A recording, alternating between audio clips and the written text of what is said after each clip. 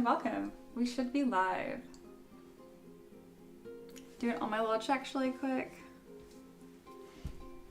Yeah, it looks like everything's working. I moved some things around, trying a couple different things. Every stream I have something behind the scenes I'm trying out for the first time. Looking good though. Excellent. I got my coffee, fresh out of the shower, hair is in tubes and drying. Everything's ready. All right. Oh, I see Sai is already here. Hey, welcome. That's always nice to have the stream start with some chat already there. I love that. All right, little recap first. So usually when I start a stream, we're starting from scratch. But in this case, I was pretty ill last Wednesday, so I wasn't able to finish on stream like I normally do. So I'll be continuing this lovely Angelic belly dancer. This is a little different than my normal models because she'll also be doubling as a spicy arts model, which is a separate side business from M3DM. I own both. I am both, but one of them focuses on pinup and one of them focuses on more tabletop mini friendly. So she will actually double for both. So the T pose will be the same for both models, but the poses will be different. My mini based one for M3DM, she will have a weapon, specifically a sledgehammer. It's obviously not very pinup friendly, so that's why there's two different versions here. And yes, there was daylight savings. I need to change my little card from, instead of EST time zone, I think it's EDT now. I'm just gonna start putting ET, Eastern time. Just don't have to worry about it then. And then you asked, can we also get a game review about Dragon Age Veilguard? Yes, that's what I did pretty much all weekend since Wednesday. It's fantastic. I love it. I have been a long-standing fan since Dragon Age Origins. A lot of people that have complaints with the game, specifically because it's not like a CRPG, and people that complain about that, I'm like, honey, it hasn't been that since Origins. And let's be real, Dragon Age Origins barely qualifies as a CRPG. I feel like I can say that now because I have Baldur's Gate 3 falls in that category much nicer, and I've also been playing through, not all of it, but Pathfinder, Wrath of Righteous. That game is gritty. If you want like dense and complicated in a CRPG, play Pathfinder, Wrath of Righteousness? Wrath of the Righteous. I can't remember. It's fantastic. If you want to be punished even more, then play Kingmaker. But anyway, Veilguard's fantastic, and I think it's just normal that when a game comes out, people have bickering and complaints, but I have just been absolutely loving it. It's very true to the lore. It's very heavy on it too. It's been fantastic. Some people say the dialogue feels a little immature at times, and I'm like, I disagree, but I'm also like, I'm just having a good time. All right, Pain Dragon is here. Good day. Yeah, hey and welcome. I've really been enjoying being part of your Discord. I check it every morning when I get up. I have like 3 different Discords I kind of scroll through, including my own, and now I look at yours too. So yes. All right, let's get sculpting. If you guys have more questions about Dragon Age Veilguard, feel free to ask. I just want to be careful about those that do want to play it, because I've already played through a good chunk, and I don't want to spoil anything. Just know that people that say that the game isn't dark enough are being insane. There is some really heavy stuff right from the get-go. So yeah, we'll just leave it at that. All right, let's get sculpting here. So something else I prepped over the weekend is I will now be painting my models on stream as well. Pretty basic paint jobs, but I do think that it makes the stream more enjoyable to watch, and I kind of forgot that I used to do that. So I'm enjoying doing that again for y'all. That also means I can have fun with my light setup again. The matte cap I like to have on whenever I'm painting is Skin Shade, which is right here, Skin Shade 4. Highly recommend it. It's a really nice little base. It makes things come out a little pale and almost greenish at times, but for the most part, it does well, and I find that it renders really well in Keyshot too. All right, I got kind of hung up on this model last time because I wasn't feeling well. And this time playing sculpting, I want to make sure I don't dawdle too long and actually like get through this model, because I want to stream every day this week, so I don't want to burn out on one model. So we'll kind of just go top down, and if she's missing a component, I'll sculpt it and finish it right there. First thing, I know she doesn't have a veil, and I do want her to have a veil, so I guess I don't know if it's called a veil, if it's just over their face. I don't know what that's called. Mask, face covering. Sai says, yay for painting. Yeah, I do think it makes the stream look more enjoyable. And I wouldn't have done that unless you guys brought it up. So thanks for voicing what you want. I'm pretty flexible. All right, we're gonna do a little stamp of her over here, like always. Kind of a reference point of where we started. And Painted Dragon says, yeah, good to have you in the Discord. There are some great sculptors in there, so it's a good place to get feedback and pick up tips. Oh yeah, I have been lurking immensely, having a very, very good time. Some very, very talented artists in there. I'm gonna hide the wings for right now because as I rotate and move the model around, it's just a bit cumbersome to have it there. All right, enough blabbering. I'm gonna work. I'm also gonna try a new thing this stream where I have a timer off to the side. And it's not because I'm in a rush, I wanna get better at balancing actually getting stuff done and chatting with y'all. Doesn't mean I won't chat with y'all as much either. It's just a reference for me to see what I'm getting done. All right, I have a timer going. I'm gonna see what I can get done in 15 minutes and check in with y'all too. Let's get this little face covering going.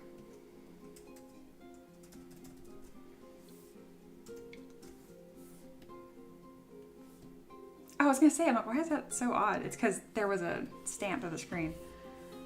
All right. Let's get that back over here.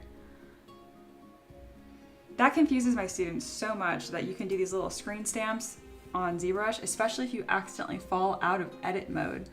Fun fact, ZBrush, it's kind of like a fake 3D program. It's a 2.5D. So when you first open up the program, you actually can it's like a 2D program. You draw. It's really odd. It just confuses the crap out of my students. Once they get over it, they understand what they're looking for, but it's a common problem.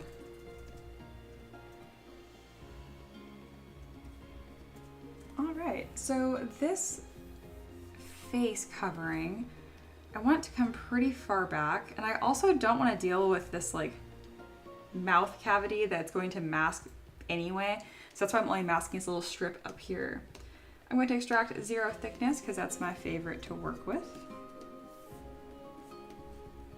Because I do 3D printing, it's really important that I can control how thick these meshes are and how they interact and overlap as well. All right, and make sure I have symmetry turned on, and let's fit this to her face. It's just gonna tuck up under her hair here. There we go. Let's grab that and then just make a nice little stretch down.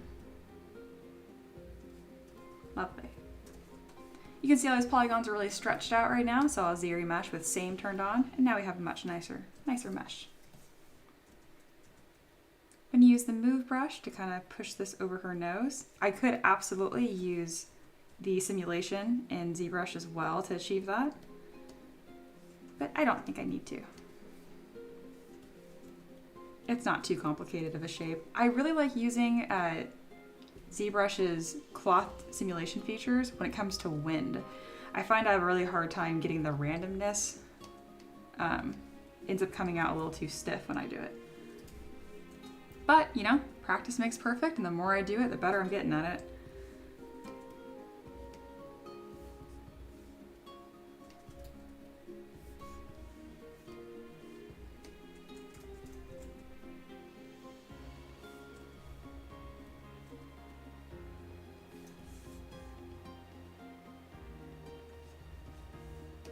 All right, I like how that's turning out. Little simple thing there.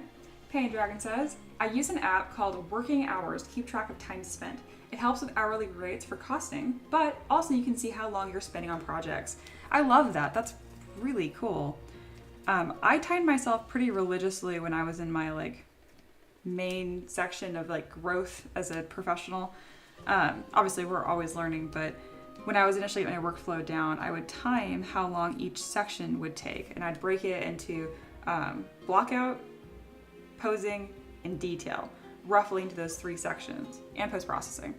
And I'd see which one was taking me the longest. And obviously some should take longer than others, but it was pretty obvious I was getting hung up regularly in posing and post-processing. So I'd really focus my time there improving techniques, and it helped immensely.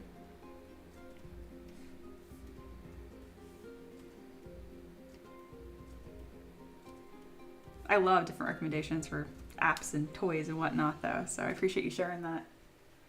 And you also added, I think they have a Mac version. Probably. All right, We're gonna pretty much roll straight through this. Usually I will block out pieces, but in this case, we're gonna just block out detail all the way through for each asset.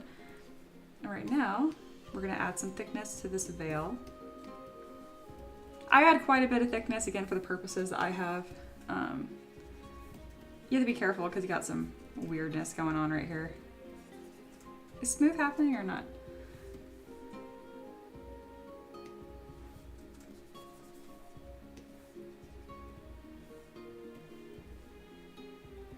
There we are. So as thick as possible without looking ridiculous.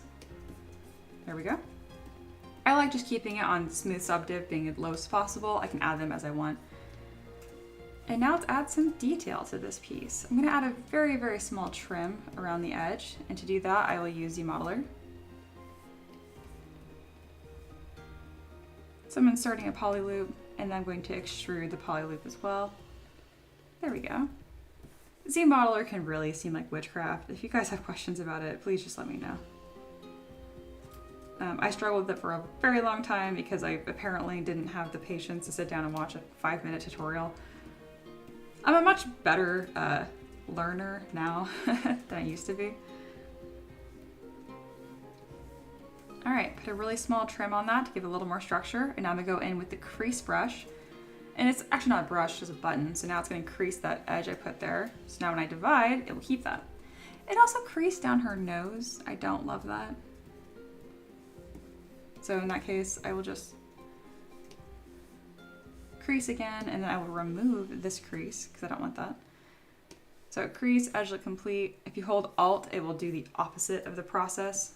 So instead of adding a crease, it removed it because I was holding Alt. There we are. That's nicer. Very nice. And Sai says, if you're finishing a piece, will today be a shorter stream? Maybe. I'm not really sure. If it's a really short stream, like let's say I finish this in an hour somehow, maybe I'll just start a new model. I'll just keep hanging out with y'all. And then Paint Dragon adds to what I said. ZModeler is amazing once you get your head around it. Yeah, it really is, but God, I don't know why. It just, well, my modeling experience came from SolidWorks during my engineering school. So I just had a way different like expectation of how modeling worked. It's very odd. All right, I like how this looks. Usually I would like to add some fine detail to this, but I think I'm gonna keep this pretty simple actually.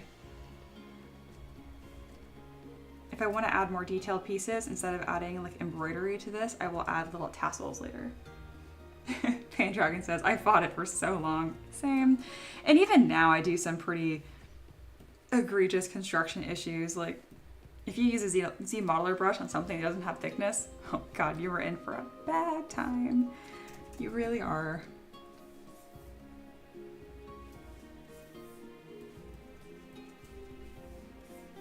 All right, so this is gonna be a somewhat thin piece of fabric, and to portray that, I'm just gonna make sure that my fabric folds are really skinny. I'm also gonna make them pretty thick too, so they paint nicely.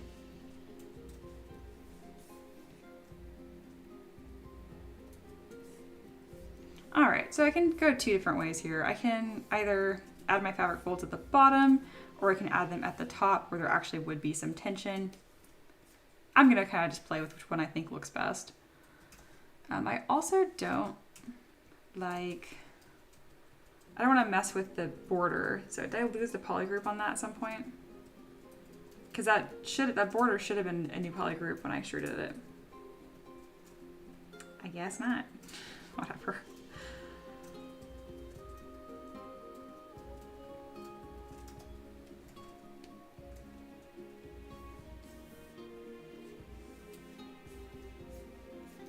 So I'm kind of like just roughing it in right now to see roughly if I want that detail towards her face or towards the bottom.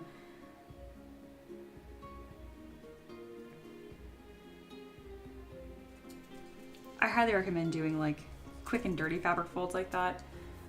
Something I'm going to try instead. I love using this technique. I picked it up from some live stream that I saw. It's like drawing in like scribbles like that and then using the transpose line. You're not supposed to do multiple at a time. I'm just messing a rough block out in to see if I like it.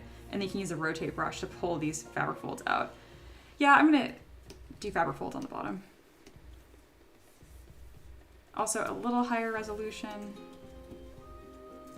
And again, so I mask out a section and then I use the rotate function on the transpose line to get these really nice, like, pipe folds. Isn't that nifty?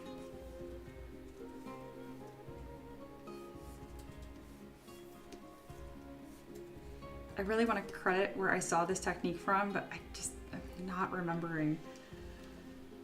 I want to say it was Joseph Durst, I think. He does a lot of ZBrush content.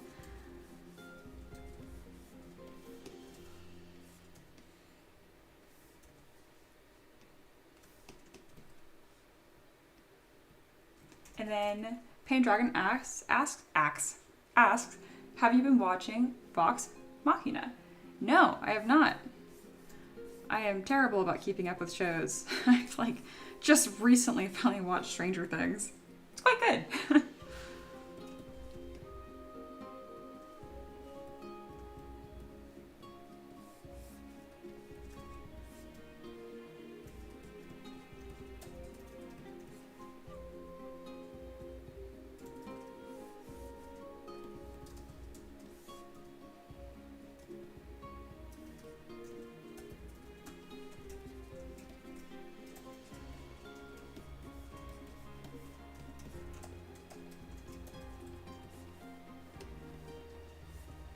Alright, I'm gonna go through and kind of bulk these up even more.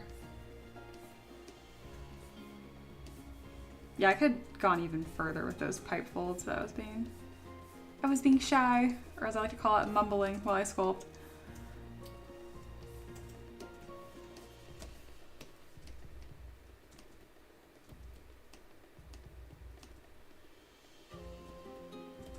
I want to make sure it has this really clear shape that tapers in towards her face, like a big triangle. Oliver's here. Welcome back and good morning. Pain Dragon says, it is the best RPG-based anime out there in my honest opinion. Yeah, I've heard great things about it. Ooh, that fabric texture came out really nice. It's a little harsh and maybe a little more stylized than I was aiming for it to be, but I'm pretty happy with it. And then Pain Dragon adds, not technically anime, but you know what I mean. Yeah, I absolutely know what you mean. I'm not too picky on what things are called or not called. I'm just like, if you like it, that's great. All right, I'm actually gonna leave this alone. I wanna keep adding more fabric folds to it, but I kinda like the harsh folds I haven't already. And now I'm gonna fit it a little closer to her face, because you know, gravity is a thing.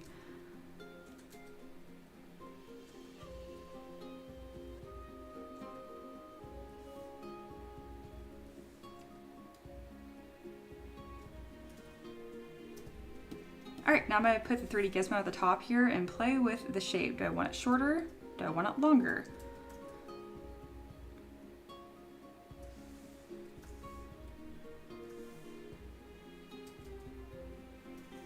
I think I want it just barely longer, which is not how I usually make my adjustments. Whenever I make size adjustments, I like to go big or go home. I do at least like a 20% increase or decrease. But as I sculpt more and improve, I usually don't need to make such big adjustments to make a form more interesting because I'm already pushing that line, which is good. I'm really glad. Shows that I'm improving.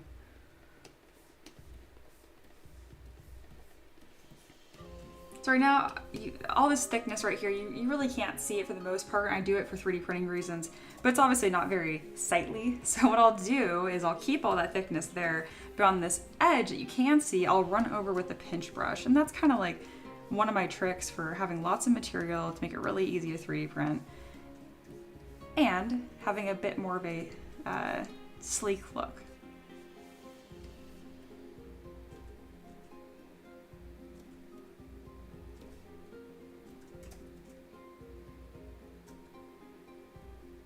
I'm looking at this one pipe fold on the end here because it's getting some waviness to it, which doesn't look very good. So I'm kind of nudging that around. There we go. All right, we have a brand new asset part of this model. Lovely. Let's drop quick save. And that took me 15 minutes to make that asset. Not bad. On to the next one.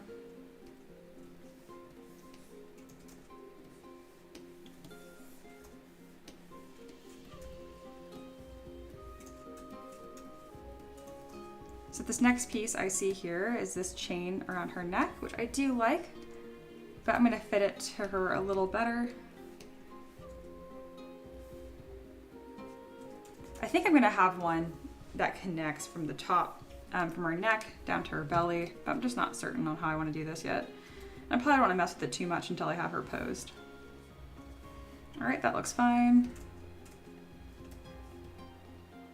The straps for her bra are also fine. Again, gonna wait for that to be posed before I mess with those too much. Sai says, do you have a view on the new Patreon terms? It seems to be concerning a few people I follow there. I have no idea what you're talking about. I should. I'm a Patreon creator. I don't know. I don't know what you're talking about. If you can raise like some of the concerns other creators are having, I'm happy to comment on them. But I genuinely have no idea what's going on. I like to, as I put it, stay in my own lane, usually. It's like, oh, well, it's a platform you're on, and a good chunk of my livelihood is based on Patreon. So it's not that I'm not interested, it's just, eh. When I was first getting into being a full-time creator, and having this as my livelihood, it seemed like there's always some new thing to be outraged about or, I don't know, sensitive about. If you're talking about the Apple Store changes, that sucks. Those are super expensive. It's like 30% more expensive per tier if you try to buy something on my Patreon through the Apple app, which is dumb. But I don't know how people are even using Apple to buy my stuff, so I'm not too worried about it. Sai says, well, no answer is an answer. Yes, that is my answer. I have no idea what Patreon drama is going on. I'm also a little biased probably because Patreon's been really good to me. They've had me on a few different calls to talk about new features and feedback and stuff. I used to be one of the Patreon ambassadors, but it's like a year-over-year program, and I stopped going to the meetings because it's more like a feel-good meeting. But later they brought me in for paid studies. They actually paid me to talk about what I think, which is really exciting, to add more features and that kind of stuff. I like them a lot. They've been really easy to talk to and really easy to work with, and they seem very interested in everything that I had to say.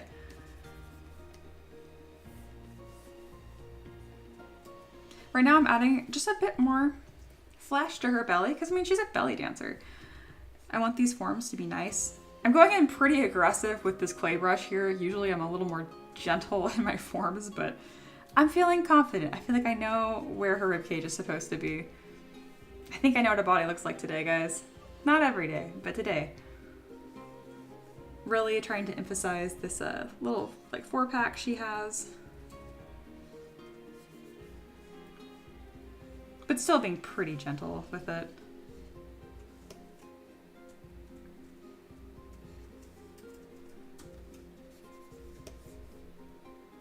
There we go. That's nice.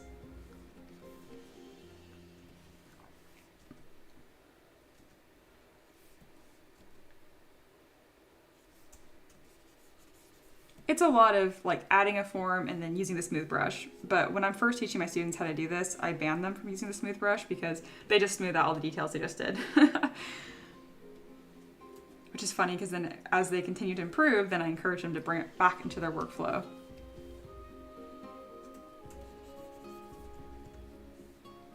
I'm very happy with how that looks. There we go, just a bit more detail. As I pose, this will fall out of symmetry, which is great, but whenever I'm doing like my bodybuilder-esque, I will even sculpt this out of symmetry because abs are crooked. Hey, Miguel is here. Hello, hello. Hey, bud, I hope you're having a great stream today. I am. I really appreciate you checking in. You're such a good friend. I really appreciate it. I know, I swear, I had a message from you in Discord that I hadn't gotten back to yet. You and Natalie. Feels like I gotta water my friend plants. So Thanks for being so good. I will get back to you. Penny Dragon says, I tend to overstate the forms and then soften them back once I'm happy with them. Yes, that's very smart, and it prevents you from like mumbling when you sculpt. I'm a little bit of a mumbler still. So yes, I'm working on it, you know, always learning.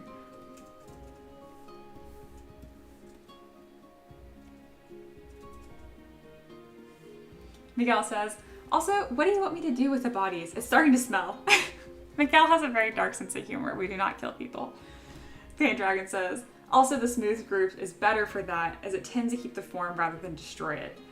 Yes, also true. And there's even different kinds of smooth brushes. I don't know if you know this, but if you hold down shift to activate the smooth brush and just like, you know, normal smoothing, it acts different than if you hold shift, click, and then let go of shift. I'm still keeping this click down.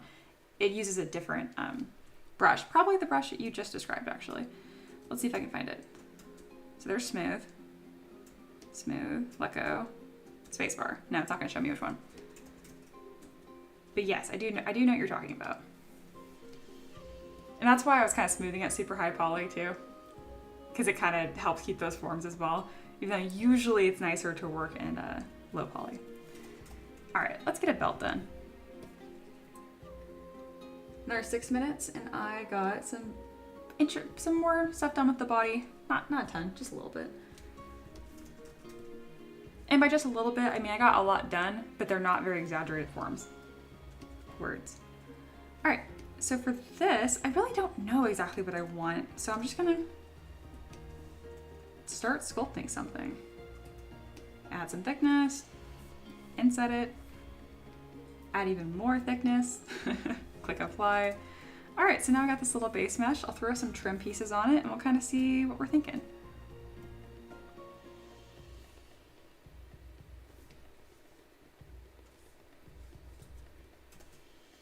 Let's see if Miguel's still talking about crime. No, he said, Miguel says, anyway, just want to say hi, good luck today. I'm making a big worm monster. Oh, have fun. I need to start hanging out. I need to make a Twitch account again or log back in so I can actually comment, because I just lurk on your streams. Because, my God, logging back into Twitch, unless you've forgotten what your password is kind of a nightmare. Pain Dragon says, I normally work around 15% on the smooth intensity too. Oh, that's really low. Well, if you're working lower poly, that could be perfect. I'm so high right here that it would just do nothing if I did that. Yeah, Worm Monster does sound awesome.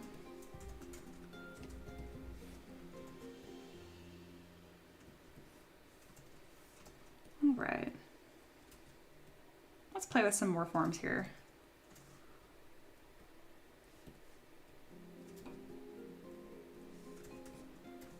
I actually really like that, just as it is. And I'm probably gonna go back through and add a bunch of little gems that are hanging off of it.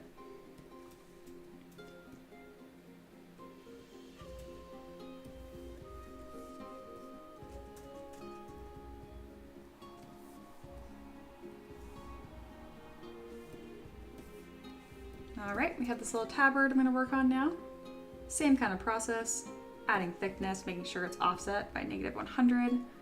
I don't know what's going on at the top here. I'm just gonna grab my smooth brush and just fix that. Your smooth brush won't get rid of edges unless you have your min connected points down to 1. And you can change your minimum connected points under the brush modifiers tab. Yeah, brush, and then down here there's a smooth brush modifier tab. All right, looking good. Still got a little bit of funny business up here. Stop being weird. Stop being weird. So what I'm mad about is the way it's like indented and all goofy right here. There's something it's mad about, so we're just gonna Z-remesh by Sam, and it's probably gonna fix it. There we go. That's a nicer loop. Oh look, it's happy again. Very good.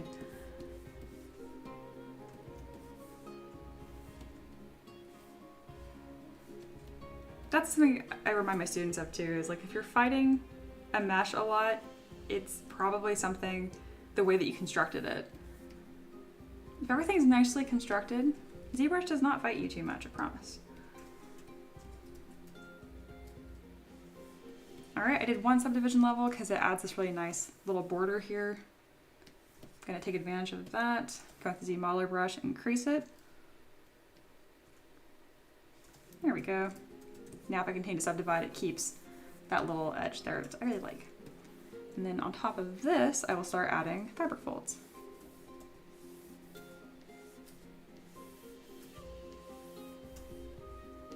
To add these fabric folds, I'm just using the standard brush, going in pretty heavy-handed.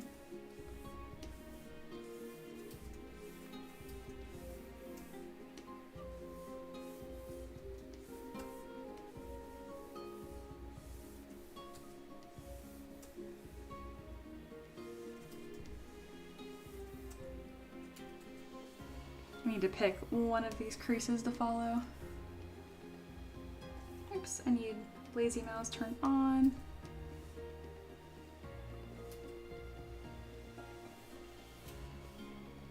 How about I go from the bottom up? There we go.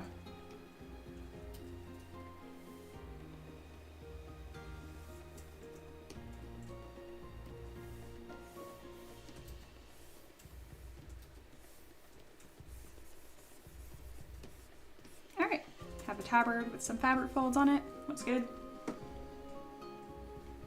Alright, looks like Anne is here. Hello! I was able to hop on again today. Love the way the ab muscles are looking. Thank you. It kind of reminds me of the way some people's bodies looked in 1500s paintings. Absolutely what I was thinking of. That's amazing that you referenced that so specifically, because that's exactly what I was thinking of. Now that you've mentioned it, it makes me want to add a little more oomph to it. And inside I was talking to Miguel, mentions I love your stuff. Yeah, he's the best. Alright. Okay, now that you brought that up, I really do want to add a little bit more volume to the lower abs, especially. And because she's a belly dancer. She's not... I expect her to be a little more on the plump side, but toned still.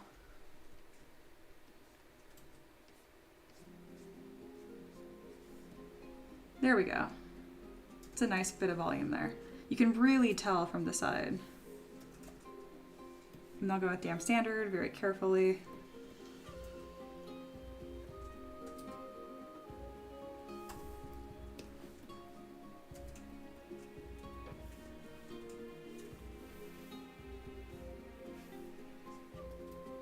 It didn't really do what I wanted it to, which is okay.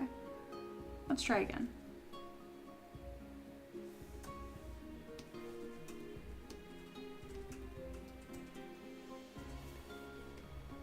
There we go, that's better.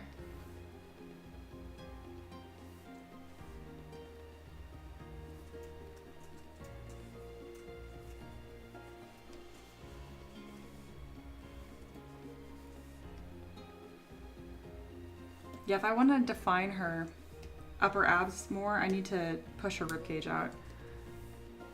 But I don't really want to commit to where that form is because I'm like 70% sure where that's supposed to be.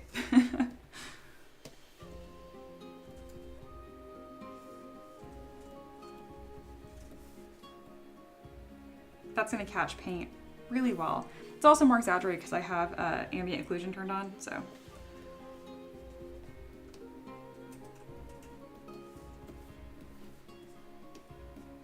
Alright, moving on.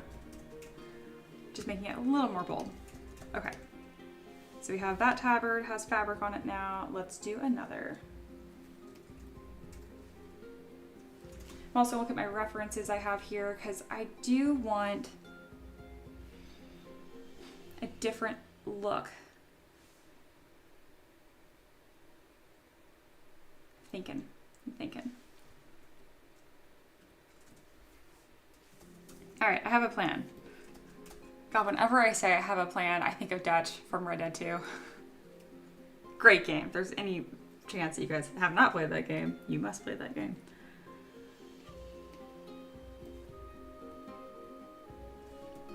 All right.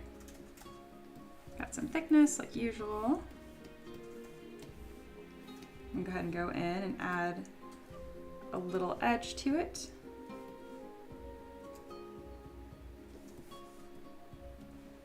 I kind of figured it wouldn't go all the way around because this polygroup down here isn't super nice, but that's okay. I have workarounds for that. Oop, that's not what I wanted. Stop being silly. What are you doing? I'll go to extrude. Sometimes it plays better. So I'm gonna extrude the poly loop. It is doing everything backwards, I'm noticing, which is funny. There we go. It's the same operation, but it liked it better that time. All right.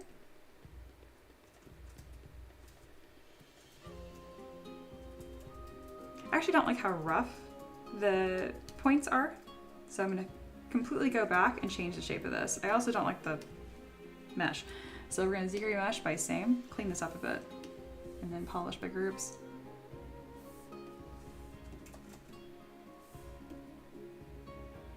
There we go. Just wasn't working for what I wanted. I can add more interest after I have this sculpted out. And I really plan to add more visual interest to this by adding more layers, not by overcomplicating this one piece. There we go. Much, much cleaner, much easier to work with. I could feel the mesh fighting me, and I was like, I probably just didn't construct it very well, like I mentioned earlier. And there you go. Redid it, much happier.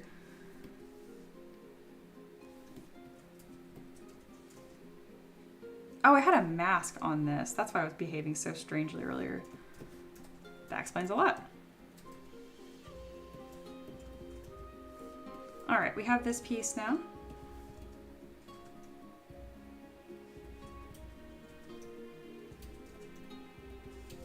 I want to fit it to her body a little bit better, but I might as well detail this first.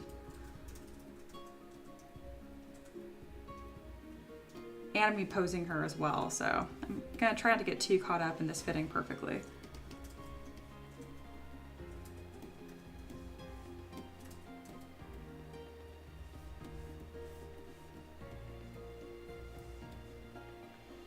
There we are.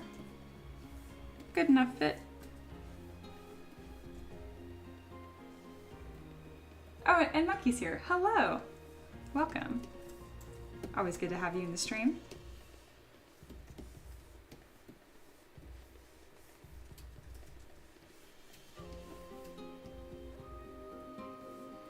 All right, for this, I want some pretty dramatic fabric folds. I'm gonna have the Z intensity pretty high and carve in some pretty big lines here. Trying to decide if I want pipe folds or not. I might want to do that instead.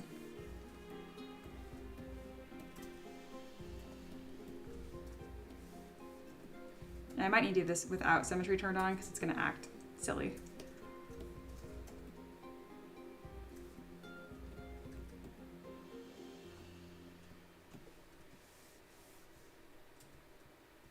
I'm going to turn off perspective so that way when I mask all the way through, it's not pulling the other side as much. Having symmetry turned on, it's actually behaving just fine. I tend to like to do a lot of operations like this without symmetry turned on because I find it just gets mad.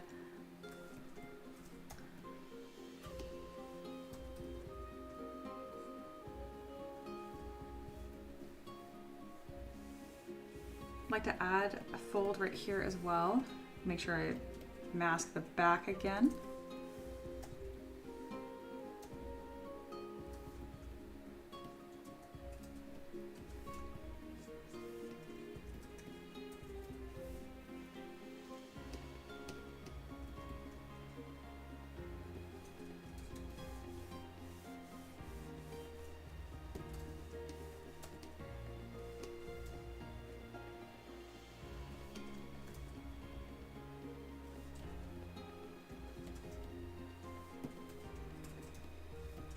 I was being pretty bold trying to do all three of these pipe folds at the exact same time, but I think I can get away with it, so I'm gonna try.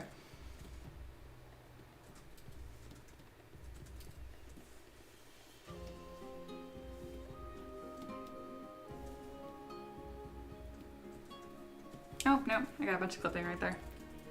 It's worth trying. All right. And that just has to do with how I did the mask.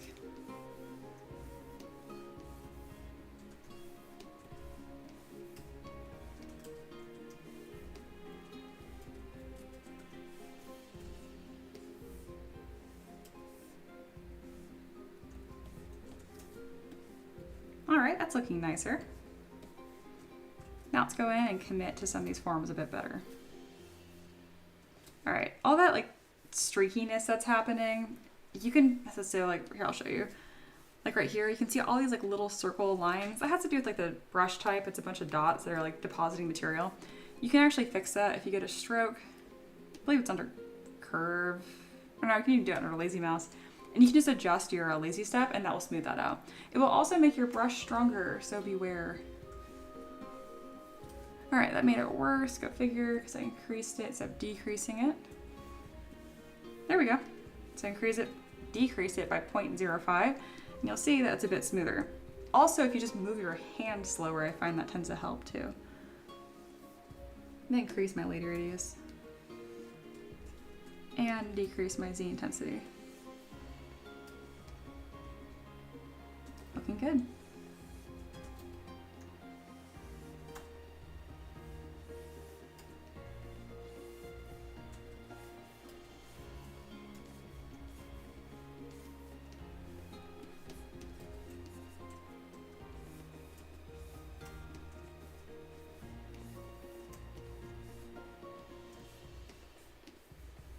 Gonna be adding a lot of small fabric folds to the top here to kind of create more of this like little cinched look. I'm curious if any of you guys have played Dragon Age Veilguard this weekend, because that's what I was doing. I had a great time.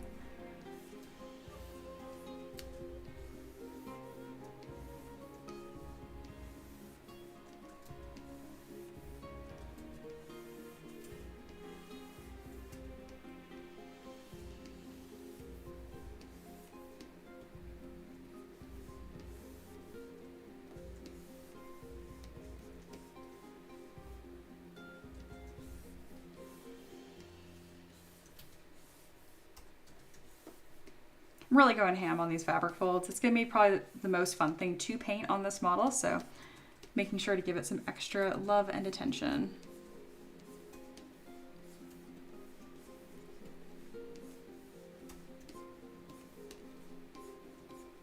Also, fabric folds are fun to sculpt. There we go. Looking very nice.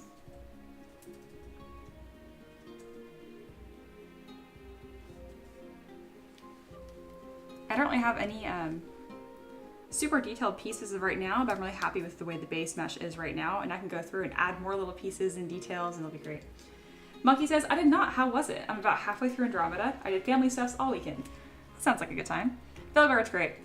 Don't even bother with reviews from people that are just want something to complain about. It just drives me insane.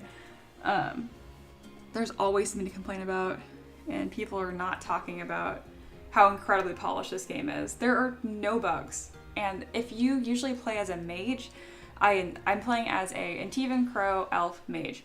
I insist that you try out the mage class. It is the most fun I've ever had playing as a mage, ever. And that's usually what I pick. They have this like orb and dagger combo you can do in addition to a staff, and it's just freaking cool. It's a really good time. Oliver says, never played Dragon Age yet. But I love the soundtracks, and it's on my list as soon as I finish Baldur's Gate within the next 10 years. Yeah, dude. Baldur's Gate is a lot to get through. It's fantastic. And oh my goodness, Arcane. I have not watched Arcane Season 1 with my husband yet. I need to, so we can watch Season 2 together. Patnade Prince is here. Hello and welcome back. Pain Dragon says, right, time to make the kids dinner. I'll catch up 1 minute later. Sounds good. Bye. All right.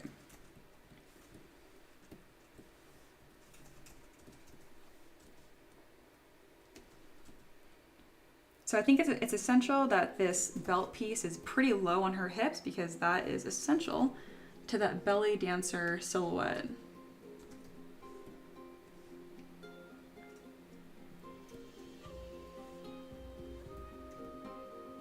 All right, it's been about 17 minutes since I last checked in with my timer, and since then I got this entire piece all detailed out. Very happy with that. It's time to start adding some more interesting pieces though. I have this piece of fabric that I simulated. I just actually saved because I liked it so much, and I've never used it. So I want to see if I can give that some new life right now. Where is it? There it is. Oh, I have tassels too. I'll keep that in mind. I'm going to append this little folded piece of cloth. After ZBrush is done auto-saving, because if you do anything when it's auto-saving, you will anger the ZBrush gods. All right, I'm gonna grab that little tassel as well. I love that I have a Z tool with just eyeballs and nothing else. I don't know what that's about. Oh, that's from my last live stream. That's why. All right, go ahead and hide that. Okay, so unintentionally, the way this is sitting on her right now, I actually get to see a really cool outfit, like this big, like cowl type thing, and then with like all this fabric swirling around her. But that's not the purpose of this model. But that would also look really cool. Okay. So yeah, I have this nice little piece of fabric here. I was thinking of like tucking it in and letting this piece kind of like drape on different sections. But I might need to just sculpt that in myself manually. And yeah, season 1 of Arcane was just fantastic. And then Paint Dragon reminded me, pop a finished render in the Dragon Discord. Looking forward to seeing it finished in pose. Thank you. And then Mucky continues, yeah, Arcane season 1 was 10 out of 10 and so good of a 10 out of 10 that all the other 9s and 10s moved down wrong. No, I get you. It like made a new standard. Oh, and Paint Dragon mentioned there might also be cheeky frog kid butt to see too. Oh my gosh, the way that model is coming out, so cute. I'm excited to see that.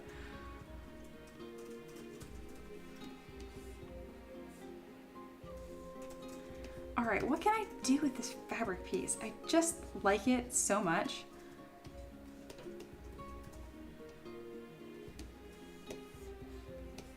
Just gonna like move it around until I can see what I want to do with this.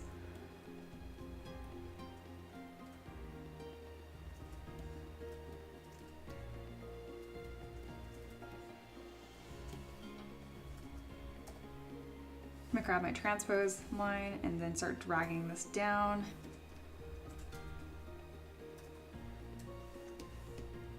I want to make sure those pipe folds stay really exaggerated and nice, so I'm gonna go ahead and skew that around a little bit. Yeah, that's a really nice piece. Okay, we're gonna mess with that a bit. I'm gonna delete that entirely, and then I'm going to see if I can simulate some fabric that I like. All right, to do that, the best way to deal with simulating fabric in ZBrush is to use a blank plane right here. I can turn on double so I actually can see it. I'm gonna go ahead and curve this, even though you can't see it right now. It is there. There we go. I want it to curve straight back though. Not what it just did. It did like a taper curve, which is weird. There we go. I just moved it too much. Also gonna delete all these items over here so it doesn't lag my program. There we go. Accept. Gonna kind of just stick that on here and stretch. Maybe not too much stretch. All right. Let's see what we can do here. I'm gonna hide her belt because I don't want it to interact with that. Actually, I don't want it to interact with really anything. So I'm actually gonna pull this away from her body a little bit and then turn on collision volumes. You have to have collision volumes enabled for any of this to work. All right, turning on dynamic, adding some thickness.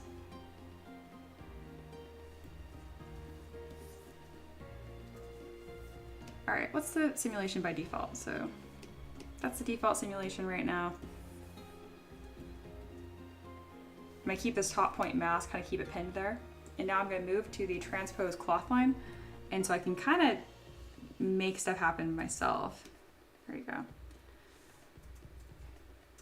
I want this like draping edge. How do I do that? What if I turn it? That's kind of interesting. Not what I'm looking for, but interesting. So right now we have gravity turned on. I don't really need that. I do want self-collision. I have inflate turned to 0 because that's just not what I want. Firmness I'm having pretty low because it's a thinner fabric. Strength is at 1, that's good. Allow, expand. And now I'm going to start messing with these different modifiers here. Let's try expand.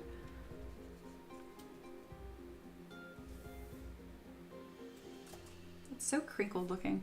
I'm gonna ZBrush. There we go. And now I'm going to grab the top here and start playing with these different brushes. So this is the wind brush I was talking about, which I use this all the time.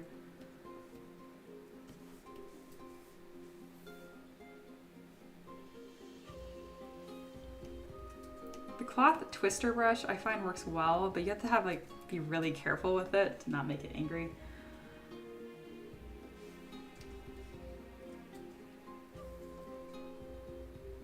I'm going to increase the smooth subdiv by 1 because it's being a little silly. There we go.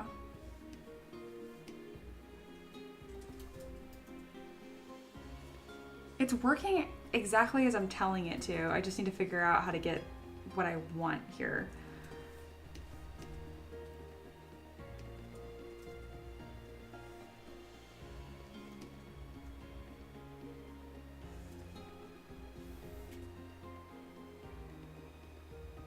I think I know what I want.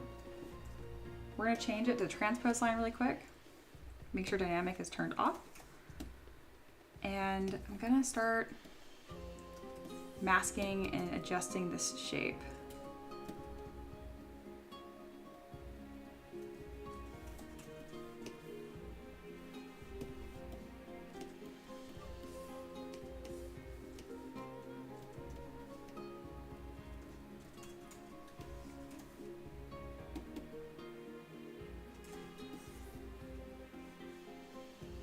All right, I've dynamic turned back on, and now I'm going to continue to play with the shape a little bit more.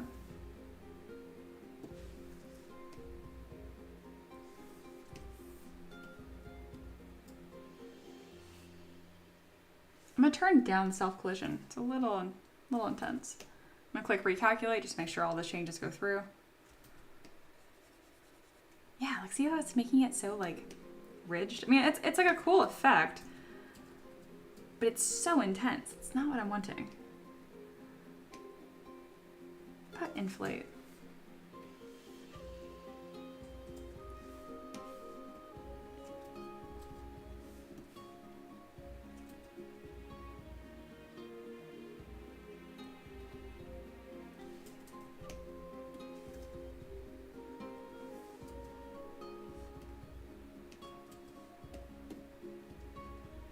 I find the default gravity strength at 10 is too high, so I like to turn that down.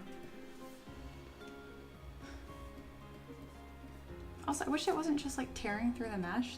It's just gonna infinitely fall through the floor. I have floor collision turned on. Where are you going? It doesn't know. All right. Normally, I'd be like, oh yeah, the cloth simulation feature on here is limited, but in this case, I'm not sure how to ask it to do what I want. This is more of a user error than anything else. And I have no problem, but hey, there we go. That's kind of the effect I was wanting. It's happening, I'm figuring it out.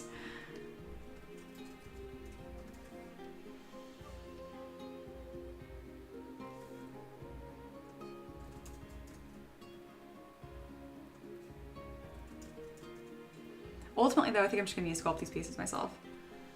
What I have in mind.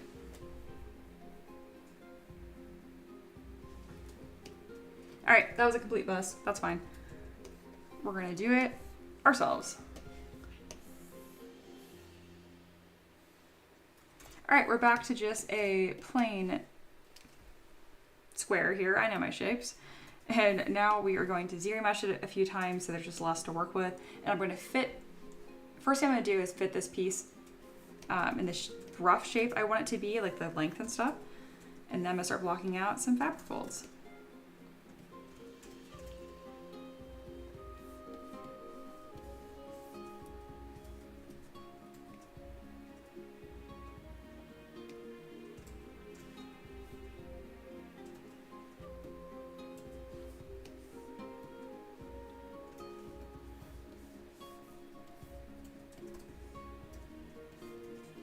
And to do that, I'm gonna use my transpose line. So it said that beautiful pipe pull I just did in like 2 seconds. This is why simulation annoys me, because I can't figure out how to get that in simulation. I know there's a way and I just need to spend more time with it. but like I don't want to spend more time with it if I can do it in like 2 freaking seconds right here. So someone asked me before like why I don't simulate more of my fabrics. This is a very good example of why. Which it's totally valid to come back to that argument with like, learn how to use the tool. And to that I say no.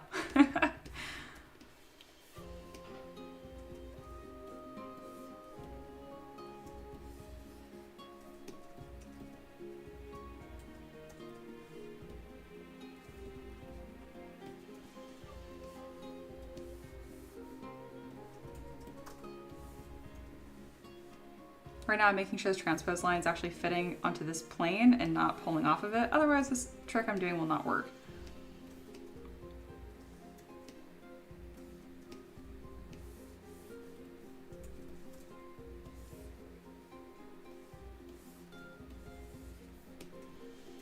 And you can use this with a 3D gizmo as well. I just find the transpose line to be a little easier to do this with.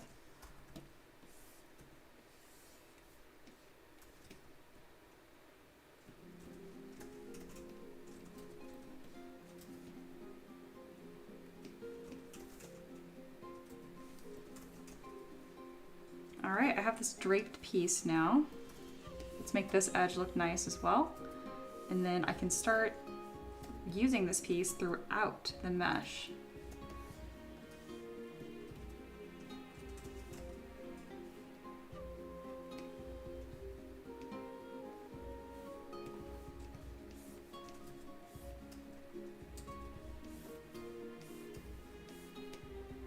This is gonna be a hard one to add thickness to. It's probably gonna have like a total meltdown over some of these edges, but I can deal with that. I've got all kinds of tricks to dealing with ugly meshes. The best trick is to just not have an ugly mesh to start with.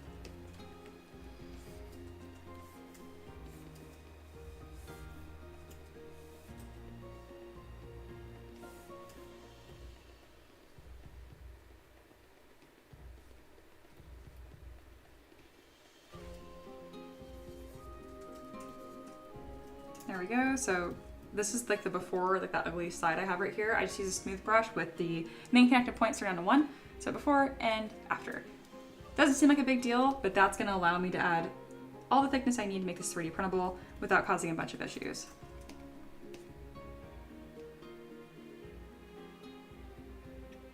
All right, that looks good. Obviously I'm gonna need, I still have some manual sculpting to do here.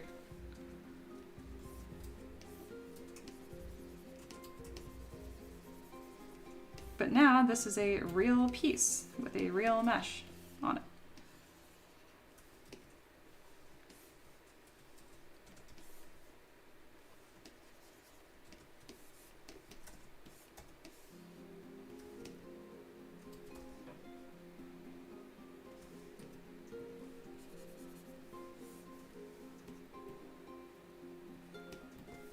All right, we got this pretty little frilly piece. Let's see what I can do with it.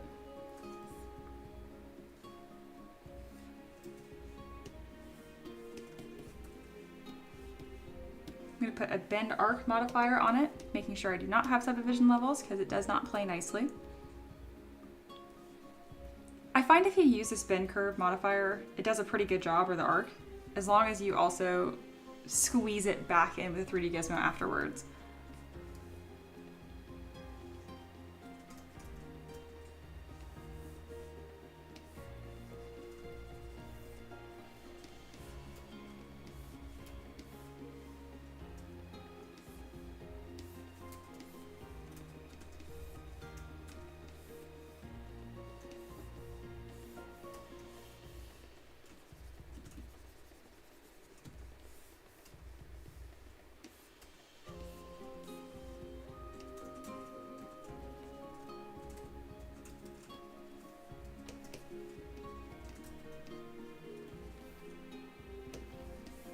Right now I'm paying extra attention to these pipe folds here because I'm getting closer to just duplicating them throughout the mesh, so I want to make sure they look good.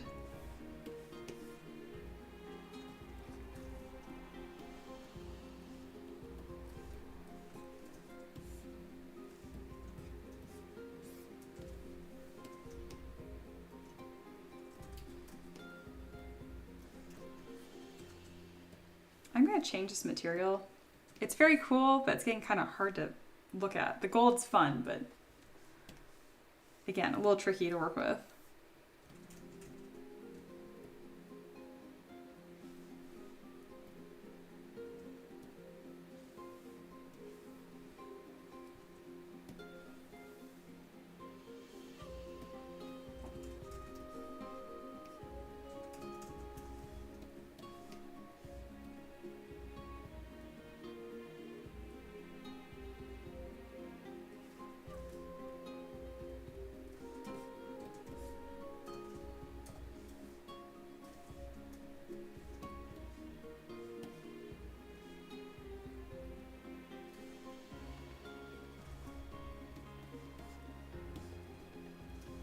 All right, I think I'm gonna have 2 of these identical like swaths of fabric, and they're gonna be held up by a gem at the top, and that's gonna make it make sense. That's my current plan right now.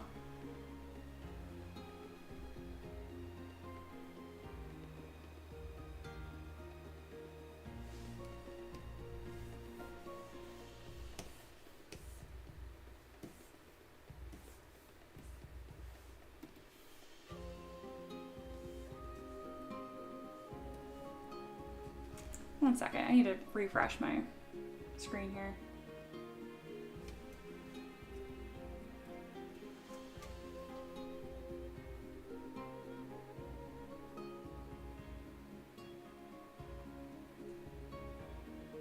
There we go, that's refreshing. It just got mad. There we go. I could tell that it got stuck. There we go, fixed. Getting much better at troubleshooting like that on stream. Excellent. All right, so what I was going to do was scoot this over to the side here.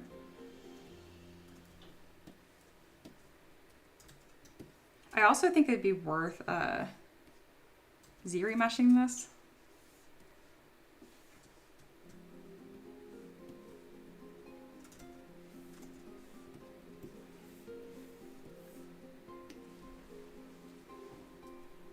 Just gonna do that a few times as well. And then in just a moment here, I'm probably gonna take a small 5-minute break, grab some water, and then kind of recap on what we got going on here. While I'm waiting for this to Z-remesh, most of you guys are returners, which is great, but for my lurkers that are new, hey, my name is Mia. Me and my husband comprise M3DM, and we make 3D printable tabletop minis for a living. This is one of those. Stick around to the end of the stream, and I share these files for free. Otherwise, they are not free. They are very not free. This is how I make my livelihood. So I sell them on Patreon and my Manufactory.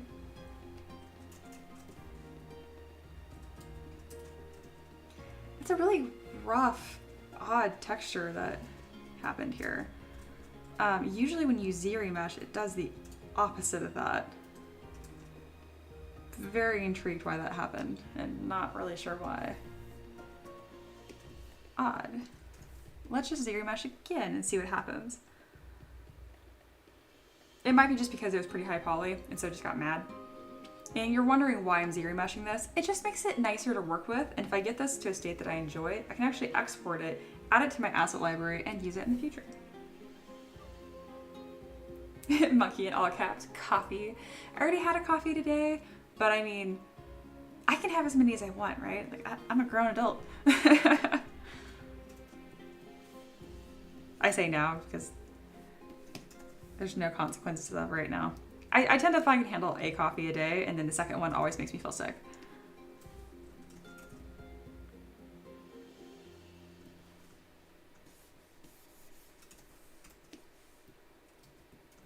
Yeah, I'm not thrilled with my construction of fabric on this piece. I definitely seem to struggle with it right now. Sometimes it comes pretty naturally. So this wasn't one of those times, which is A-okay.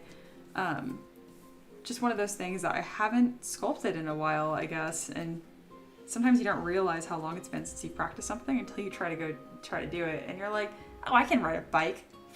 I've ridden a bike all over the place, you know, like 10 years ago. And then that's kind of what this was.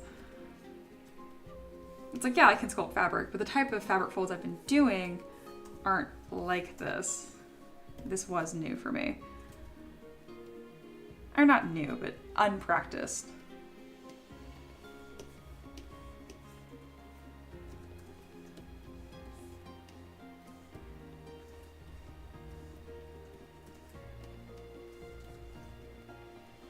autosave. I both love and hate you. There we go.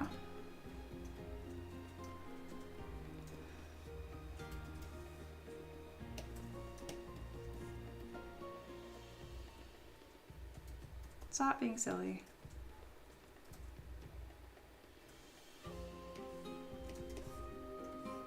See, that's the detail that I'm wanting. I still am not super happy with it though. I know how to fix it.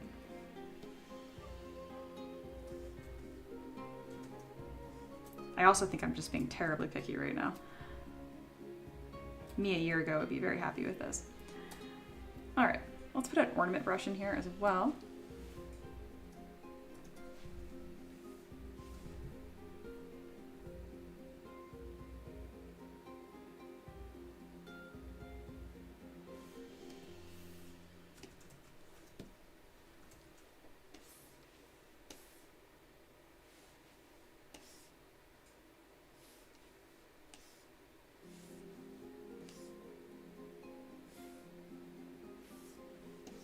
And for this specific model, the more ornate, the better.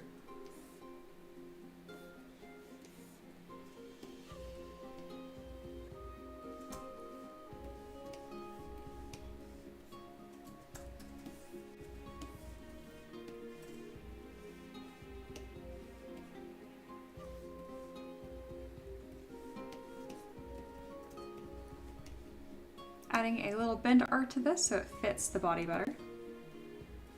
And like always when I use bend art, I go back through and then I scoot it in.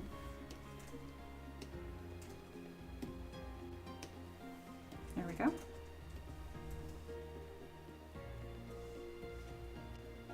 It's a nice little detail.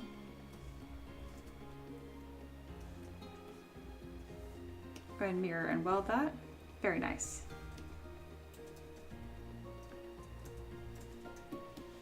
Adding one subdivision level, and I tend to inflate these designs just a touch too.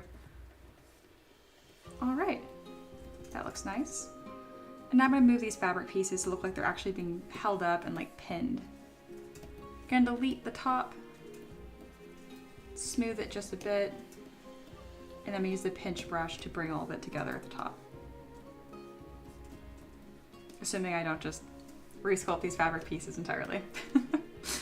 I predict if I just stop obsessing over them for like 2 minutes, I'll come back and be like, oh wow, what nice fabric folds.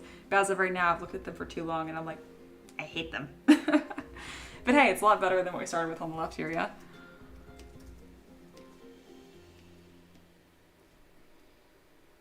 When you've been sculpting for a long time, you get better and better at realizing when you're getting like hung up on something.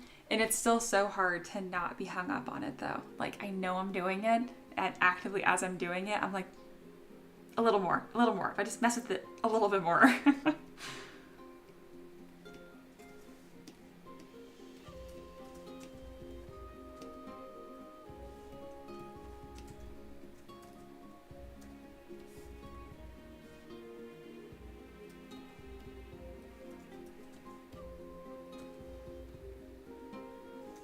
Yeah, that looks beautiful. That is such a nice little bit of detail. Leave it alone.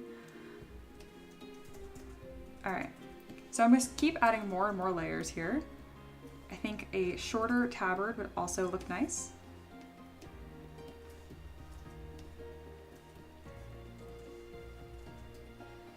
Probably gonna add a bunch of jewels to this as well.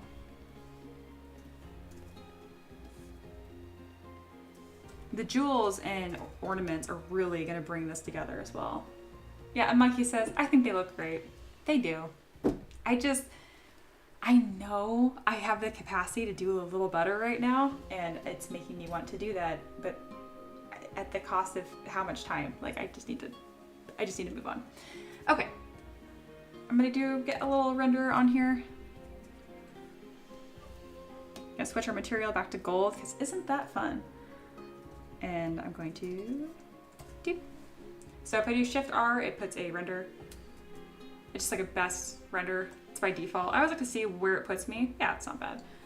But I tend to like going to the render sets more. These are more fun. And I usually like radial overlay or preview AO, which is short for ambient occlusion. I'll probably get some water and then detube my hair or put it up. All right, she's looking pretty fancy, I think. Let's also make those wings visible, shall we? There we go. She's very pretty. This model rocks. Oh my god, those fabric folds look fantastic. I need to stop. Okay.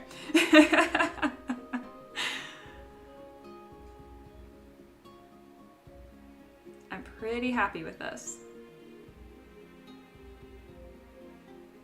I was gonna go in and add a bunch of like tiny little gems everywhere, but maybe I will wait till I pose to do that. I don't want to bog down the model too much. As of right now, every piece is really strong. Like if I remove any one piece, it affects the entire design. That's how I prevent it from getting too cluttered. If I can remove a piece and not notice, then it probably didn't need to be there. I'm also a proponent of more is more kind of design too, so.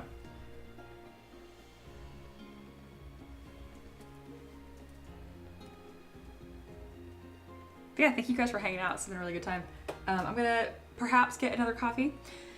At the very least, I need to drink water, and then I will be back. So I'll see you guys really soon.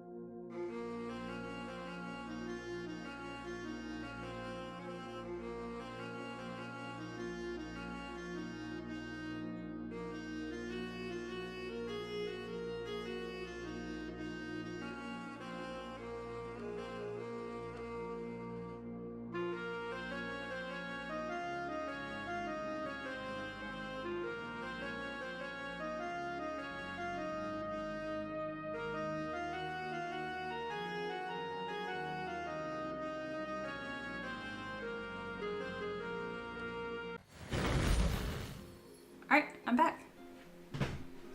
Okay, I have water. Hair has been done finally for the day.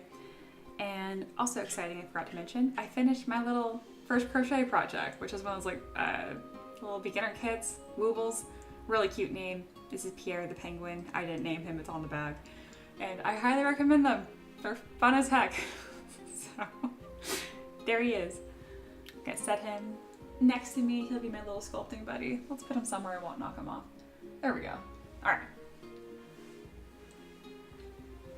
Making really good progress. It's about time to pose.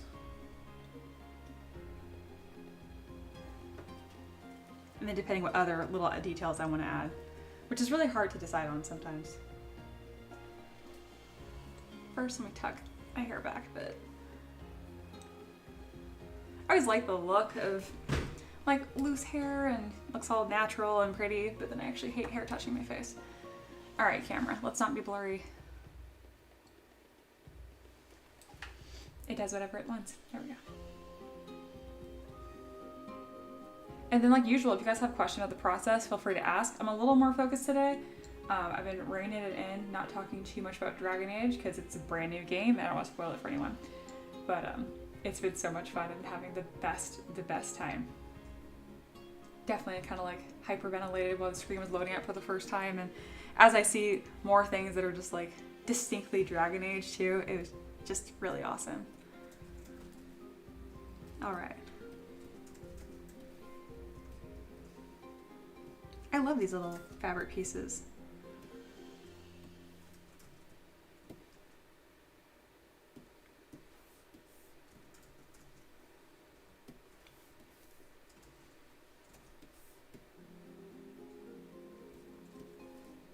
I'm gonna add a little bit of material here by using Move and the back face mask turned on. There we go, it doesn't change the appearance too much.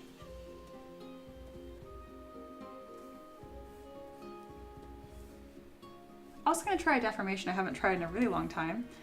And just mask the top and then use gravity. See if it kind of gets the effect I'm wanting. It does.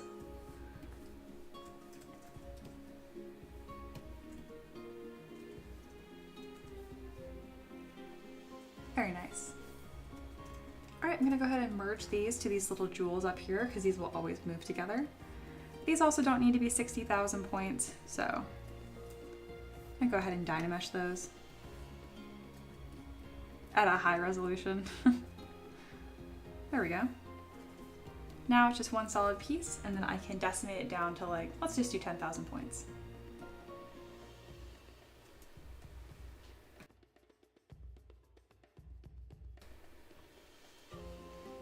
Alright, briefly muted myself so you didn't have to hear me sneeze. Make sure that I did that right. Yes. I've definitely done that before and then forgot to unmute myself. Y'all are pretty good about letting me know, but I like to take care of it myself too. Alright, merging these pieces down.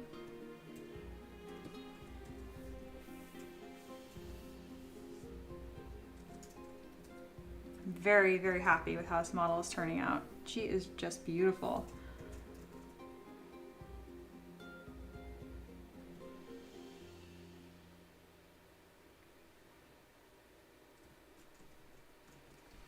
I'm taking a moment to look at the design to see if there's anything that can add that would meaningfully improve the model. I can always add on more and more layers of detail, but that's not always the point.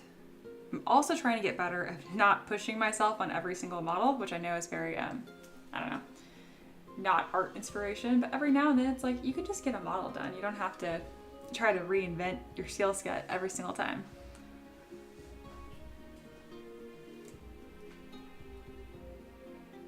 Okay, I think I'm pretty happy with her. I'm gonna pose her and then we will decide. Maybe I'll add more details later. Because my big issue right now is she doesn't have any like a band of like coins or anything like that. You know, I have a really easy way that I can add that and just see if I like the look of it, and it might be interesting for you guys to see as well. So let's go ahead and do that. I have this little tassel that I had made for a different model.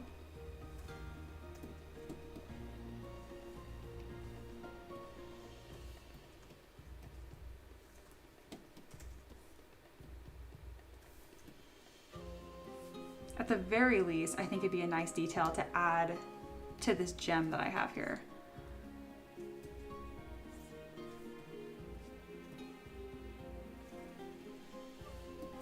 I think the tassels themselves are a little bit too long, so I'll go ahead and select those. This is why I love having an asset library, and I make sure to keep all these as distinct pieces so I can edit them however I like. I also want them to flare a little more, so I'll add a taper. And since they're individual pieces, I can even go in with Move Topological, and it will automatically grab whatever mesh that I am touching.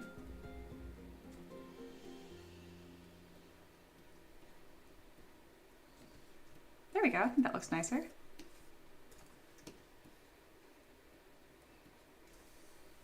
Go ahead and hide the wings again, because again, they kind of get in the way. First, I'm going to pin this model over here, so as people kind of join and look up, they can actually get an update on where we're at.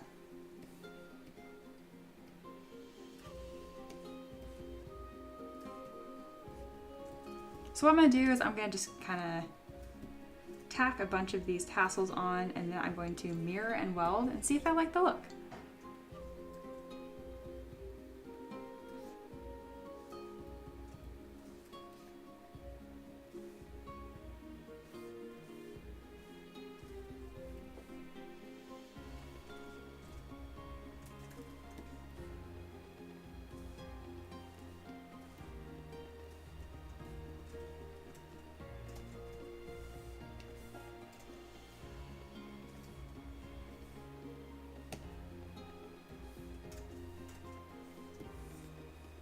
So that's another layer of detail. Yeah, I think this is a case of more is more. I like that a lot. Let's scoot them a little higher on the belt. Yep, that looks fantastic. And they kind of naturally want to tuck in to this second belt that I added, so I like that. It looks like someone new is here. Boog, that's a wonderful username. Welcome, Boog. Is this just for 3D printing, or do people use it to make animations too? It's just for 3D printing, though I definitely have had people reach out to me asking if they could practice my models for animation, and I always say yes, because they're always non-commercial projects. It doesn't hurt me in any way. However, my models, since they're prepared for 3D printing, the topology is a hot mess. Like, I just merge it all together at the end, and I'll Dynamesh and project details back, or I'll mesh by union. So it's not ideal for clean animation, but it is low poly, so it's still nice to play with. Very good question.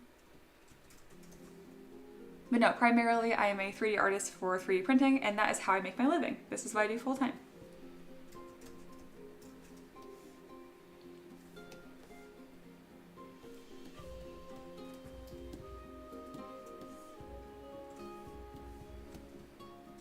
All right, so I'm gonna see if I want, my goodness, there we go. I'm gonna see if I want these tassels up front too.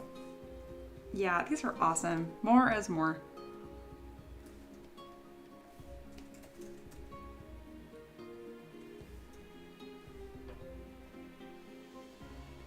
Absolutely beautiful. Love this. And I love when people ask about my work, so if you guys have any questions, definitely let me know. Every now and then I get so focused and kind of like just making the model, I can get a little bit quiet, but I'm always happy to share.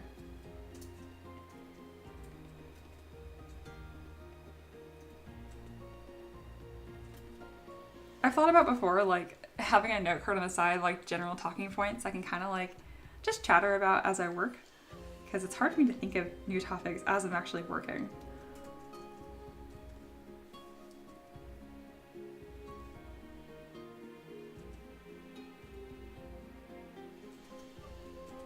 Right now I'm very, very carefully adjusting the bra with all the details because I don't want it to get too deformed, but I do want all the tassels to connect. There we go. That's so pretty. I'm so happy with this. Oh, and they said it's bug? No, like booger. Booger. I said booger. Booger. So boog, right? Okay. Yeah, I can remember that. Me squinting. I'm like, I know how to read, right? I'm gonna start calling you B instead. I swear English is my first and only language. I know a pitiful amount of Spanish. Just enough to, I can really eloquently explain how much I can't speak Spanish in Spanish. It's about the extent of my Spanish. I'm gonna call you B. B says, I want to make animations for my channel, but they're having a hard time finding something to use to do it. Okay, gotcha. I don't know if these would help you. I don't really share the T poses. I pose a model instead, but there are unfinished characters or like basic base meshes you can get from like CG Trader, usually for free.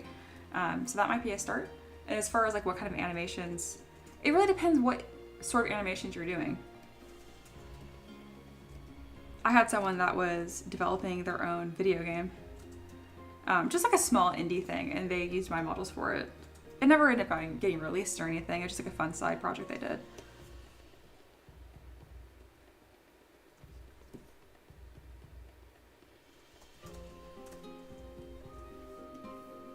All right, I'm gonna go ahead and merge the tassels to the main form of the bra.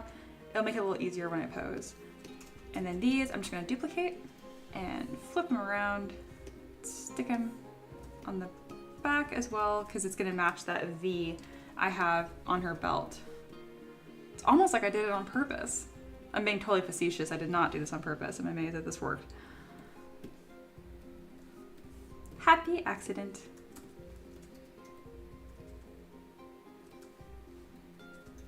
Again, I'm really trying to review all the forms here and make sure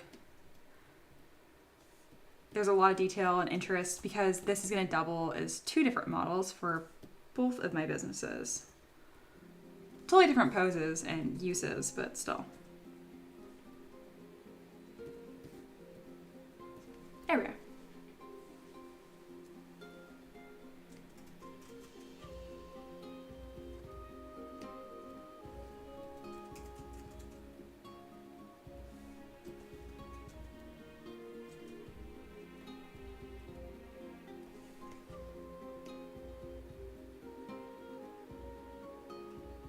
I'm much happier with that.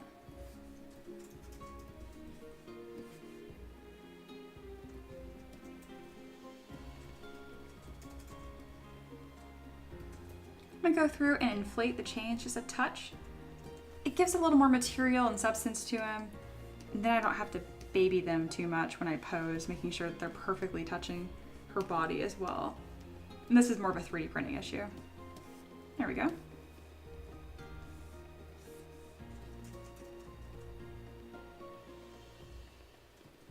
Very, very happy with this so far.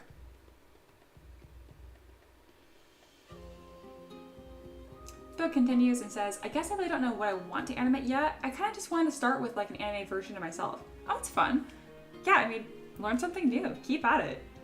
That's how I started this essentially. I had a 3D printer and I got bored of printing stuff that was online, so I wanted to do my own stuff.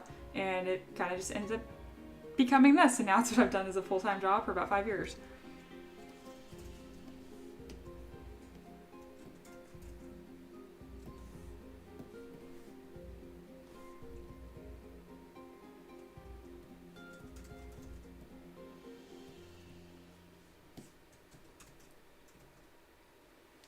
All right, I'm going to get my pose reference up. It's simple and tricky at the same time.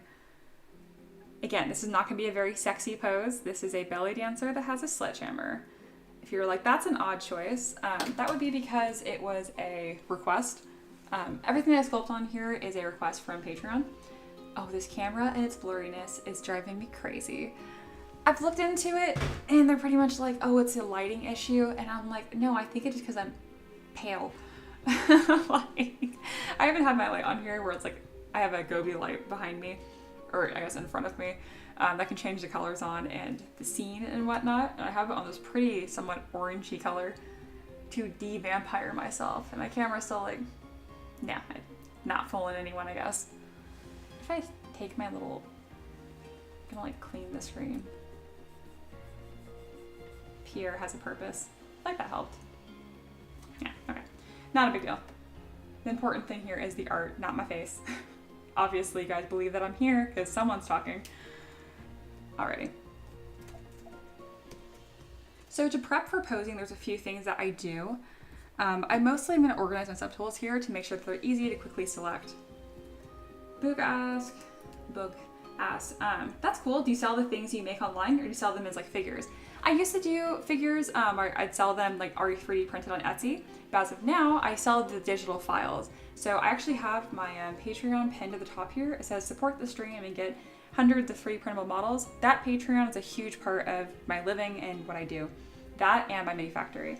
So if you guys are interested in having access to these files, it wouldn't help you very much probably for animation because they're not T-posed, they're already posed. But you're welcome to play with them and do what you wish though. Yeah. As of now, I don't have any like special streamer benefits because I know a lot of you guys are a 3D printer, but I'd still super appreciate you checking out my Patreon or even just joining the community for free. And yeah, the more the merrier.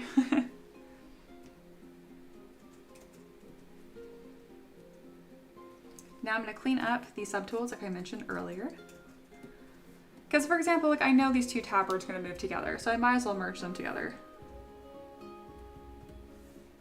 I like to have really clean subdivision levels for things that are trickier to deform, like her body, for example, I have a very low poly version of, but for this, it's not really a big deal, and I really don't need 140,000 points for it either.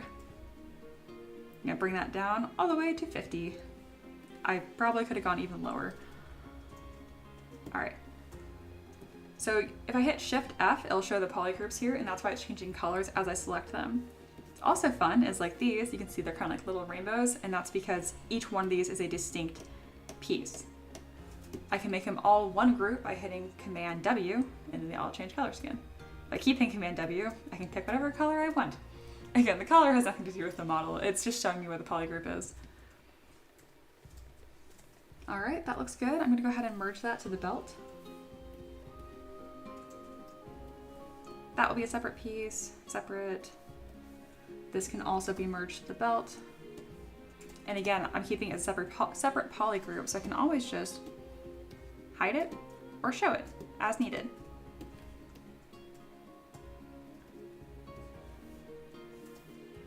The straps are their own piece. Now I'm gonna kind of scroll through and see what we're looking at.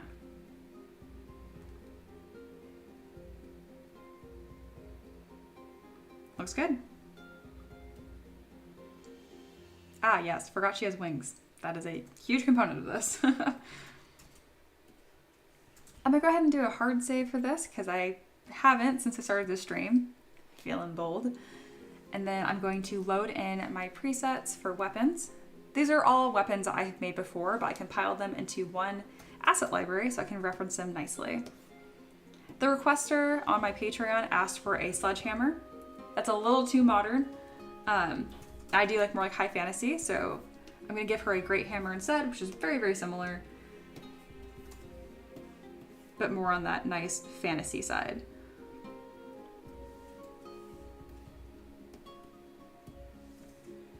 I will be making a spicy arts version of this where it'll have a much more pin-up worthy sultry pose, but in this case, she's gonna have a sledgehammer. My requests are open to any legendary patron. If you're interested in that, it's on my Patreon. The link for that is at the very, very top, pinned to the live chat here.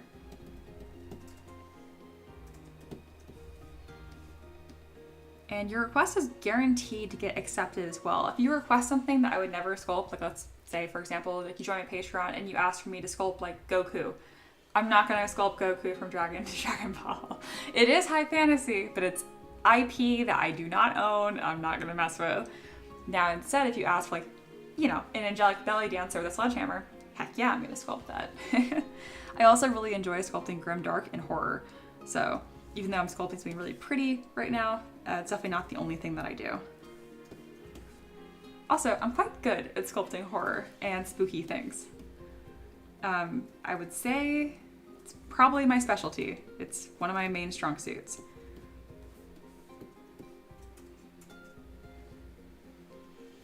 All right, and this weapon is going to be behind her, kind of like this, and she's gonna be reaching her arm back, holding it.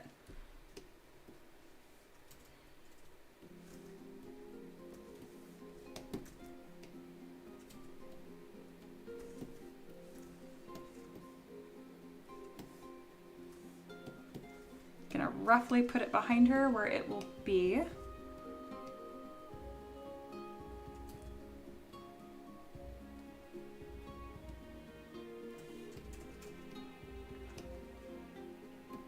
And then she also has these really epic wings as well. So there's a lot of things for me to balance here.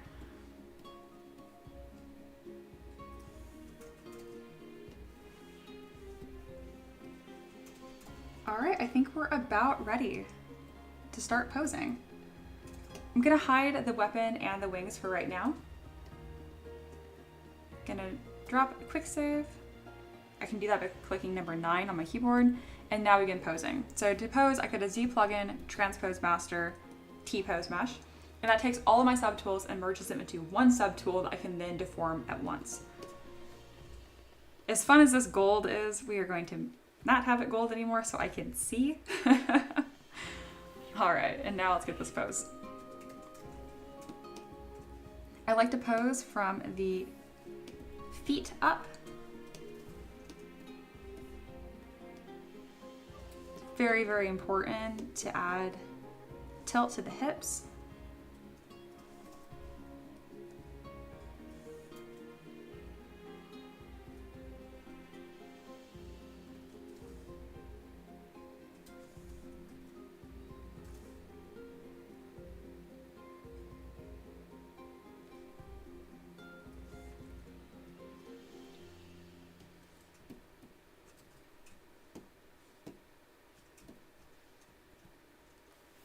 I'll be using mask lasso a lot to grab one limb at a time.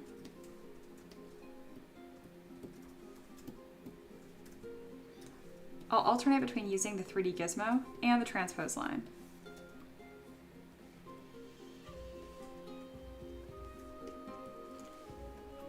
I'm gonna adjust my reference so I can see what the heck is going on. My pose references are pretty much exclusively from the Pose archive. Highly recommend looking into them. They have really fantastic library of poses to pick from. I never end up doing the pose exactly, but it's just to make sure that things are organic and looking and moving in a natural way.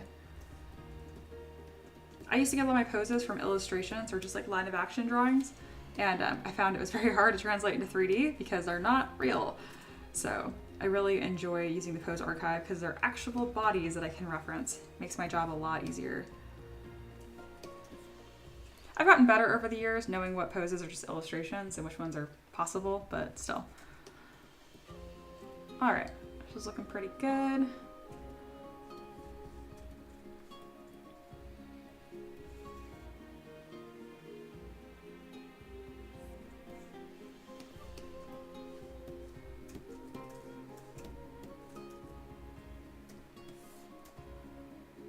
Oh, and Ella's here. Hey Natalie, how are you doing? Ella is also another creator. She actually was my student initially. I guess in some ways she's still my student, but now I don't do as much teaching. She's got pretty much all handled on her own now, and she actually has a project live right now. If you guys just search Ella's Arcana, it'll come up. All of her stuff will. She has a super, super cute project right now. It's like a very designed to be a diorama. It's cute as heck. Oh, hey, you're back. I am. Your hair looks fantastic. My husband went out for a haircut.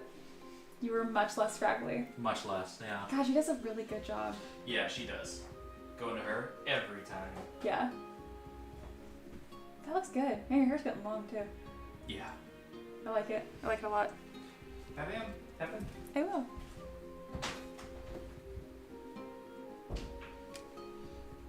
Monkey Slick here. Hello. And Ella says, it's dark and rainy here today, so I've got my big fluffy sweatshirt and a cup of tea this morning. That sounds so nice. And he said hi to Ricky. He just left, but I'm sure he accepts your good vibes.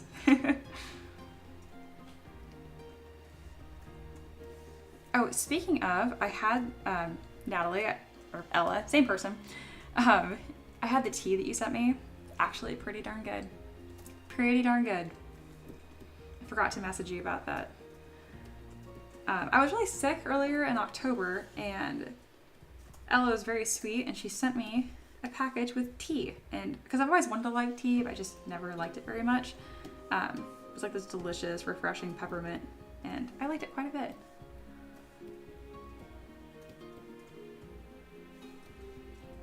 And also thank you for sending me like all the little papers and stuff that I need, because I definitely did not have any of those materials.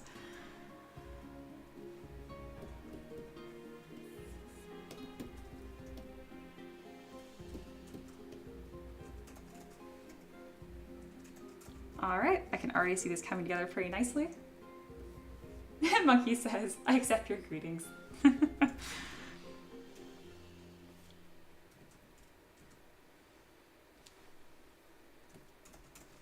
All right, let's go ahead and have her hair masked. And now let's really adjust her waist and her rib cage. I always make sure to exaggerate this, but I mean, she's literally a belly dancer, so I want to really make sure that she has a lot of twist and rotation through her belly right here.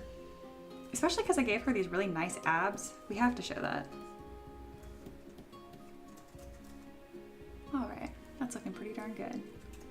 Oh, Natalie missed this earlier, but Dragon Age is fantastic. I've had a very, very good weekend. It's all I've been doing. It's been fantastic.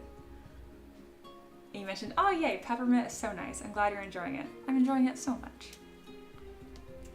Does anyone else in this chat drink tea? I'm just curious. I'm one of those like tea wannabe drinkers. I am a coffee person at heart.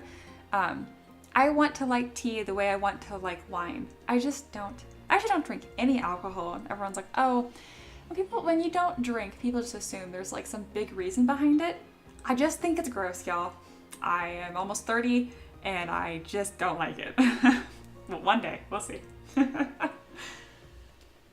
then Ella says, very eloquently, we love lady abs. Hell yeah. No, I agree.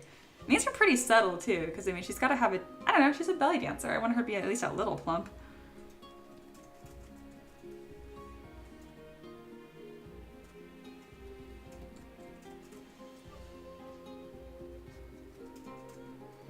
Oh yeah, and Natalie, I don't know if you remember this from the last live stream, but she's gonna have a sledgehammer. Isn't that just the goofiest, most fun thing? So that's why I don't have like a super dancey pose going on. I want her feet to be really grounded because she has this huge multi-100-pound weapon, I assume. Monkey is a coffee drinker and tea. That's the best of both worlds. And adds, I like tea and coffee, but I definitely drink more coffee. My favorite tea is raspberry zinger. I'm assuming you mean ginger, but zinger sounds fun. Raspberry ginger with honey and lemon. Oh, that sounds very nice. Monkey says, I usually do like 2 coffees in the morning, then I switch to teas. That's a ton of coffee. I love it. You're living your best life. Ella adds, ooh, raspberry tea slaps. Ella, you are my connection to the West Coast. No one out here says slaps. I will tell you that. Like, for those that don't know, I lived in California my whole life, and then in February this year, I moved all the way across the country to Tennessee. In case you're thinking, wow, how adventurous. No, I am not adventurous. It was very scary. Big move, but it's been great. Pat Knight says, I switched to green tea to help me when I quit smoking. Oh, no kidding. Now I drink a tea with vitamin C in it. Very nice. Also, congrats on you for quitting smoking. That can be super, super tricky, and it's just so bad for you. So, good on you. Elle says, I'm very excited to see this big hammer. Yeah, it's gonna be epic. She also has wings. She's an angelic belly dancer. Like, oh my goodness, the way that if this was a real person, I would just be entranced. Like, how magical is that? Speaking of entranced and magical, they made the choice in Dragon Age to have every single companion romanceable. Great choice. There's 7 of them, and they're all beautiful. It's been a good time. But I'm also like super shy, even in video games. So like I see the flirt dialogue option, and I'm like, that's so spicy, and then I never pick it. I don't know. I've always been like that, and just shy. Monkey says, I usually do ginger tea with turmeric and local honey. Ooh, local honey is the best. I have so many local honey options since being in Tennessee. It's just been awesome. And I'm sure there are lots of options in California as well. I just didn't notice. I honestly like her bald as well. I think she's very pretty bald.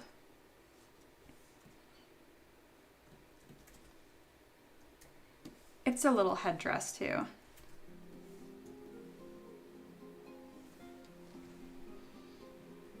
Monkey at, there's a bunch of chats. I missed y'all. Pat Nate says, thanks. I'm doing my best to stick around a little longer for all my kids. That's beautiful. And I love that reasoning.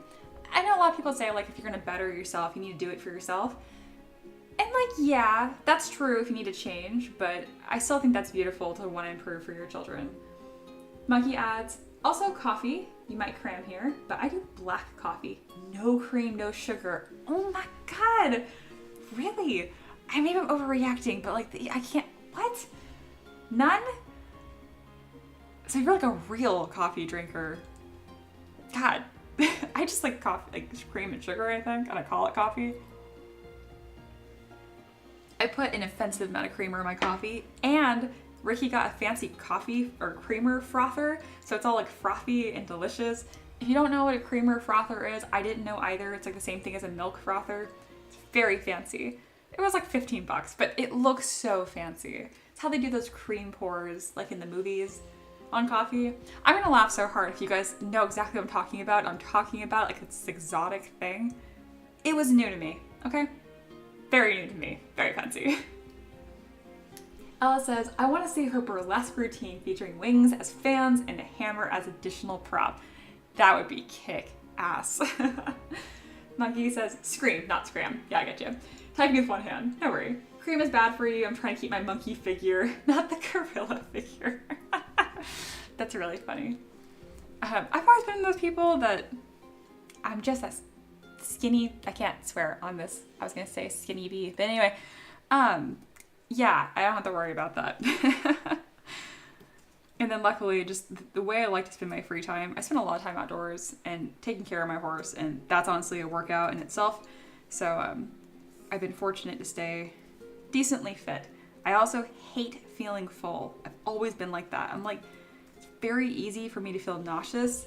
I've been checked for like acid reflux and all that kind of stuff, and GERD. They're just like, you're just sensitive. And I'm like, okay. So naturally skinny, mostly because I hate feeling full. I also eat lots of snacks throughout the day. It's my favorite. Which I've heard it's better for your gut to have like lots of little meals throughout the day, but it's worse for your teeth. So, you win some, you lose some.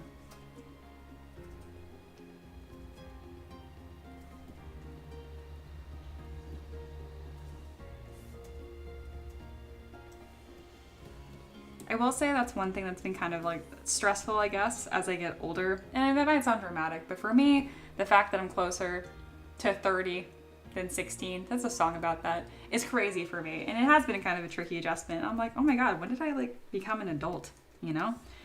And I have been a little more health conscious. And by that, I mean health paranoid. I'm not a hypochondriac, but I'm not a hypochondriac, if that makes sense.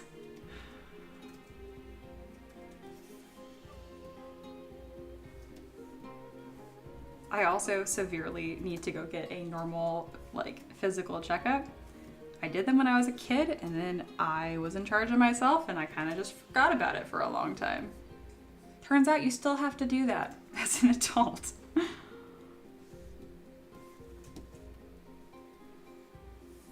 Her arm's a little far away from her body, and that's going to kind of contribute to this stiff look. So we're going to kind of tuck her elbows in a bit.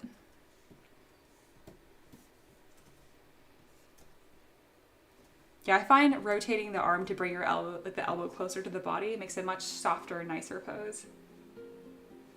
Monkey said, that's the other reason, stomach health. Oh, that makes sense. Yeah, I thought I was somewhat like lactose intolerant for a long time, and then it just kind of went away when I was in my 20s, so.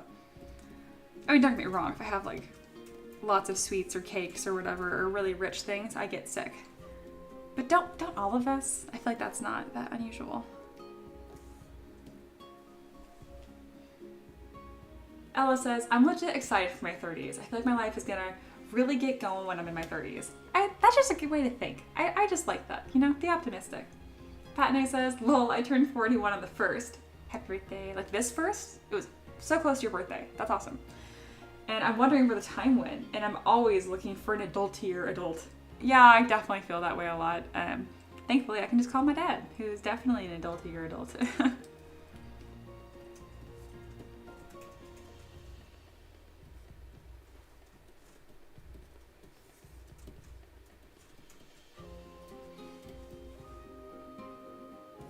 yeah, speaking of, I now live in Tennessee, so I have to go change my health insurance, and open enrollment just happened, and I just am dreading it. I do a very good job with my finances. Ricky and I both live well below our means despite having somewhat luxurious taste in a horse. To me, that's pretty fancy, having a horse. But we do very well, and we have no issue affording health insurance. I just find the whole process super stressful. It's the same way I hate doing taxes. I have the money set aside for it. The actual process of doing it is the worst. And yeah, Fat Name says, yeah, November 1st. Oh, well, that's awesome. I know it's kind of late, but happy birthday.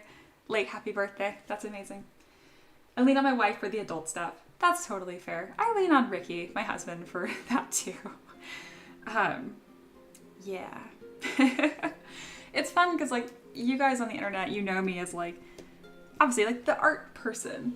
But in my personal life, until recently, I've always been known as, like, more the academic, like the scholarly one. I can't say the word scholarly. And that's kind of how I've always been perceived as, like, you know, the smart one, the book one.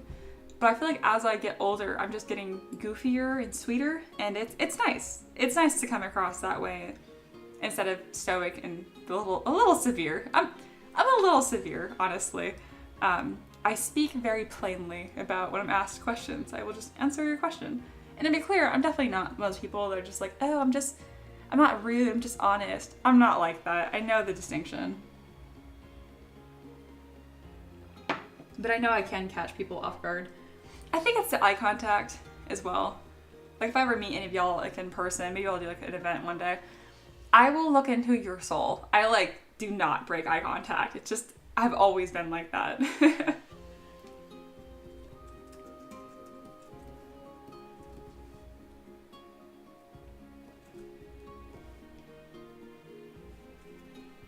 I didn't realize it, but having this little chain right here is going to do wonders for kind of like emphasizing the pose that I have set here. I'll need to make sure that the gem lines up only with her belly button though, because that's where it's supposed to be.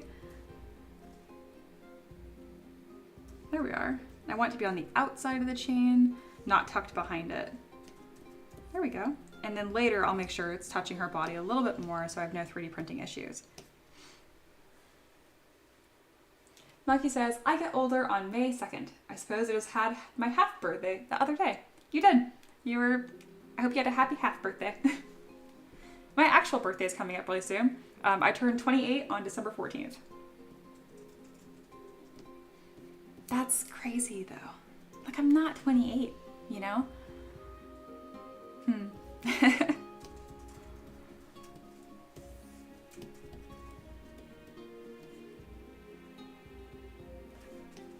I'm very happy I made these straps separate. It's gonna make posing so much less painful. All right, I'm gonna move up to my other reference there and let's get this arm going.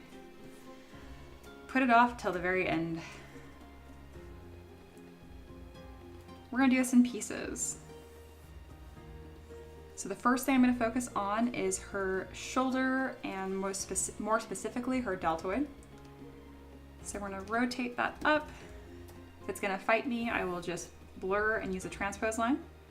You have to be very careful because armpits are just dumb, guys. I almost have as strong of feelings about armpits as I do elbows. For those that are new here, we do not talk about elbows on this channel.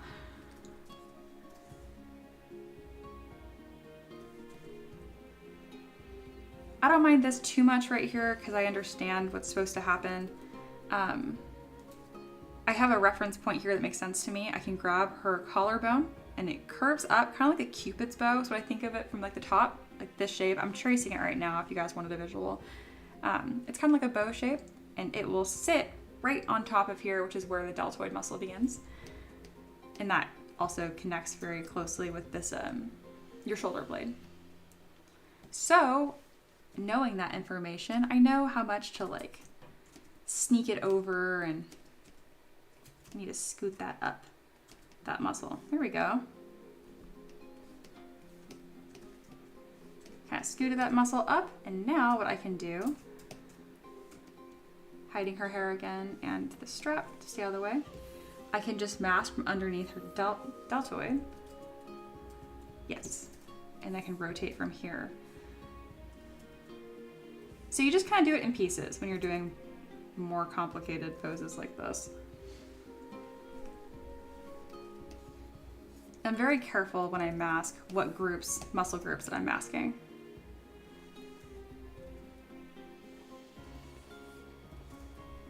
And we'll need to do some sculpting on the armpit to put it back together.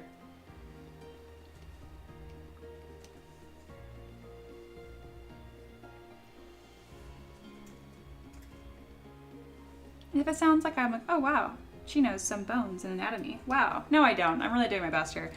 This is an ongoing process. Will be ongoing forever.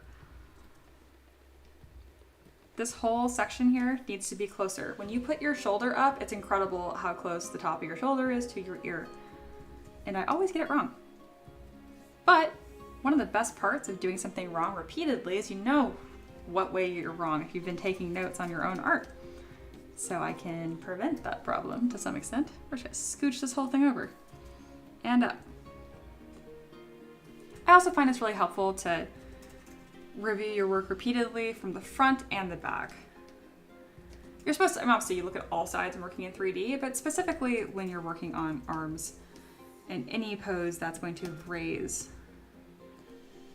the arms. Thankfully, this isn't like an over the head, like having your elbow over your head kind of pose. Where am I? Like this?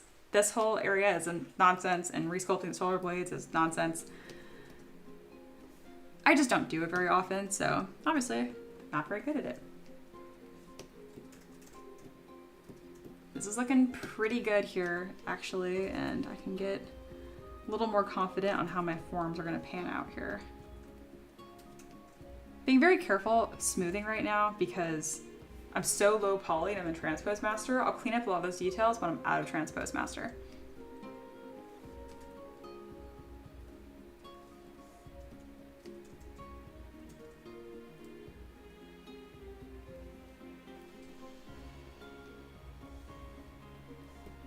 All right, let's go ahead and push in here. I used move with Alt held down, and that will, instead of taking the material towards the camera, it pushes it away. It's like the inverse of that brush.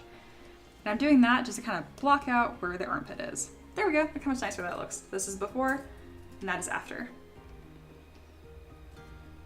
There's a recognizable form somewhere in there. Woo.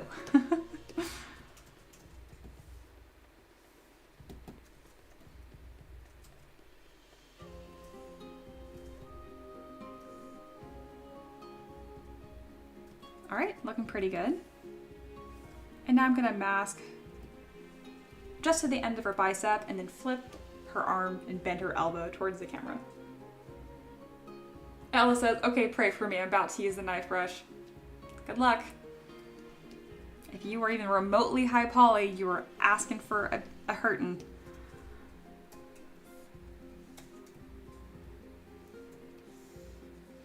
All right, I have the transpose line with R turned on my keyboard, which is for R for rotate.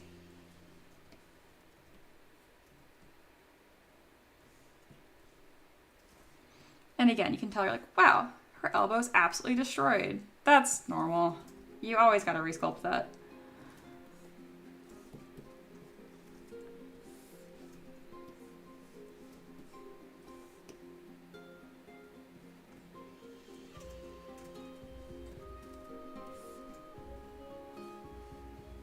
I'm actually need to be a little more careful here. What muscle am I gonna see? I think it's actually just gonna bend more like that. Yep, I'm so glad I didn't goof that up. Haha, thinking. I was like, wait a minute, this isn't making sense. I'm actually making this way harder than it needs to be. So she is gonna be holding a hammer, but right now I love this pose, like this, damsel in distress.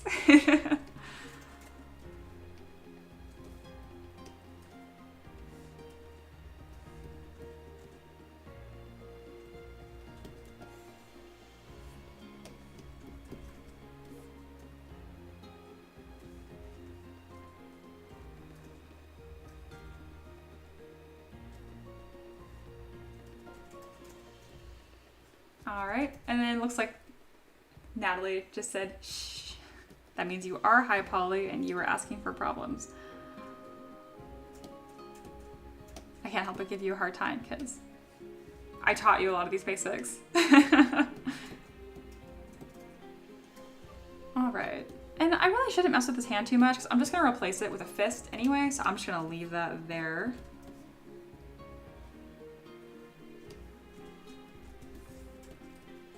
We're going to go ahead and adjust the straps here to fit this new pose.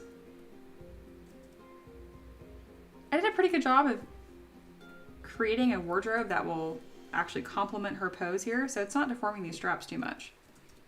Go me. I don't always do that.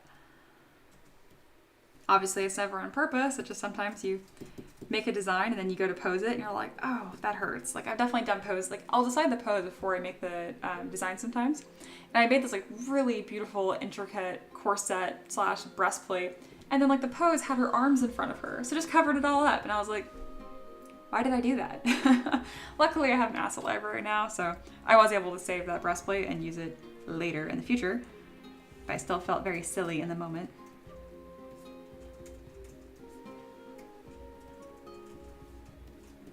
All right, now we're going to pose her head, have a little bit of a softer tilt to her neck. As of right now, she's perfectly up and down.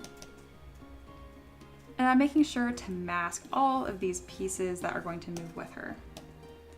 Whenever you're rotating a piece, make sure you're putting your 3D gizmo at the rotate point. So for example, I'm not gonna rotate from up here. See, that looks ridiculous. So put that pivot point at where the rotation is going to happen. So in this case, her head kind of rotates and then, I don't know, halfway point of her neck almost.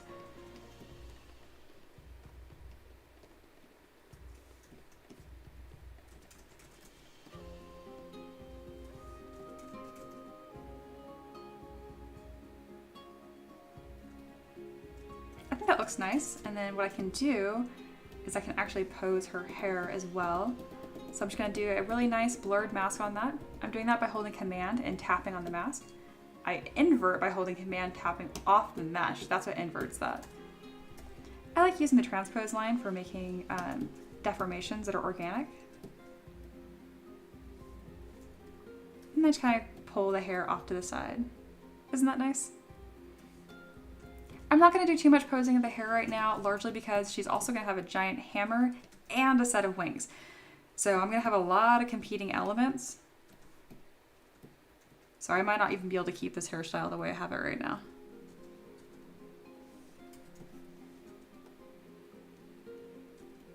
I got kind of like a bump right there. There we go, kind of fixed it. That's nicer.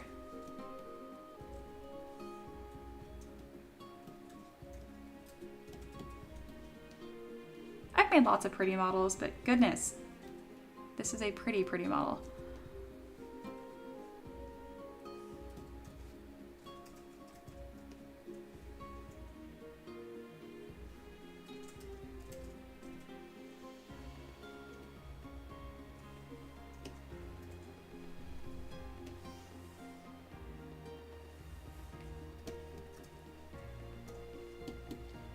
I can do a little more fine tuning to her pose.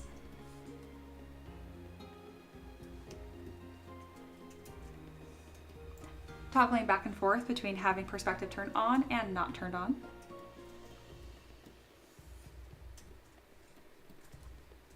And now I'm going to do another adjustment that's a little closer, higher on her ribcage.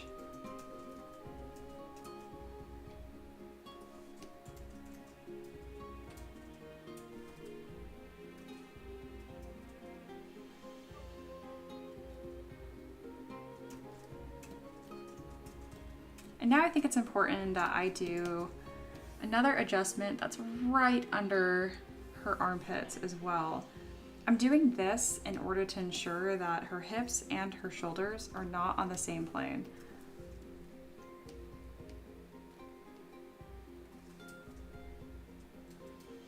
It looks like I didn't mask right here. Here we go.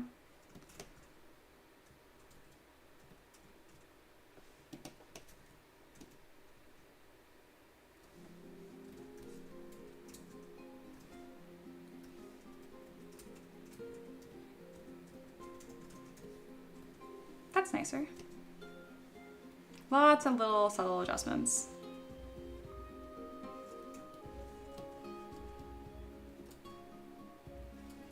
Definitely need to bring her arm closer to her body. And instead of doing like a really fancy mask, I'm just gonna smear her arm over.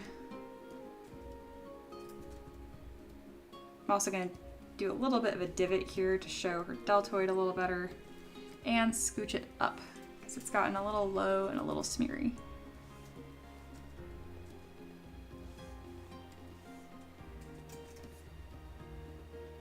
That's better.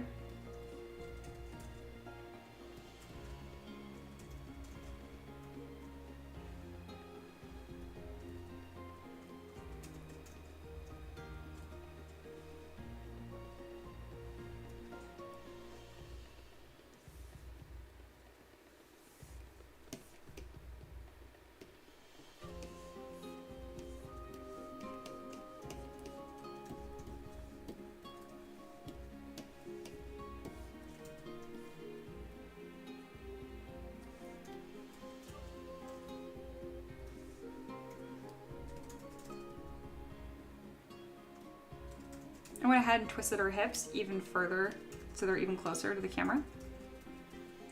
Definitely pushing, kind of getting out like almost like a broken look here by accident. But I'm making sure I'm really pushing those forms because she is a belly dancer.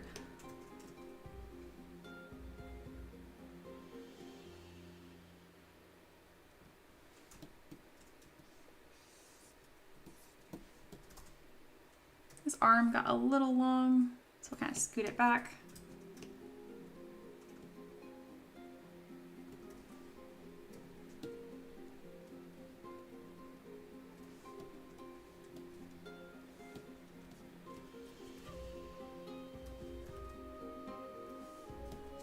The elbow should fall pretty much right at their waistline. It's a nice little marker that I always review.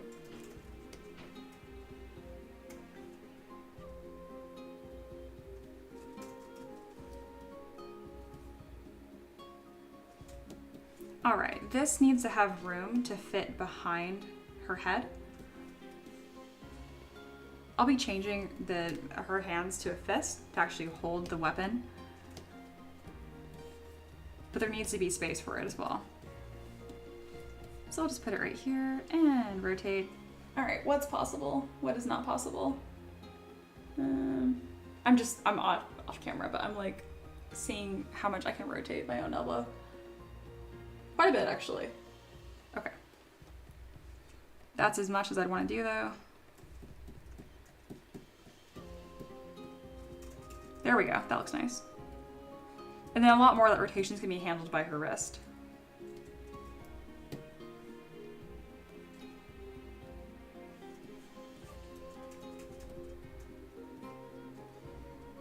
All right, this is pretty good. We still have a lot of little adjustments I'm going to need to do, but we'll go ahead and do that out of Transpose Master. Oh, need more water. The voice is getting all gravelly. There we go. Ella says, did you use Shakira for any of your pose references? No, I did not. That would be awesome though. No, I use the pose archives now, pretty much exclusively. I bought a couple of their packs and it's like all I use now to reference for my poses. Shakira would have been a great one though.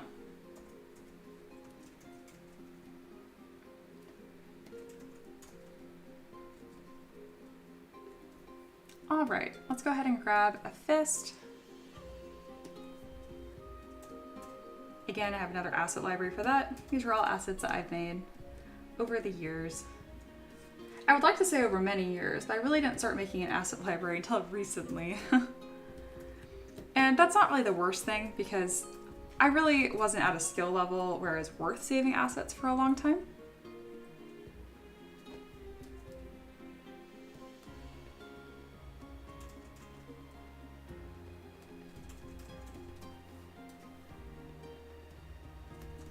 Why are you not poly painting? Stop being silly. Oh, it's not the same material. That's why. Okay. I'm gonna go to Skin Shade 4. That's why it looks the same now. There we are. And I'm gonna go ahead to go to my paintbrush, make sure M is selected, and then fill object. And now it'll actually stay that material even if I change everything else to a different material. Pretty nifty.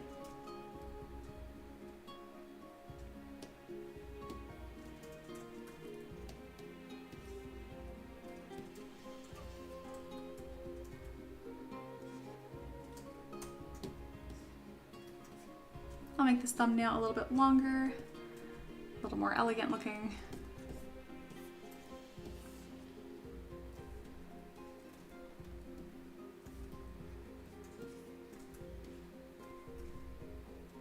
I find the best way to line these up is just to go to the first knuckle. There you are. I just need rough placement here because I'm gonna be tweaking this a lot as I figure out what's gonna work best. I'm also going to start splitting off pieces of this like body jewelry and chain to make sure it's actually affected by gravity. There we go. All right, I'm also going to disappear this hand, and I want to keep my subdivision levels. So the way that I'm going to do that is really silly. I just mask it, put my 3D gizmo on it, and I just crush it. Little tiny hand. Bam. And now it's gone.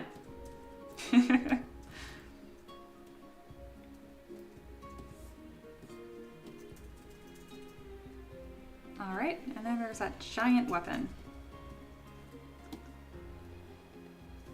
Let's roughly put it where it's supposed to go, and we'll kind of see how close we got. Not so bad. I'm gonna flip it back to where it was, because this whole weapon just needs to be a lot more slender and just a lot smaller in general. So making that smaller, and then making the staff quite long.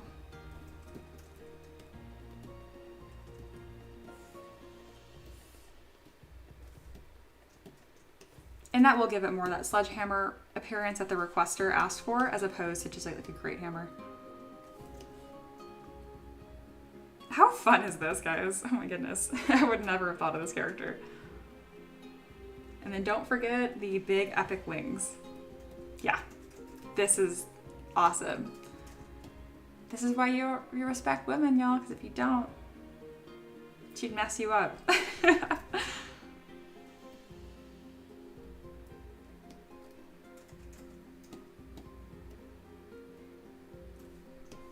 Wow, this model just rocks. And it looks like Ella is dealing with her mesh right now. She's also a 3D sculptor, so she's working on some stuff while we all hang out together. She mentions, I have a few assets that are from early days, but they still work perfectly fine. Is there geometry whack? Yes. Did they have to be polys? Debatable. Will I update them? Absolutely not. I feel that. And then Ella said, I did not know you were doing that with the tiny hands. All of your models will have tiny hands made brave from now on. Yeah, it's the truth. And what's even worse is like whenever I have like animal humanoid meshes, like every wolf folk, bird folk, cat folk you guys see have a tiny little human head inside of them. Oliver says, that model looks amazing. That's awesome. Thank you. I appreciate it. Monkey says, I'm making a map. Monkey is also another fantastic creator. Monkey, you make such good maps. Oh my goodness. I wish I played... I need more groups to play with. And buy your stuff. Use your maps. They're awesome. Alright. She looks so freaking good, guys. Ugh, love this model. I'm gonna save it. And then I need to go back into my quick saves because I forgot to save a T-pose version of this. And I need to. Because I'm going to make a different pose for Spicy Arts. Or I think I'm going to. I'll talk to my husband about it. We might just release it on both platforms. Alright, looking through here to see where it's not posed. And it looks like this is the last one that's not posed. We'll call it Spicy Arts Belly Dancer so I don't delete it. Like, Ricky is really good with all his files and he hoards everything. I'm the opposite. I delete all my files constantly. You see I have a couple floating in my downloads folder. It's very unusual for me. I want to delete all of them. It's my knee-jerk reaction. Ella says, inside you, there are 2 tiny hands. Monkey says, I'm making Mother Horn from Wild Beyond the Witchlight. Cool, very cool. That sounds awesome. What do you guys think? Man, She's awesome. Very cool. I know the requesters are gonna be so happy with this. The guy who requested this has been supporting my Patreon for a really long time, so I kind of want to go like a little all out because he's been supporting me for a couple of years. Yeah, he deserves it. Obviously, if you guys join and support me, I will do my best for your requests too. But I always like to show people who've been around for a few years a little extra love. Alrighty. I really don't want to clean this up right now, guys. I just want to be, oh look, so pretty, we're done.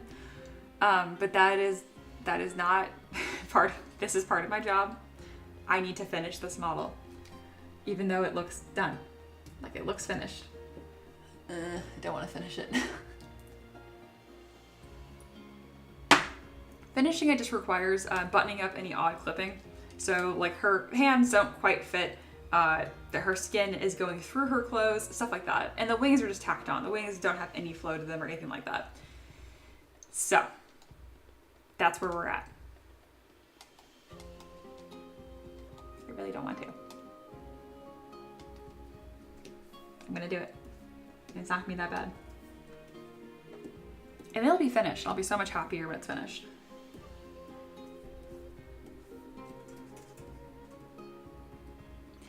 I think having this poly painted made the stream look a lot more enjoyable. Definitely let me know what you guys think about having it poly painted, because it's really not even that poly painted. All I did was paint the body off camera and then made sure there was a material put on this actually allows for some contrast. I'm definitely curious to know what you guys think, if that was more fun to watch or not. I think it was more fun for me to look at. It's hard to say. Poofing my bangs. There we go. Or poofed. I'm really proud of this model.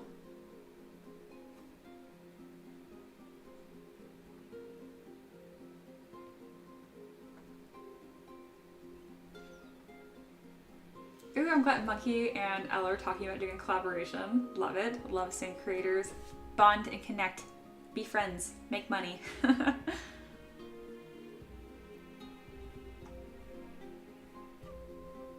Also, a funny note, tomorrow I'm going to be working on a totally different model. It's going to be a giant peacock mantis shrimp.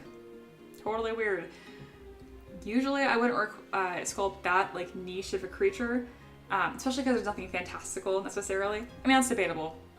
The mantis shrimps are really cool. But my dad's an avid scuba diver. He dives multiple times a year. He's done scuba diving all over the world. I think most recently he went to Fiji again. But anyway, he's seen these before and he thinks they're the coolest things. So I thought it'd be a lot of fun to sculpt one of these and paint it up and show it to him. I know he'd love that.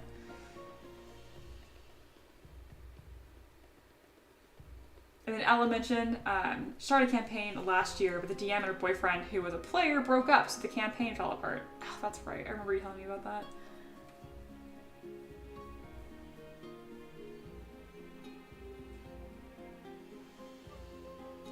So it's been a hot minute here. Ella asked, Mia, have you watched the classic YouTube video, True Facts About the Mantis Shrimp? Oh yeah, my dad showed it to me.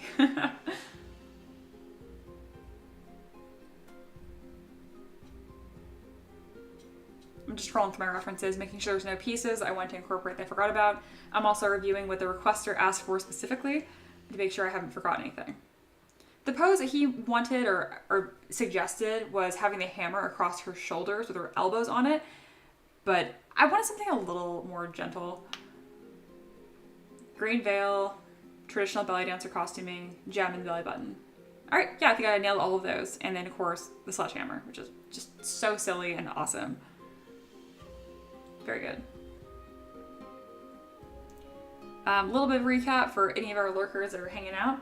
My name is Mia. I'm part of M3DM, and that's my husband and I. It's short for Mia's 3D models. I make all these models to be 3D printable. I have more than 850 of them, from characters, monsters, scatter terrain. If you play D&D or Pathfinder or any tabletop goodness, or you want to decorate your bathroom, because I had someone print out my aquatic stuff for bathroom decorations, I highly recommend checking out my Patreon. I have it linked, actually pinned at the chat. So you can join for free and just lurk and enjoy goodness. I highly recommend that as well. I'd love to have you part of the community. At the very least, if you're hanging out, have a good time with the stream, I'd love if you subscribe so we can hang out again. I do this every day, pretty much, Monday through Friday, starting at 11 Eastern time. I like to stream later in the day because I know that'd be easier for a lot of people, especially in the United States. But this is just, it works out so much better for me. And I figure it'd be better if I stream early than not at all. All right, we're gonna start getting these wings tucked together as well. But first, we are working on this model to get it finished right now. And I'm going to kind of start scrubbing from the top down, quote unquote, perfecting the model. So I'm gonna set my timer, I got it going, and let's get started. That's her belly button. That is not her head. So what I'm doing here is I'm just looking at every piece from top to bottom to see what needs to be fixed. And this is the first like scrub that I do before finishing a model.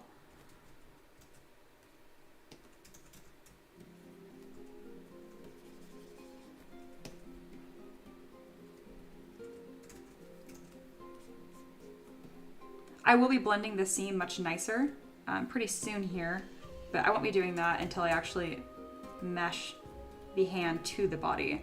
In the meantime, I can just be a little creative and hide the seam with this nice little decoration.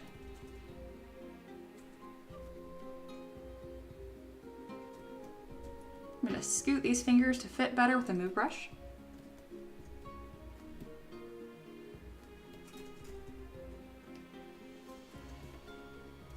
I also want a little more of this handle sticking out.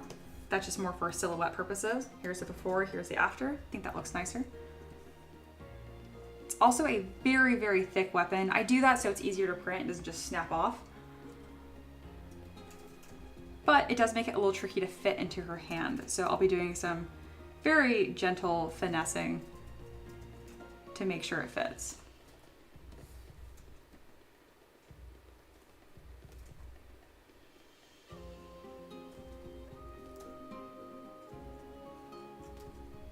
Friendly reminder that your wrist only really bends one way. So it can go this way, it does not go the other way. So you never bend towards the thumb, you always bend away towards the thumb. Just a nice little tip for my artists that are hanging out in here. Or my lurkers that love collecting useless fun facts. That's what I usually do in streams. I love just, I never leave comments in streams unless, okay, no, I never leave comments. I always like lurk in art streams to have a good time. And I love picking up little useless tips like that. I guess they're not useless for me anymore because this is now I do for a living, but that's definitely not how I began collecting my useless facts.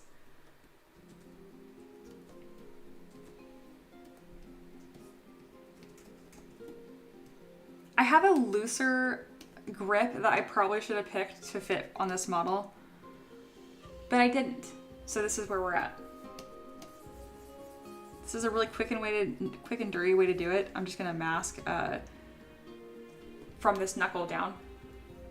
And I'm doing that very, very intentionally too.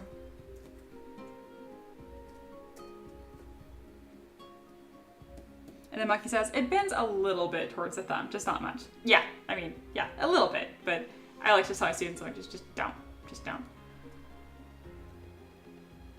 Ella said, me and the demon that haunts my body beg to differ. I can bend my limbs any way I want. Well, aren't you special? Monkey says, now I'm sitting here trying so hard to defy my wrist's ability to bend. And this is how I die. You guys are goofy.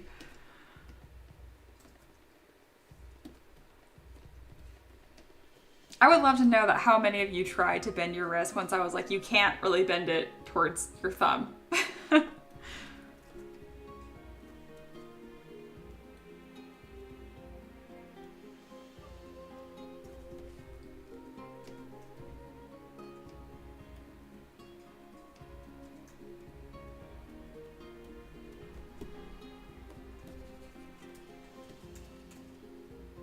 Gosh, that's looking a little cursed, isn't it?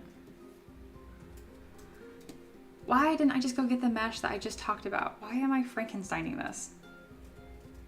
I don't know. I tell myself not to do this all the time, and then I do it. I literally have a mesh for this. Oh, look, here they are. Oh, look, one that looks like it's holding a hammer. I have to be super sassy to myself sometimes to remind myself to not do the same goofy thing I just did right now. I literally sculpted these to help myself out. Goofy, goofy, goofy. All right, all right. And this one even has long nails on it already, so I'll match the mesh better. It's like I've done this before or something. Crazy.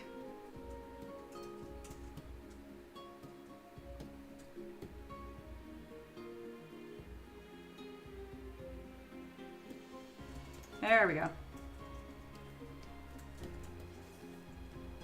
Doing a little nice smooth on this because I don't need all these little skin wrinkles. It's gonna make it look not as elegant having those there. There we go.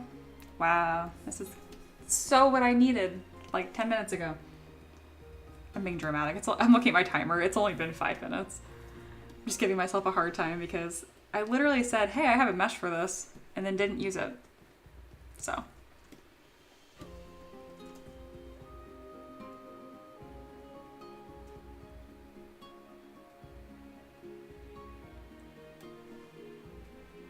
Ella said, well, same, I'm just sitting here bending my hand around. Oliver as well. I tried with both hands to be sure. As a woman of science, I at least appreciate that you tried to increase the sample size there, but still no.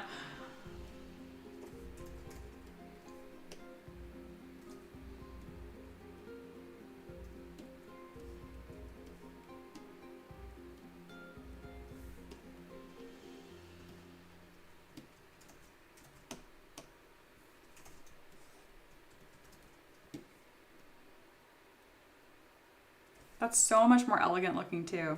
Yeah, this is very nice.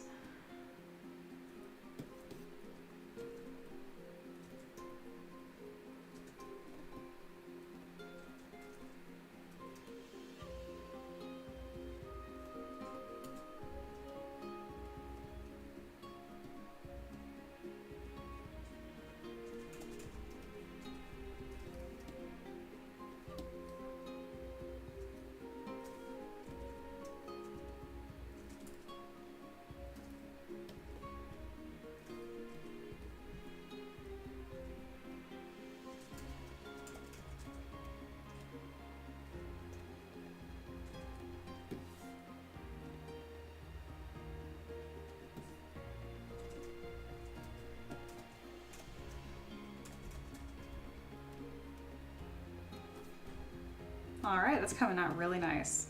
I can finally call the hand done. I can do blending between the wrist and the arm later. Now let's look at the hair. I'm gonna bring up the poofiness on both sides and then make sure that this crease makes way for that little chain sitting on top of her head. Looks good. I do want to add a little bit of volume on both sides, but being careful because I have my hair mesh pretty low poly right now. There we go. Very nice. I can grab Move Topological to easily grab just a few hair strands at a time. I already like a lot about the hair and the way that I've styled it. That doesn't really need too much, if at all, any work. I have this one weird lumpy section over here that needs to be fixed, and mostly it's just making sure that these curves are uninterrupted.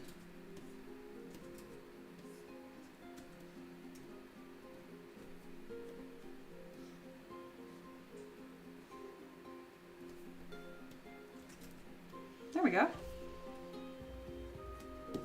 Oh, Taylor's here. Hey, welcome. She says, I like her face covering. Thank you. This model has just been a blast. It's coming out real nice. Right now I'm putting all the finishing touches on it. Yeah, we started it last week, but I was feeling real ill. Feeling much better. Felt just fine to play Dragon Age. For the most part, I handle being sick really well. There's certain illnesses I drive me crazy. Like, I don't handle nausea very well. But everything else I'm pretty tough with. So I didn't care. I just played Dragon Age, had a great weekend.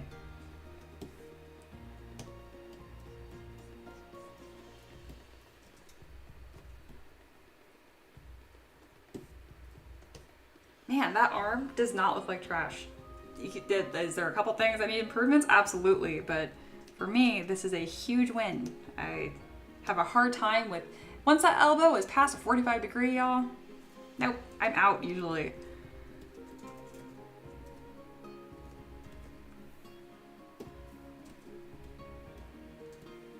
All right, I don't know how far that crease goes. Let me look. I have a reference for that. Okay, it goes farther than I expected it would, but not that far. I'm gonna inflate, because I have two meshes that are close together, so I might as well simulate what it actually does, and it kind of squishes on each other, so that's where the inflate brush is perfect. I think I put her actual elbow bump in the wrong spot though. It should be right here. I'm kind of exaggerating it just as like a reference to myself, and I can go through and tone it down. Again, we do not talk about elbows on this channel because they're dumb, and even when they're done right, I still think they look dumb. I'm looking for that taper though, because there's kind of like a soft elongated triangle shape here that I'm looking for. There's also other nice landmarks that I don't know yet. I'm improving, but there we go. Oops, that has material turned on. I want just RGB.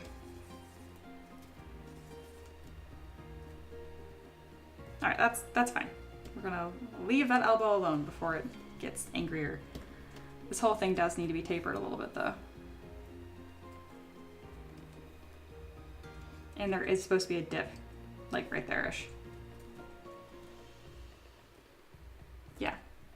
Thankfully I have a reference that's like really solid and really helpful. Wow, that really pushes out so much further than I thought it would. Like I'm looking at the reference of a human body doing this pose and I'm like, that can't be right. And it's like a literal photograph. Okay. Monkey says, I am absolutely a child when it comes to any sort of illness. Yeah, my husband's kind of the same way. Like he's so tough. Like if you like cut off his arm, he's like, you know, it's just a flesh wound. But if he has like a cold, God forbid, if he's watching the stream right now, he's gonna send me a little text like, don't see that. Monkey said, I can have the most minor cold and I'm dead. Taylor agrees, likewise. Monkey says, wait until you see how Ella's demonic elbows can bend. God, don't even bring it up.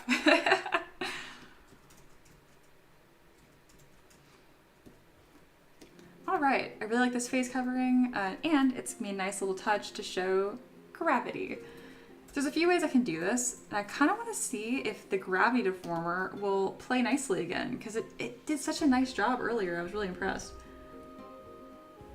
No, it's just stretching down. It's not correcting the mesh. There we go. Add a bit of a bend to this.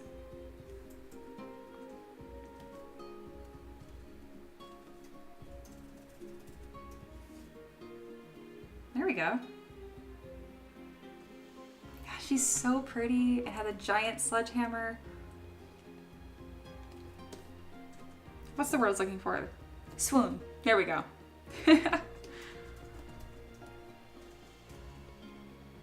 Alright, we need to figure out what's going on.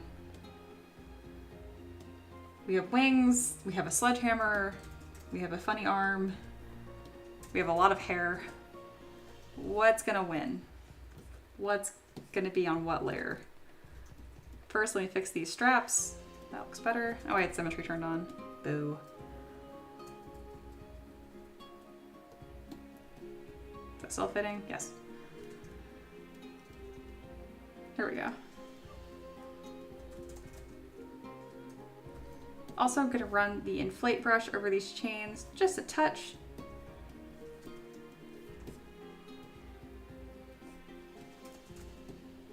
I think having the sledgehammer go through her hair is kind of goofy, but if I make it intentional, like this, where I make it like that's where the actual hair split happens, I am okay with that. There's a lot of competing elements right here, and they can't all win. I don't mind that. let's leave that there for right now. And then let's see how this plays with her wings. But first, I am distracted by this. I want to fix the skirt first. I'm gonna separate them into 2 separate pieces. I'm also gonna quick save because it's been a moment. Taylor says she needs high heels. I do think it elongate her shape and her legs better, but she's a belly dancer and I usually don't see them with footwear. So I'm gonna just leave it the way it is. I am doing a spicy arts version of this and I might give her heels actually, because it's kind of a staple, that pinup look.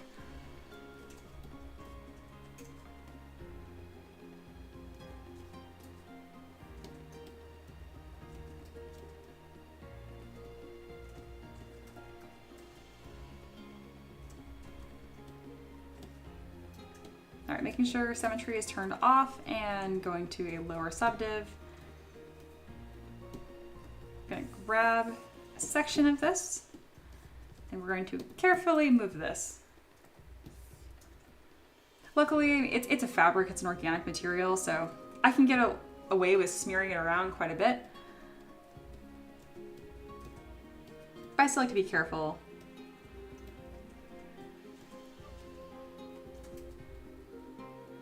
There we go. See what a nice line that is?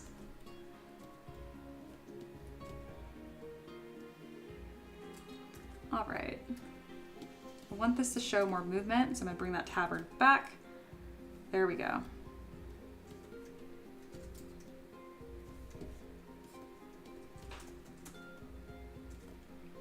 Wherever I can find adding a nice curve, I go ahead and add that. So like right here, this is like straight up and down, right? But it's not like a poofy princessy dress, so I want it to have a nice curve on it. It also needs to fit around the front of her leg. I forgot about that. So let's go ahead and mask and make sure it does just that. So I've masked that strip. I'm gonna go with my transpose line, drag a line, click R for rotate, and we'll start pulling it around until I see it. Where is it? There it is. And I'm very carefully using my move brush to nudge it around. There we go. It's such a nice pipe fold right there, so I want to make sure I'm not obscuring that.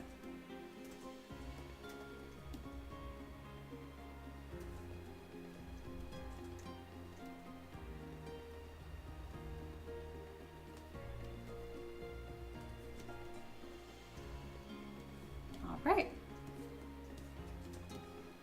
That's looking nicer. She's got some funniness going on with her torso right now. It mostly looks like that because of the chain. It's not really accentuating any shapes right now, it's just there.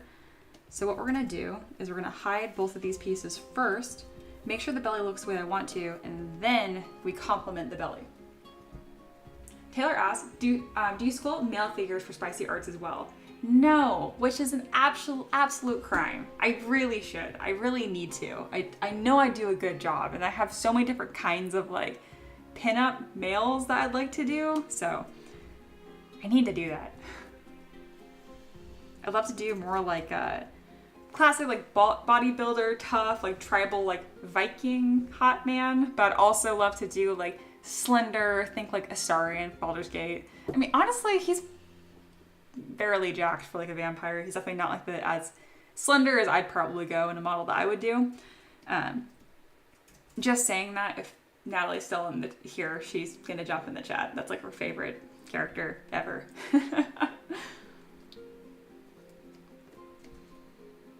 And with good reason. So Baldur's Gate fan, okay? I'm a huge Baldur's Gate 3 fan. I didn't play the first two, but I played the third one to death. But compared to Ella's Arcanum, oh my goodness. This woman, it's her whole life. It's so awesome. If you guys think you know Baldur's Gate 3, you don't. Not like she does. The way that she just like enveloped this game. It was so much fun to talk with her because I played Dragon Age largely by myself. And it was so fun to like, when I was playing through Baldur's Gate 3 for the first time, I could always go to Ella and be like, hey, what about this? What about this? And like, she always knew. It was so much fun. And then Taylor said, tuxedo mask from Sailor Moon. Yeah, that would be great. Like, you get it. Yeah, like female gaze, sort of like male pinup, absolutely. Which I would like to say that a lot of my Spicy Arts models are definitely more female gazy. Either can be fine, I just don't think there's enough of it. Okay. Scoot her belly button over a bit. There we go. Oh, hey, it's husband. Hello, Ricky. Hey, just popping in. What are y'all talking about? You know, work stuff. I'm getting requests to do Spicy Arts, but for men, so yes. I guess it wasn't a request, it was more of a question, but I took it as a request.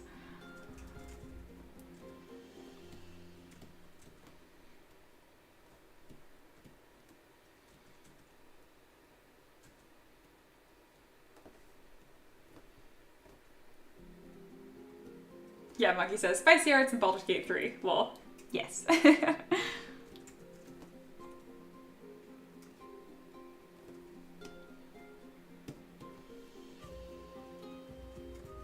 It's also very funny that I'm being even remotely, like, coy about what I'm talking about, because who do you think does all the renders and promo material for Spicy Arts? It's Ricky. He knows exactly what I'm making.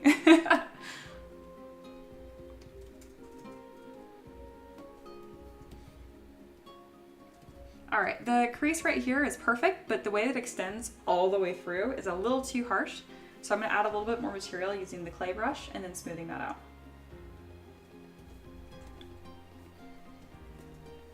Going to a slightly lower subdivision level. Oh wow, perfect. See, that was just one stroke of the clay brush. It's magic. Clay brush is very powerful. I also have on a really high Z intensity, so there's also that. All right, I do like how her collarbone right here is poking out a bit. And that makes sense because her arm is raised. Let's commit to that form a little bit more. And push it back.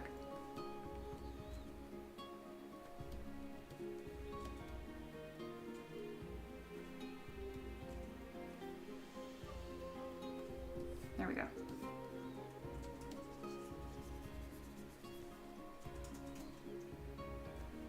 All right, looks good. I also don't know if this is going to be the alpha shot. Let me rotate her really quick. Because she has eyeballs that are painted, it's a little harder to pick what the alpha is going to be. I'm a little more biased. It's probably going to be this. And the reason why I say that is because it's natural to want to make whatever like the prime angle is wherever the eyes are looking. So that's why I have poly paint not visible right now.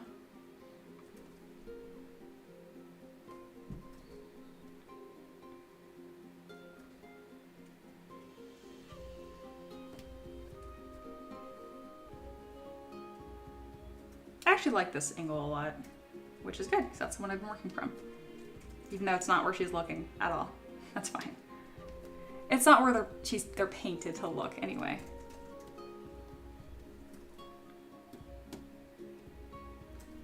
All right, it's time to make this chain complement her figure instead of just kind of sit on it.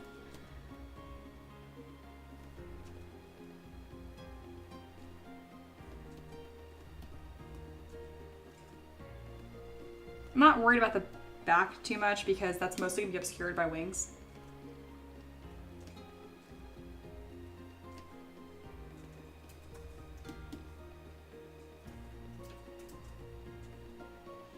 I'm being very careful moving this around because it is a hard surface. So I don't want to come out a little too squishy. I'm already kind of pushing that line, honestly. All right, I do like that. The whole thing needs to be moved up just a touch. Yes. And now let's put that gem back.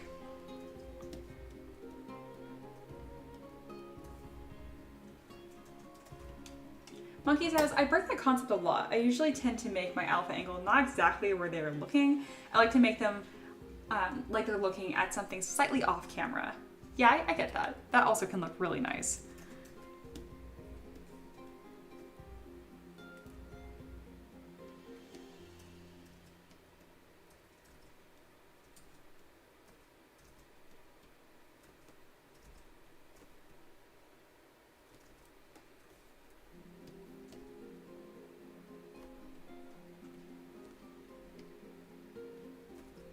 Right now I'm making sure that this gem is touching all of her belly, because this is a really silly thing to need to add supports for.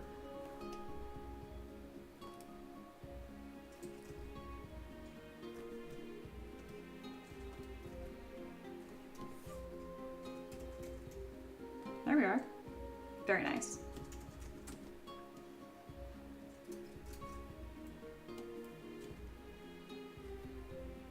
I'm gonna start grabbing the edges of the skirt here. So this is the after and like that's the before.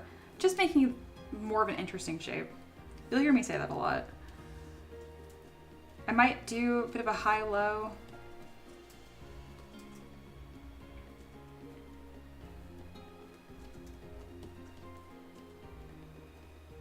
Taylor says, what if there was a lace of chains and gems draping off her wings? Oh, that'd be pretty. She's not only a belly dancer, but a wing dancer. Yeah, Ella mentioned that earlier, kind of like burlesque, how they have fans. It said she has her wings. I'm like, that's kind of beautiful.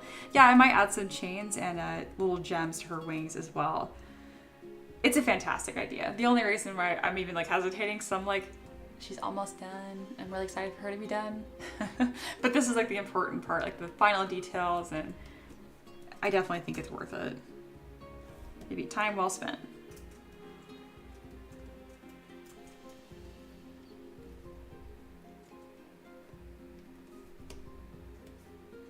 All right, what is clipping right here? It's that gem. All right, fixed. And then that's also part of her skirt. Bam, fixed.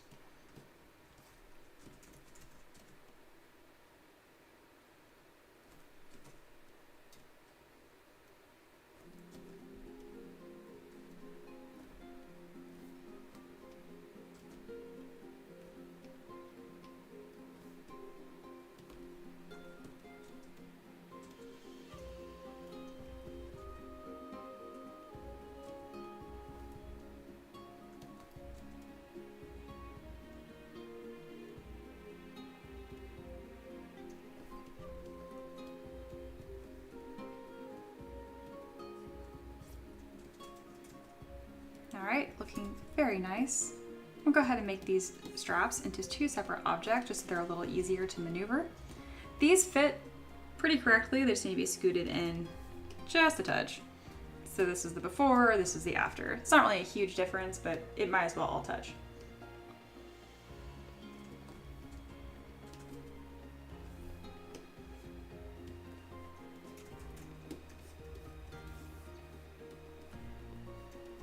So if you guys were watching and you were a little suspicious on how a belly dancer angel with a sledgehammer would look, this is your answer.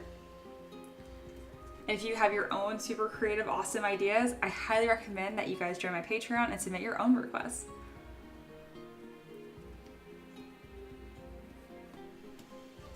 I stream Monday through Friday, so I get through my requests decently quickly. It's at least 20 a month. All right.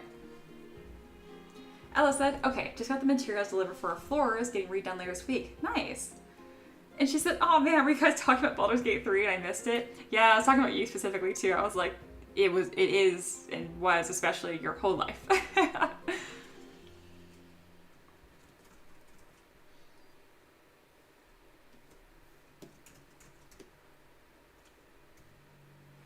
I knew talking about Baldur's Gate would summon you sooner or later.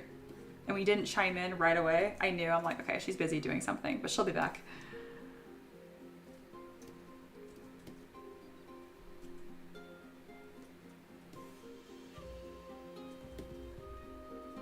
Right now, I'm just nudging her feet to make sure they're actually super level.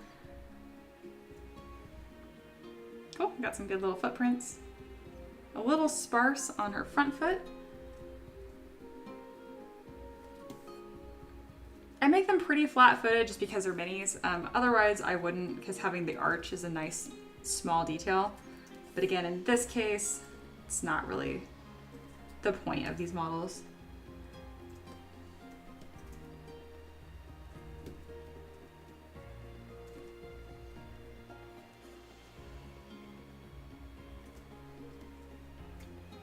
A little bit of a new meaning to flat-footed.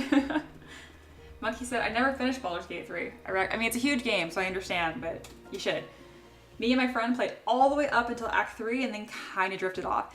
That's fair because Act 3 is absolutely gigantic, and if you don't just like power to the end, you might never find it.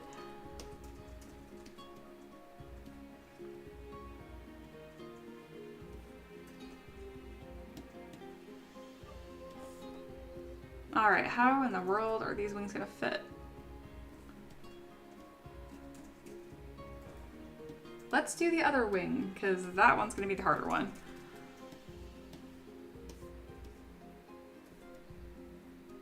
You're also gonna cause Natalie physical pain for not finishing the game. And she mentioned, yeah, Ella said, yeah, Act 3 really opens up and can feel overwhelming. Definitely. I pretty much just, the first time I played through anyway, I powered through Act 3 pretty hard because I just want to know what was going to happen.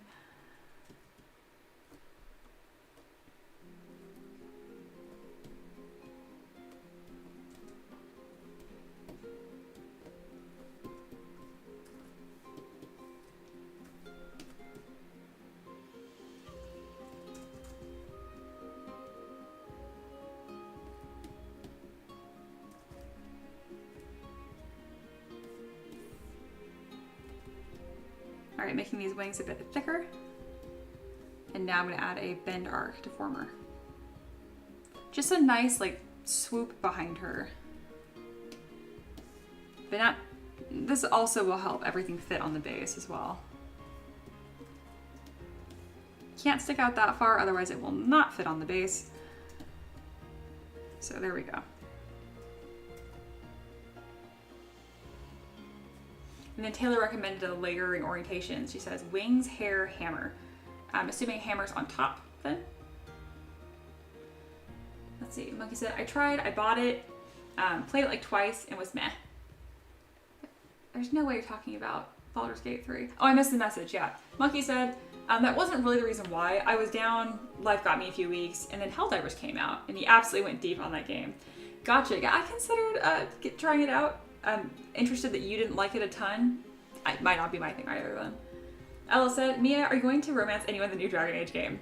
I alluded to this earlier, like, I love having options to flirt with characters, but I'm like really shy about it. I don't know why. Like in Baldur's Gate 3, I did never romance anyone, and Natalie's always gives me a hard time about it. Yes, I will romance a character in Dragon Age Belgrade. They're all hot, and they're all seem like really interesting, good characters. There's a lot to like. I don't know. I've always been shy about it.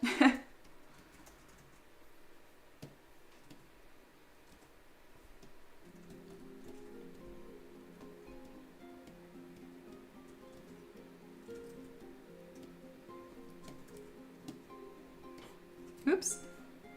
There we go. Probably gonna drag these down just so they touch the base, just to make everyone's life easier, and it's a really pretty silhouette.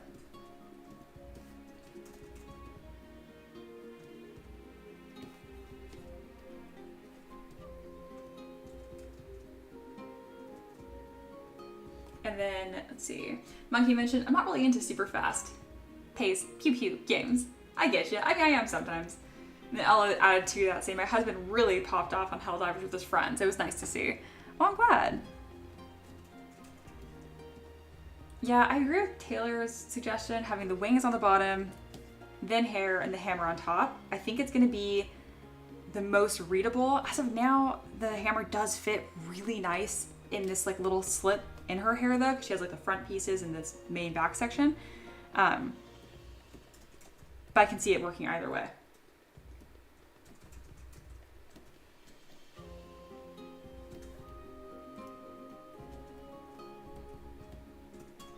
I might have a bit of like an overlap on the wings in the back, kind of like, you know, I don't know, like fans laying on each other. It's not a normal way that I pose wings, but I think it's gonna work in this case. All right, let me see if I can just smush the hair down and see if that will bring the hammer out. It didn't, which is fine. I can also just grab here and rotate the hammer out quite a bit. Bam, that doesn't change anything else. I think that's gonna be the answer. And now, scoot this in. Scoot. Yeah, that's gonna be the answer.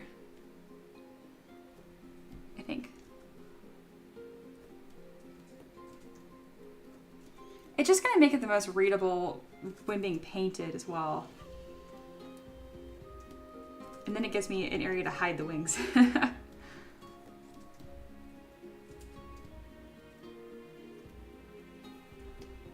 right, she has one wing, you can do two.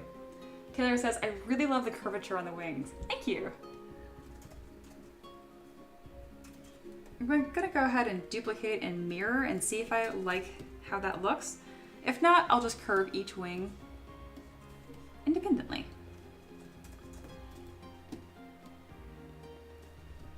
I suspect I can get away with having him be largely the same shape though. I'm gonna get rid of her hair just so I can see what is going on here. Because it should fit about there. That's her shoulder blade. I like it. Let me drag my line out, rotate it a bit, up, and then tuck. Yeah, I think that's really pretty. From the front, that curve isn't reading very well. All I have to do is like smush it over.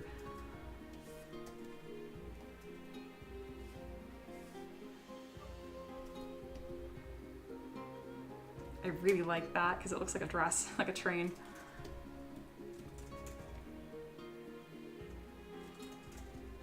These are not gonna want to fit on the base. It's okay. I got tricks for that too. Been doing this a long time.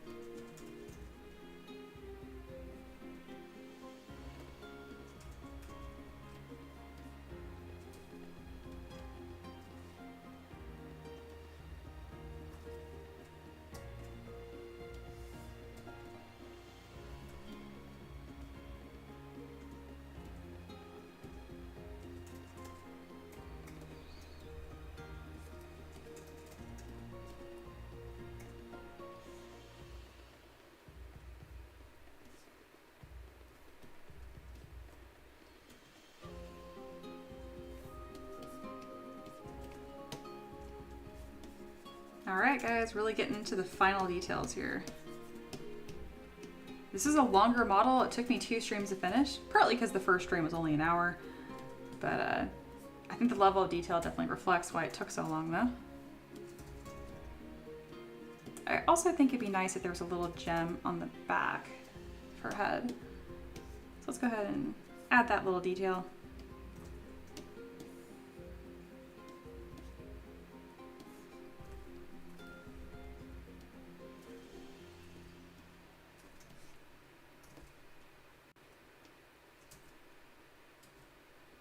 Okay, I want to rotate. There we go.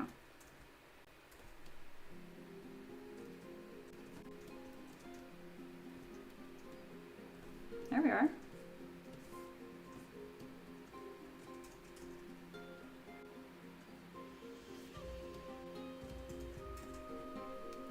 Pretty awesome looking model. Have you been hanging out? Haven't looked up in a while? Now's a good time to look up. And I will specifically zoom in a bit here. Come on.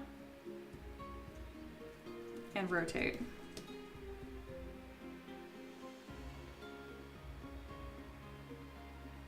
Wow, this model rocks. This is really cool.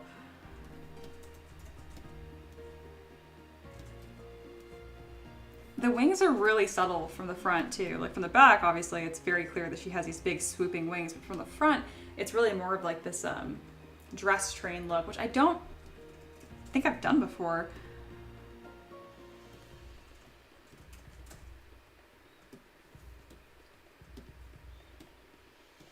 I'm gonna merge the wings together and scoot them in a bit just because this is getting too far apart to have on a base. But I'm pretty sure I can keep this looking really nice without getting rid of the effect from the front. I merged the wrong pieces together. There we go. No worry. All right, turning off perspective. I already know this won't fit on the base, so we're gonna fix the problem now.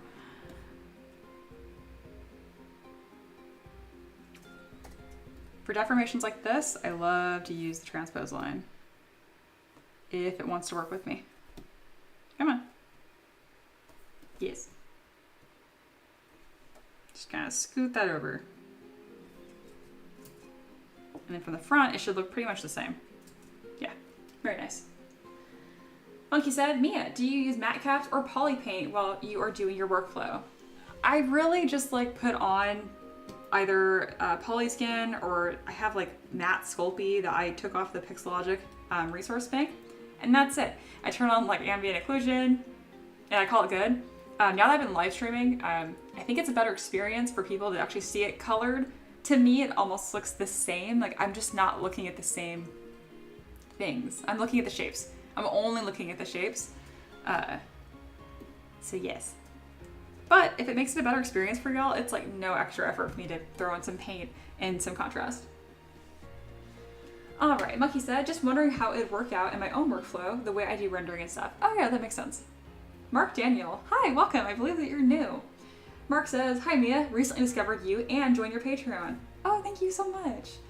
Love your models, and this is the first time sitting on your stream and really enjoying it. Great model. Thank you so much. Oh gosh, I really, really appreciate that. Now I want to check my email because I don't recognize your name and I don't think I sent you a welcome message yet. It's also, so it drives me crazy when the first of the month falls like on a weekend or whatever. I think this time was a Friday and I ended up taking that day off to play Dragon Age. Does not happen normally. But I do a lot of stuff at the beginning of the month to sync everyone's rewards. So yeah, I believe I see what your username is on Patreon. I won't say it just in case, but I do have a message that might be you. I'll answer you on stream, asking if I have a Google Drive link so you can download all my models. I do not have that, but I'm gonna send you, I'm gonna add you to my Mini Factory library and you'll have all the models available there. I think there's a bulk download you can do there as well. Also make sure to submit a request because this was a request as well. Someone asked for a Angelic belly dancer with the sledgehammer and it came out awesome. All right, Taylor said, I really like her silhouette, it reads well. Thank you. Oliver said, is there a reason why you don't use armatures for posing? Yes, I find what it does is it kind of gets this like lumpier shape sometimes. And the armature in ZBrush is called Z-spheres. If I'm gonna chat a bunch, let me put a nice render up for y'all to look at. And drink water. My voice is feeling so scratchy. I just got all excited seeing that Mark was here. I love people that recently joined Patreon, hang out on stream. I love to connect with y'all. Gosh, she's so pretty. Very happy with this model. And Mark said, nice, don't mind you sharing the username. Okay, cool. I just wasn't sure if it was you, and some people, like, it's like their alt account. Like, I totally get that. Okay, Ella says, a day off, get out of here. I know, right? Let's see. And then following up more on Oliver's question about armatures, it's a really interesting question. That would work better if I was gonna be doing multiple poses. But I'm only doing one, so it's faster to do it this way. There are programs that do like auto rig. Blender has a pretty good one.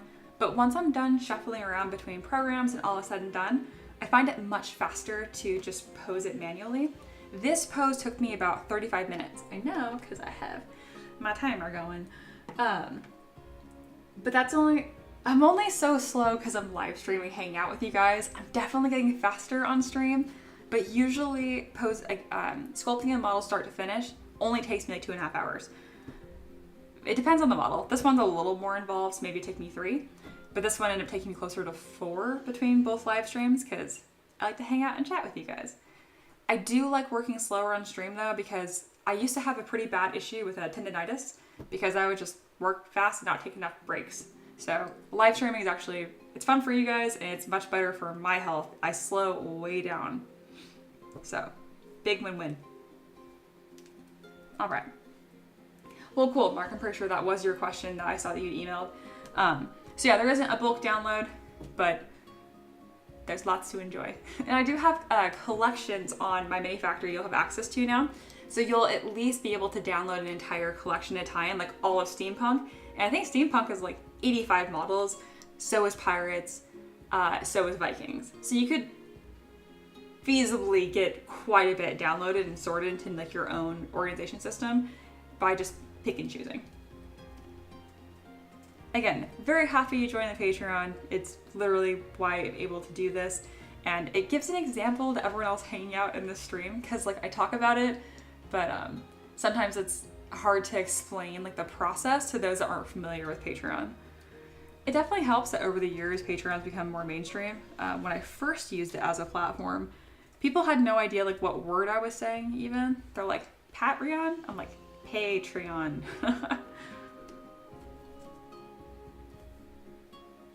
Mark says, I've downloaded some and printed. Awesome. And I have to say you're supporting the models is awesome too. Oh, I'm so glad you don't think I'm a heathen. I don't get a lot of flack for it, but nobody prints their models flat on the base. Everyone's like, that is absolutely wrong, not how you should do it. And I agree when you're printing big stuff, but when you tilt back a model 45 degrees, when it's only this big, like your cross-sectional areas are the same. And that's the whole point of tilting it back, usually. But yes, I like how I print too. If you don't have a flexible build plate, I super recommend that you get one. If you have any heartache getting the models off the base, that will prevent that. So yeah, that makes me so happy you like the free supported models too, because they're the exact same files I use, and I think they're great. And just to be really clear, like I actually haven't had anyone complain to me about my pre-supported files. I just know they make people worried because they're like, this doesn't look like other creators' files that I've gotten, because usually they're, you know, off of the base build plate. That's what I'm looking for. And then tilted back as well. I also like to have my models all stuck together to the base. If I'm painting something more complicated, I will paint the base and the actual miniature separate, but I only do that with really big pieces. Oops, we're spinning around. All right, so this is one of the techniques I like to do for 3D printing. Each of these fingers, that's really annoying to print and not break off. So I will mittenify them a little bit. And the way that I do that is I go with my inflate brush really gently. There we go, so they're already twice as thick. And then the real trick is I go in with move and back face mask, and I scoot it together just a tiny bit. So what happens is any connection point that's below the knuckle right here connects. And the only part that's not connected is from this part upwards. So if you do have a failure or a break, it doesn't defeat the look of the entire model, and it's much easier to print. There we go. Looks just as slender and delicate, but not nearly as much of a pain. I've been seeing more and more people print my stuff on FDM, which I just think is magical and very cool. I have an FDM printer, but I don't really use it to print my minis. I use it to print like my larger terrain pieces or to print my minis really big. There we go. Ella said, it really is a Wild West out there with pre-supported models. I have seen some janky ones for sure. Yeah, I think it's because they're not test printing them, so they just don't know, but they're trying to provide the best product they can. Mark says, printed 21 models. It had one support fail and a shield on a model, and everything else was perfect. Oh, that makes me so happy to hear. Ah, very good, very good. Oliver says, flexible build plates are such a game changer. I recently got a bamboo A1 mini, and it's so useful. Oh, I bet.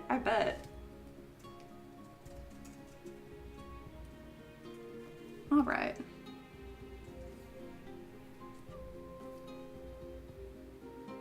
Well, this is looking really, really nice. Well, let me get this post-processed so I can share it with y'all. Only on my live streams do I share these models for free. I give the download link. It's only free for about 5 minutes. But if you are a Patreon supporter, that means you don't have to wait for the release. You can get it right away. And if you're not a Patreon supporter, maybe I can slowly entice you into becoming part of the community with this awesome model. Alrighty. Well, I think that's about a wrap. She just came out stunning. What a fun request. When I read the request, I was like, ooh, angel, cool. Belly dancer, interesting. And then I read sledgehammer, and I'm like, I'm not gonna do that. But I really like this guy, and he supported my work for so long. I'm like, you know what? I'm gonna incorporate into the model, and I'm so glad I did because, oh, what a cool freaking model. He was definitely right.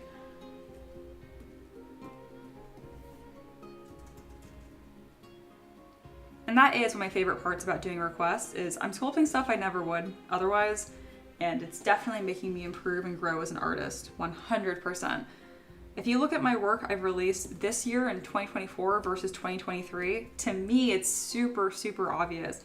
My work was good before, don't get me wrong. Like, I am my own biggest fan. I'm definitely not gonna say anything poorly about my art before, but the growth that I've shown this year is huge, and I can like directly credit it to my patrons asking for really cool and tricky requests. And this is definitely one of those tricky models where I'm like, how do you make all of this work together? There's so many components here, you know? All right, we're gonna go ahead and save this ZPR. Monkey says, honestly, anyone printing stuff should know how to do their own supports. I agree. It's always great to grab a pre-supported STL and just print it, but knowing how to do it yourself is a must. Absolutely. Mark Daniel says, absolutely agree, Monkey. Oh, speaking of Mark, since you're new, to me, I don't know if you're new to Monkey, but if you type in meditating Monkey, he has a ton of fantastic stuff too. He does pre-supported, like pre-printable models as well, but he really shines in his maps, encounters, and then he also has a bunch of magic items, which are really cool because he sculpts them in ZBrush. So the illustrations that you see from his stuff, he actually sculpted in ZBrush, which is just really cool.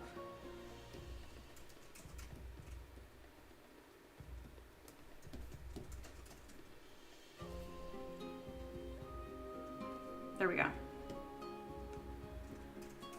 All right. I'm gonna go ahead and stamp this model right here so we have something nice to look at while I go through the post-processing. Post-processing is everything I do to get it ready for 3D printing.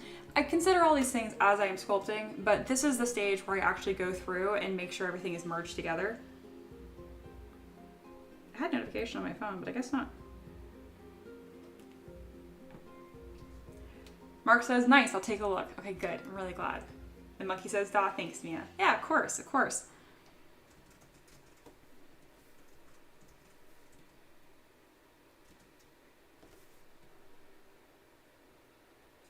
Guys, I feel like this armpit actually came out really nice. This is a big deal for me. I have a really hard time sculpting arms when they're moved anywhere above the body. I have a hard time with it, so I'm really excited about this.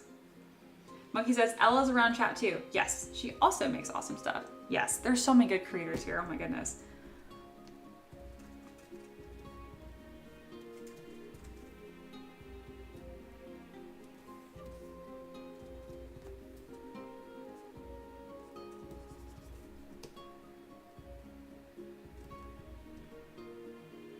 So right now I'm just checking any of these underhangs here, and I have two options. I can either squish them closer to the body, or my favorite, go with move and back face mask and scoot.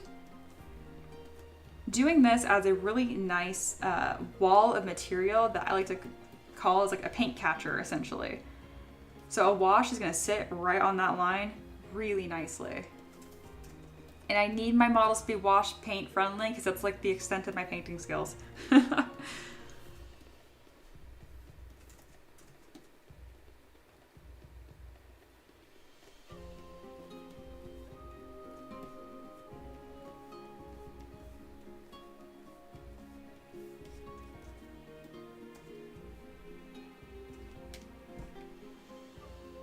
Paint Dragon's here. Ooh, looking good. Thank you.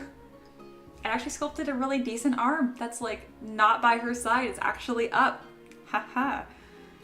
Ella says, loving all the love, guys. Yes, absolutely.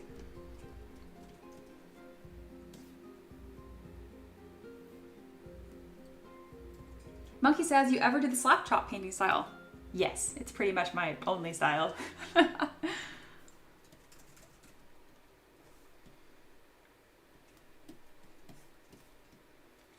Now that I primarily use contrast paints too, or speed paints. I have the Armor Painter brand, so I can't remember if they call themselves speed paints or contrast paints, but anyway, I use those now, and that's been really awesome.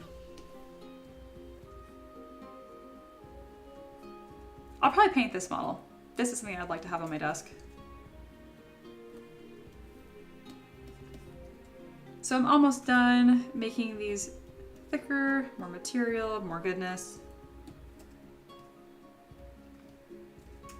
And there's not too much else that needs that attention. There's a single strand of her hair that I'm concerned about, which is this one. Doop. Now it's much thicker. Bam, that will now print.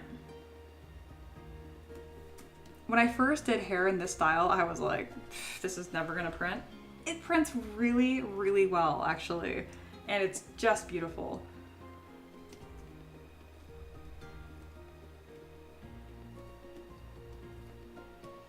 Which is very important to go under from right here, this angle, and scoop all the edges together. And after that, I'm pretty much set.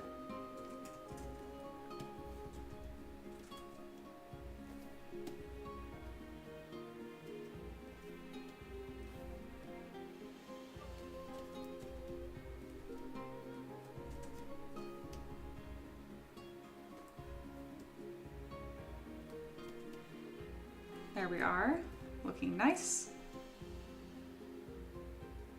Let me double check this veil that it has enough thickness on it. Yes, it does. Very good.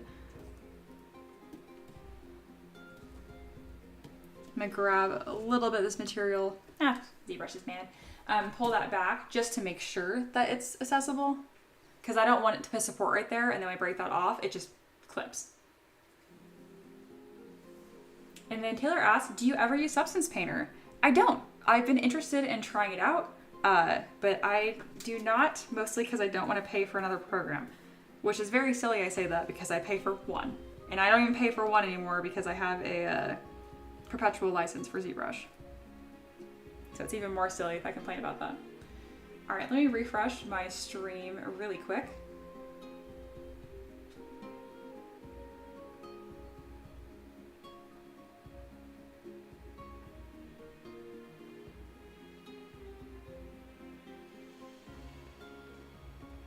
There we go.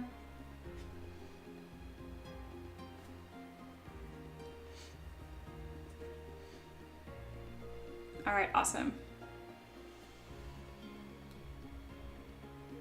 Gosh, it's really humid here today, but it's cold, so it feels nice. But I have half my hair tied up. You guys can't really tell. I have like a little donut in the back of my head. But still, I joked before, but my default hairstyle is just Hermione Granger level of poof, which I do love, but every now and then it's a bit much to manage. Definitely a messy bun kind of girl. My hair is rarely down.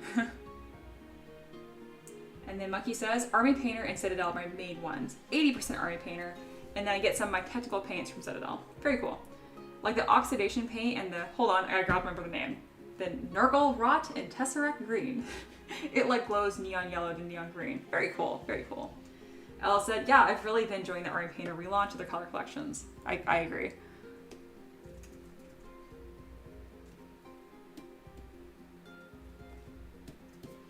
All right, I need to redo this one little section right there.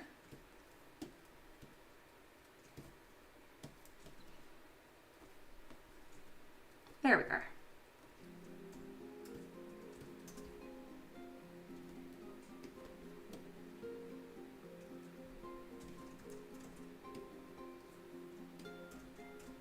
All right.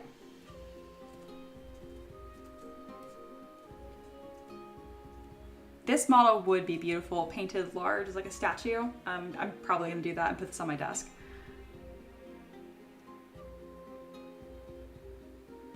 I ended up not doing like that lace chain idea that Taylor gave me, just because these wings are so heavily detailed as it is.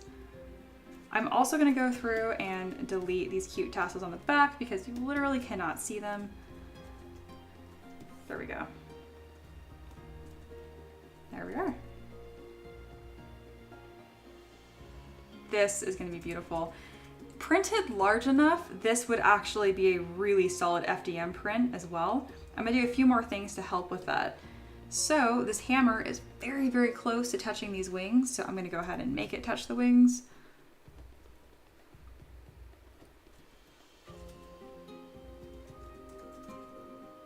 I'm a huge proponent of that. If you have meshes that are close to each other and you design 3D printing like for a living, just make the meshes touch. It makes everything so much more secure and less prone to break. And in this case, especially, it's not going to take away from the aesthetic of the model. Same with the edge of her hair here. It kind of flips down, and there's no reason for it to. It's not changing any like main curved lines. So I'm just going to flip it up so that touches this hammer. Very, very small things that make printing easier. Okay, I got mad of how far the mask went back, so let me fix that really quick. Always be careful from what angle that you're doing your mask. There we go. Much happier.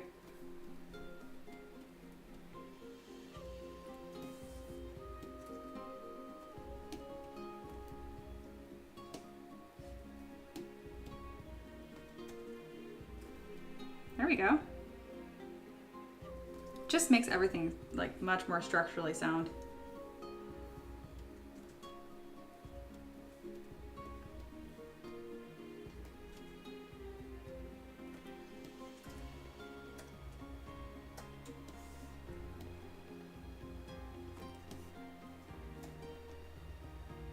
Very carefully moving the hammer, so that's going to really intersect with the corner of the wing there, but making sure I'm not causing problems elsewhere.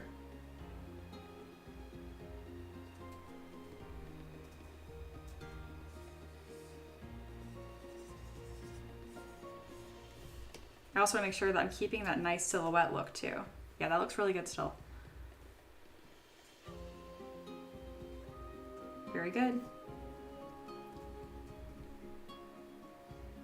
Ella says, makes it really easy to pick out color combinations for skin tones especially. Definitely. And then Mark Daniel says, beautiful. I print most things at 75mm. I paint for display. My old eyes can't paint a 32mm model. Oh my goodness, my young eyes can't paint a 32mm model. I get you. It also makes me happy you print stuff big as well, because I put a ridiculous amount of detail in my models. I really don't need to. A lot of people mention like, if it's just a mini, it doesn't need that detailed. And honestly, I do think that's silly, because you can see their eyes on a mini that's 28mm scale even it's not super detailed obviously, but you can see it. So unless it's smaller than an eyeball, I'm happy to add that detail. And I do have quite a few people that paint my stuff in print exclusively big. I have quite a few supporters on Patreon that don't even play tabletop games at all. My favorite story is the couple that printed a lot of my Pirates collection to decorate their bathroom. It's all aquatic themed anyway, and I released a bunch of pirate aquatic-y themed terrain, like a coral reef, and it fit in perfectly with what they were wanting.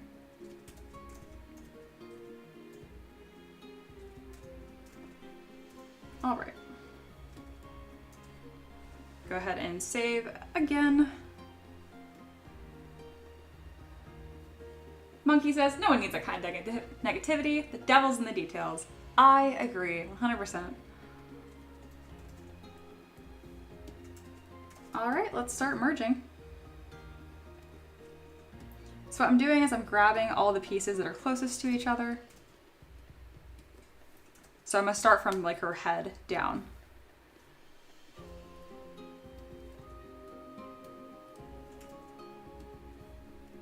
This first merge I'm doing will be somewhat big. It's gonna be her entire body and her hair, the chains, and her eyelashes. I might as well throw her veil on there while I'm at it. Am I asking ZBrush to crash? Yes. I think it'll be fine. All these meshes were made pretty cleanly.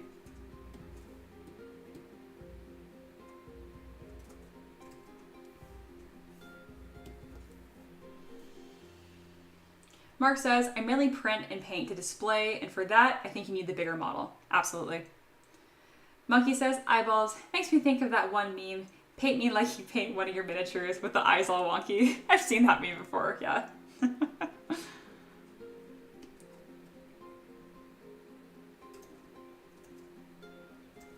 I really like this model in gold. It is so flashy and so fun.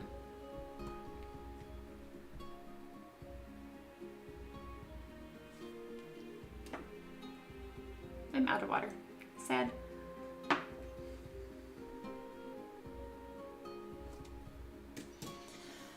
Almost done here. So in the next 15 minutes or so, you guys can expect this file to be shared with y'all on stream.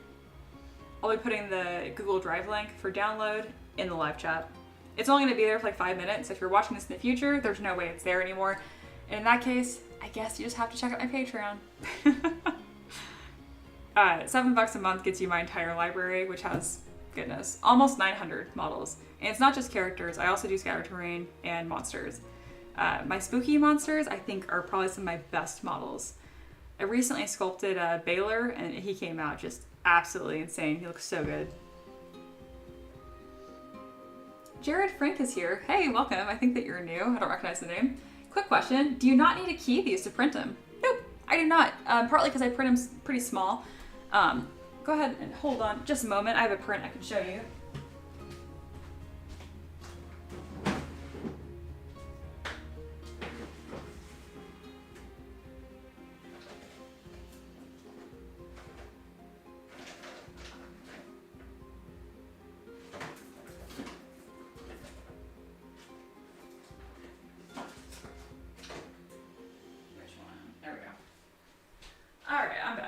To dig around.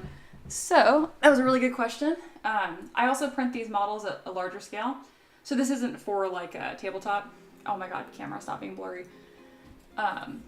So at 75mm scale, they look kind of like this. There we go. It's mild NSFW. It's fine. We're all adults here. But yeah, so she's about 3 inches tall, and this was all printed in one piece, and it was even connected to the base. If I was printing it much larger than this, I guess you could key it if you want to, but you do not need to. So yeah, that's a pretty large print. I also primarily designed for tabletops games, so think like half the size. Oh, the camera does not want to be in focus. That's okay. So that's 75mm scale. I also print these about half, so about this big instead. But very good question. If I was printing like a pirate ship or something, or large scatter terrain, then I do key it then. I also sculpt dragons, and for dragons, I like to key at least the wings, and that's mostly so they fit on the print bed better as well.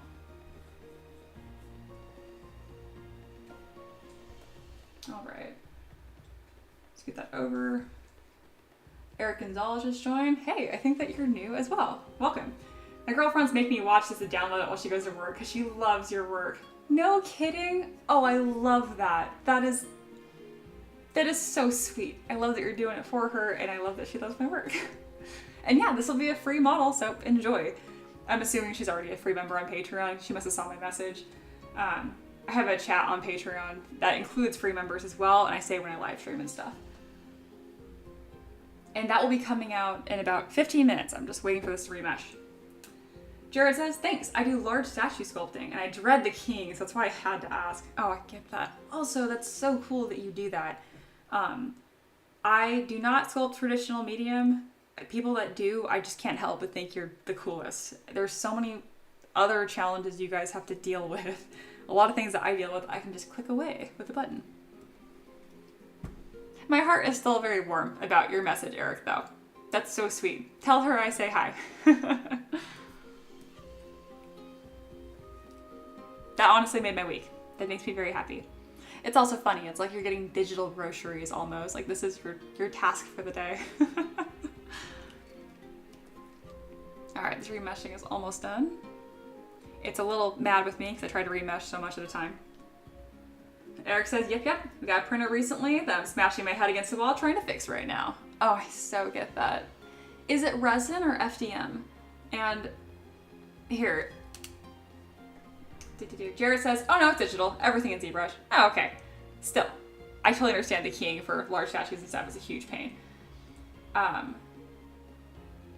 Eric, I'm gonna throw a Discord invite. You do not have to join. Totally okay if you don't use Discord. But anyone that's watching the stream right now, you are welcome. Oh my gosh, my chat thing actually worked. I think you guys saw that. You just subscribed, Eric. I've never seen it work, so that's really exciting. Anyway, you made my day twice. All right, this is my Discord invite. Anyone that's hanging out right now, you can join my Discord channel. Eric specifically, I highly encourage that you join. I help people fix their printers there. I probably won't even respond to you first. My community is so on top of that. But I have a channel for resin and a channel for FDM. So if your printer is driving you up a wall, we've all been there. That's part of 3D printing. I would love to help you. So that's my pitch. It's not really a pitch because it didn't have to do with business. I just want to help you. But there's my aggressive, friendly pitch to help you. He says, I'm in. Okay, cool. Whether you were already in or just joined, fantastic. Oh, you both joined. I saw. Taylor's there now too. I'm waving to you both. Very cool. Heck yeah. But yeah, feel free to complain about your printer woes, actually get help, or just complain about your printer. Everything is welcome there.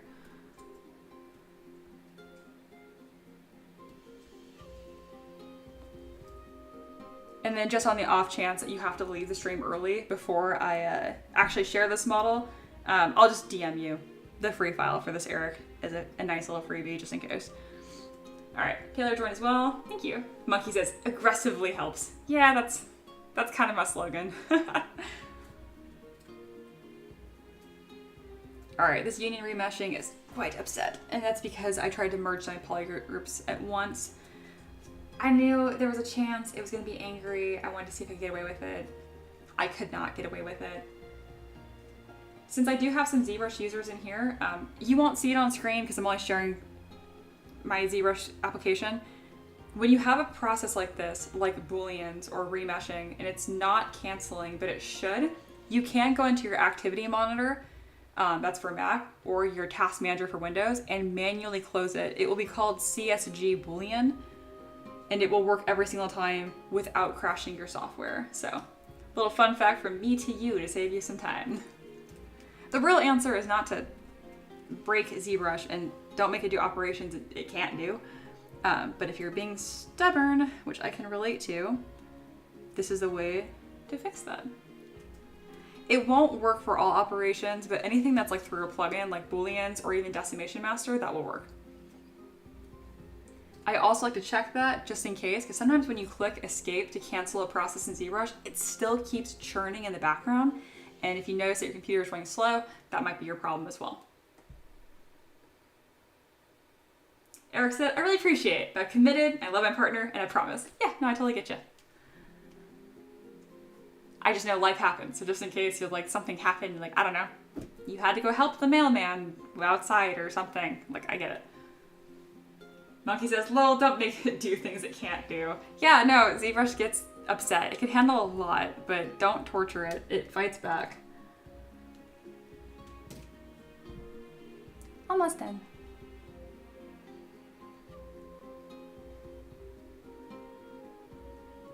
This model looks so freaking cool in gold. Goodness. I used to have a merchant. I don't know if he still is a merchant of mine, but he would not print my stuff for as 3D printables. He would actually cast it in bronze, I think, and he'd sell my models like that, which is really cool. So this is like my second or third stream now where I'm consistently having over 10 people here at a time. I can't stress to you guys enough how mind-blowing, how cool that is to me. Thank you guys for being here. It's very, I mean, I'm pretty motivated with my work. I'm a bit of a workaholic, but hanging out with y'all while I do it makes these models more memorable for me. And I work slower, which is much better for my health. It's like literally preventing me from getting carpal tunnel, as silly as that sounds. It's like forced fun breaks to chat with y'all, so it's a huge win-win. Painted Dragon says, have you ever come across an error on movie export? Yes, I have. I'm trying to export a turntable and have the following. Quote, sorry, error encountered works while exporting a movie. Sometimes I find it gets angry depending on what your settings are. Like, if you changed it after the fact, it gets angry. I'll Obviously, you must have paused it automatically. You can always do this too, where instead of exporting it, you can save the movie, open a new ZPR, reload the movie in, and then export that. I've had that help and fix as a workaround. Eric says, question to Monkey. I'm gonna read it anyway. Were you trapped under a mountain for about 500 years for crimes against the Jade Emperor? Asking for a friend. Painted Dragon continues. I've never come across this before, but I recently updated my PC rig and this is the first export I've done. Oh, he says, I have an advert. I cannot hear you. That's okay. I'll explain in just a second. Let me know when you can hear me again and I'll re-mention it. Yeah, it's like YouTube knows when I'm trying to explain something and it's like, advertisement on you right now. Sorry, can you repeat? Absolutely I can. The first half of it, I was kind of fumbling anyway. I've had it happen before. The best workaround that I have found is saving your movie, opening a new ZPR, loading the movie back in, and then exporting that. At the very least, if you save the movie somewhere, I think there's some...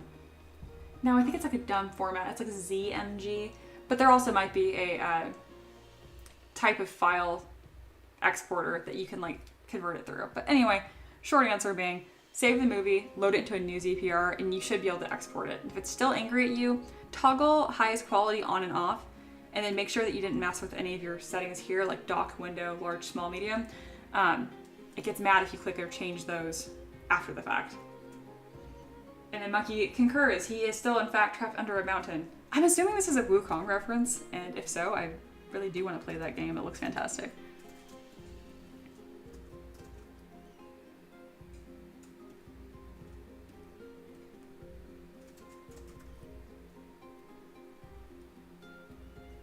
I say I want to play that game, but the rest of my life is going to be playing Dragon Age Veilguard, so doesn't matter. I can't believe we got a 4th game, guys. I am so happy. I am just beyond happy. All right, looks like this actually worked. Yay. Just needed some coaxing. All right, that was really slow to post-process this, but we should be rolling now. Yeah, whenever I push ZBrush to do something it doesn't want to do, it always ends up taking longer than if I just did it the quote-unquote slow way in the first place. Eh.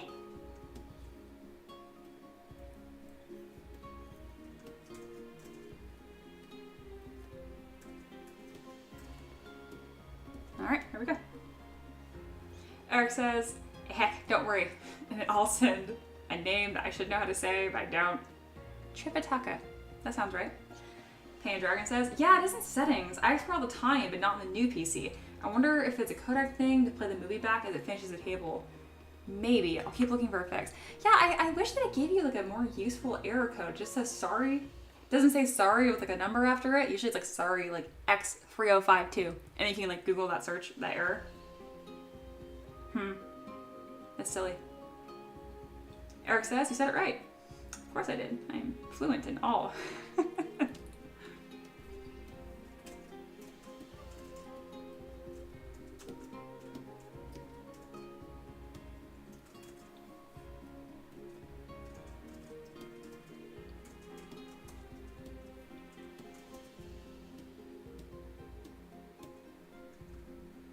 All right, this is going really well.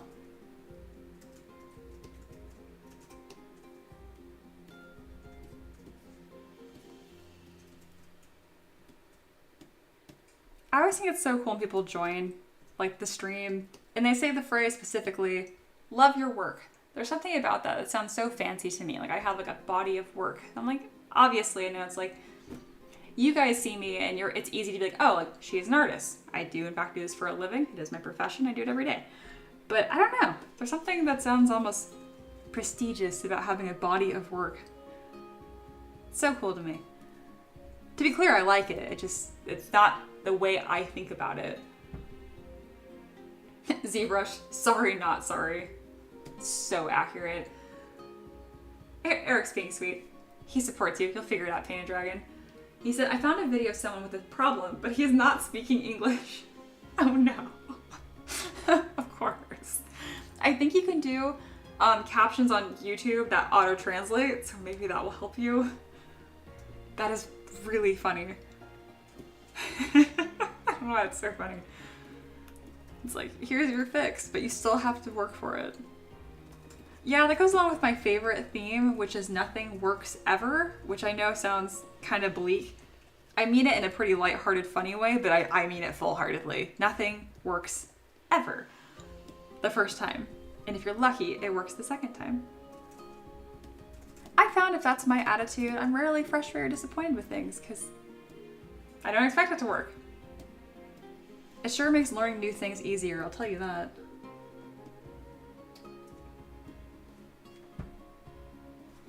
Sadly, no captions. Goodness. Eric says, is it Spanish? I speak that. That would be helpful. And yeah, I talked about this earlier in stream. Spanish is the only language I know any of other than English, but I only know enough Spanish to explain quite well how much I don't know Spanish. If someone talks like really slow to me, I can do quite a bit and like understand quite a bit, but I not a whole lot of responding. Taylor says, having a body of work is not a way to think about it. It's just a fact. That's true. That's true.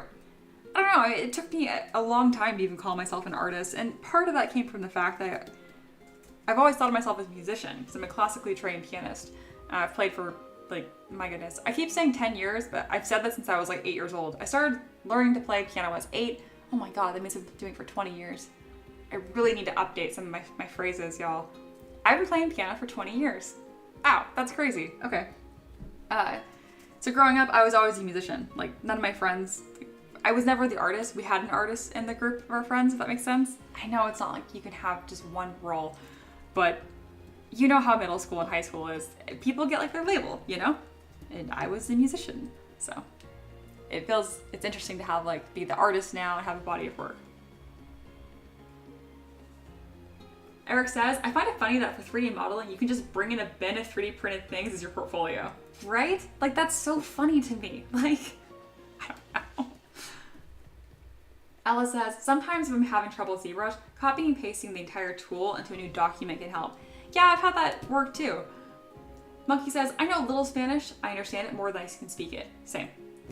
I also know how to ask if I can go to the bathroom in German. Specifically, can. If you can, not if you may. No, sorry, can't help it.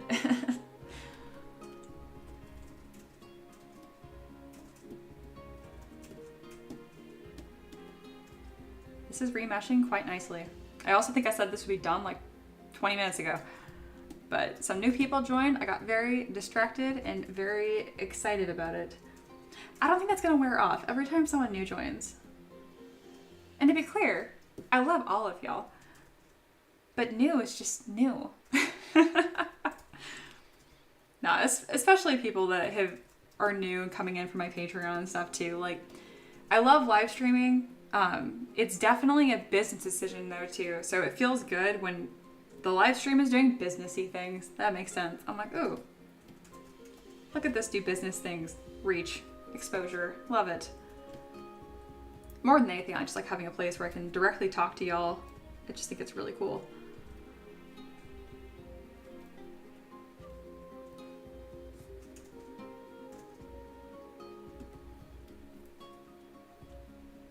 Well, our subtool list is getting ever smaller, which means we are getting ever closer to getting this exported.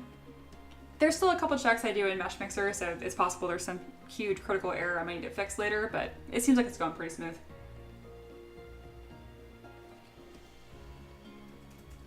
I'm also really excited because this is the first stream where I actually saw someone subscribe and I saw the notification work, which is very exciting. I know it probably has happened before, but I definitely haven't been looking up at the same time that it happens. So, any streamer elements that you use, you can always test on your side as well. So, I in theory knew that they worked, but seeing it actually happen live is really cool. So if you've subscribed in the past streams and I did not say anything or welcome you, I just did not notice. I really appreciate it. I think it's very cool. Thanks for joining the family, community, whatever you want to call it. I like hanging out with y'all. What is this piece? What am I highlighting? Oh, it's that little gem on the back of her head.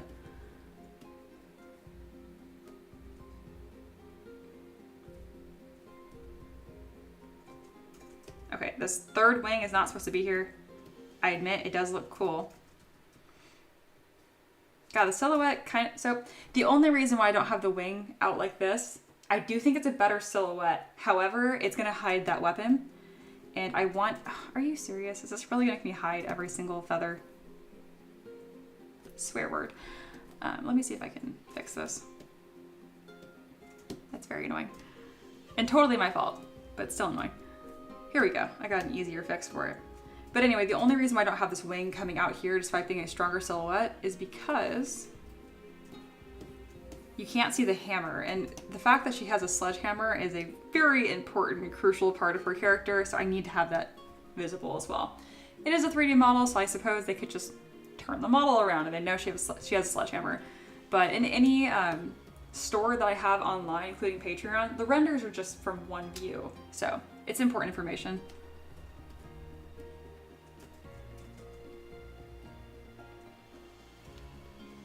Eric says, I'm 3DM. Business, business, business. ZBrush whispers, is this working? Yes.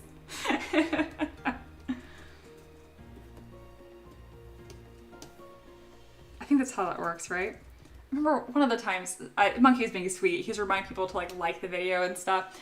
And then my husband put this dumb comment being like, if this video gets 20 likes, Mia will do a backflip. I cannot do a backflip. I cannot. I'm pretty well balanced. Like I've practiced yoga pretty much my entire life. But I've never been able to do a cartwheel, which I don't know why telling you guys that feels like really embarrassing to me, but like I've always been very physical and very active. So to me, it's always been a great shame that I cannot do a cartwheel. And I have tried. I got way farther doing a handstand than I could do a cartwheel. I don't know.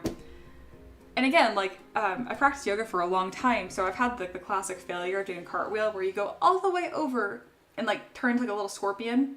But that's fine, because I can actually do that pose. It's called the wheel in yoga. And that's fine. A little rough transition. But I don't know. I can't actually do the whole thing. This is my great shame, guys. I'm cartwheel-less. That monkey. Backflip, backflip. No. Jared says, designed by committee. Her left wing out, weapon still visible. But it wouldn't be visible from the front silhouette. But I hear what you're saying. Another big reason why to have the wing go straight out is because it wouldn't fit on the base. But I'm going to be making another version of this model for my Spicy Arts business, which is completely separate from M3DM. I do a line of pinup models as well.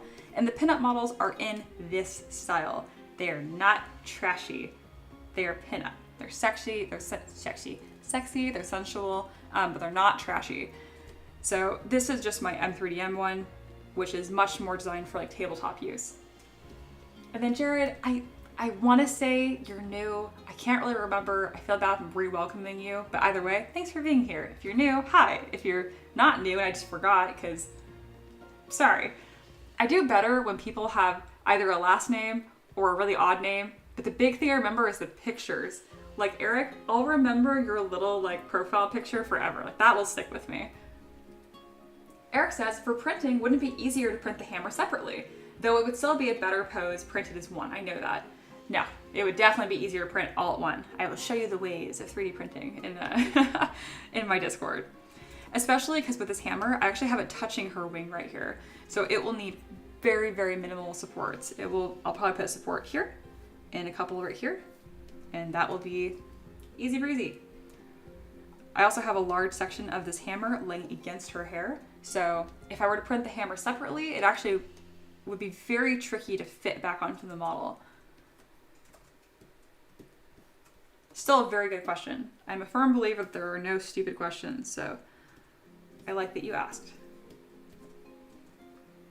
And I've always heard the thing, like, people that say there's no stupid questions have never heard a stupid question, and I'm like, no, if you learn new things or learn difficult things, you're bound to ask stupid questions. For those that are new and don't know, I actually have my bachelor's in mechanical engineering, so I know all about stupid questions, and there's no stupid questions. Like, if you don't know, you don't know. I'm amazed at how much nuance there is in even the most mundane things. There is so much to learn all of the time.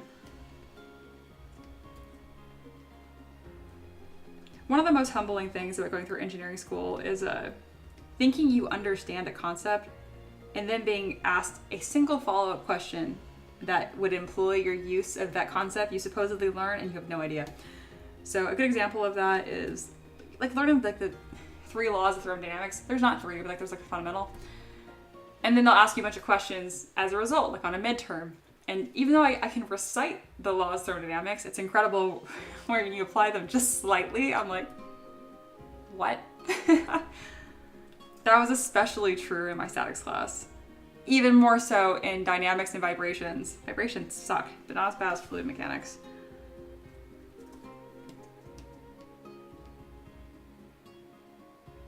And I usually get this follow-up question too. No, I've never practiced as an engineer. No, I was never hired. I went straight into making angelic belly dancers with sledgehammers as a living, and it's been great. Monkey says, Mia, there are no stupid questions. Monkey, me, challenge accepted. Ask away, man, but it's going to seem especially funny because I know you also use this software as a living, so I know how much you know, and it's quite a lot.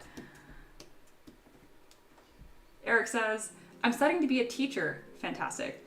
And I firmly believe there are stupid questions, but they are questions made to purposely be disruptive, not to learn. Okay, yeah, that's different. I hear what you're saying. I do. There are, however, no stupid askers. Okay. Monkey says, I feel targeted. Lol. Be targeted. Yes, that's actually you're right. There are such things as like disruptive questions or completely off topic. I get you. There's no stupid questions with good intentions.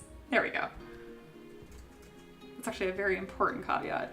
Also, I am so glad that you are studying to be a teacher.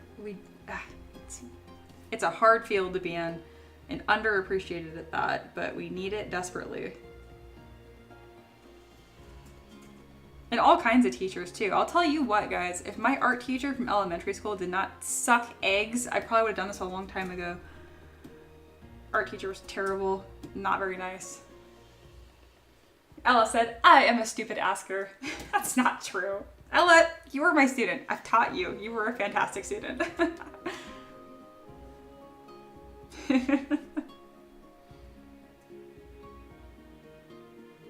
All right, this is the final mesh. It's currently at 1.1 million points. That just means it's a big file size. You can 3D print that, but it takes a long time for your slicer to process it. So as a result, I'm gonna bring this down to a quarter of that, really. Let's try, but this will be a higher poly one no matter what, because I have all of these beautifully detailed feathers. So what I'm gonna do is I'm gonna zoom in on the model, and let's see how low I can go. Why is there a hole on her face? What is that? No. What in the world? Go away. That was an odd artifact.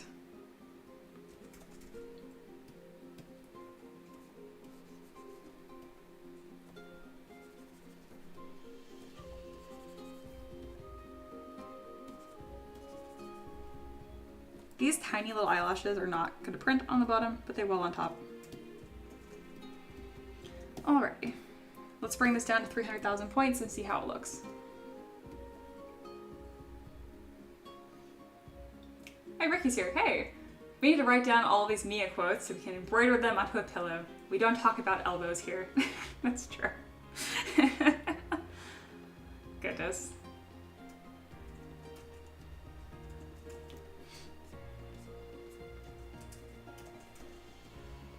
Yeah, no, I definitely suspect as I keep streaming, there's more topics that keep getting brought back that we keep talking about.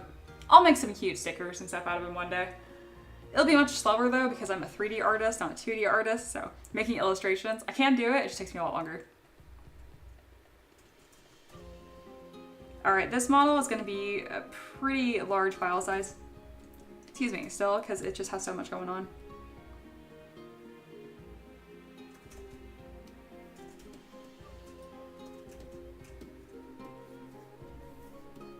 Mesh integrity looks good though.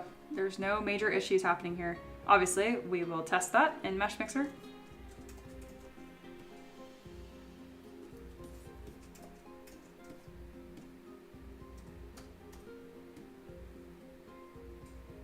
Oliver says, I have to miss the end of the stream, but thanks a lot. Super fun to watch. Thank you for hanging out. Always a good time.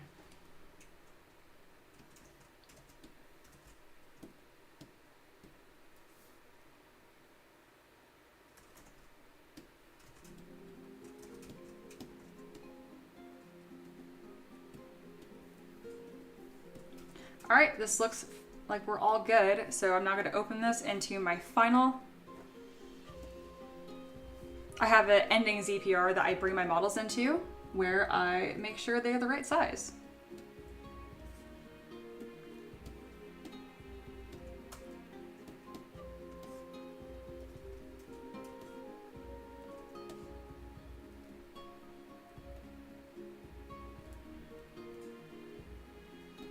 She is absolutely stunning. I love the model.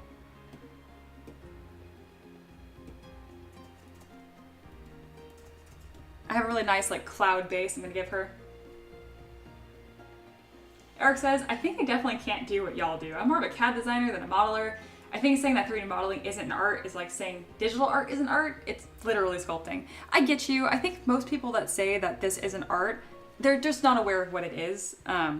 Anyone that's actually seen me live stream and sculpt, like, oh, okay, it's literally sculpting. They just think it's something else. They're just not sure of what it is. Though I do think 3D modeling in CAD is art as well. Again, I have my degree in mechanical engineering, so I started 3D modeling in SolidWorks and AutoCAD. AutoCAD being just literally 2D and like lines and stuff, and SolidWorks being 3D. And no, I'm not nearly as good at SolidWorks as I am ZBrush. I 3D modeled at Pokeball. That was cool. I colored with materials and it looked nice, and that's about the extent of my SolidWorks. Unless you want me to run simulations on an assembly line, I did that. I also modeled a piston. That was cool.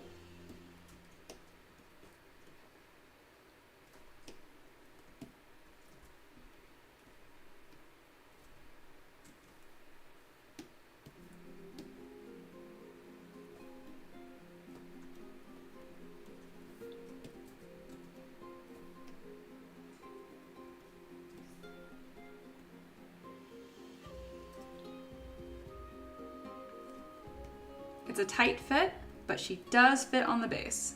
I'm gonna make sure her little toes aren't covered up. I'm also going to do a hard mask on this edge to make sure that we're keeping that nice crisp edge, but that I can still deform the organic sections of the cloud to match the rest. This foot got buried. Let's unbury it.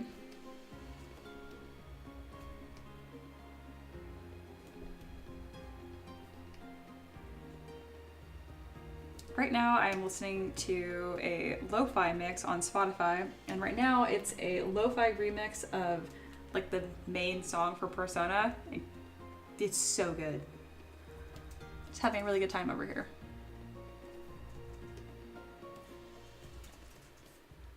Gosh, she looks absolutely incredible. Wow, really proud of this model. Jeez.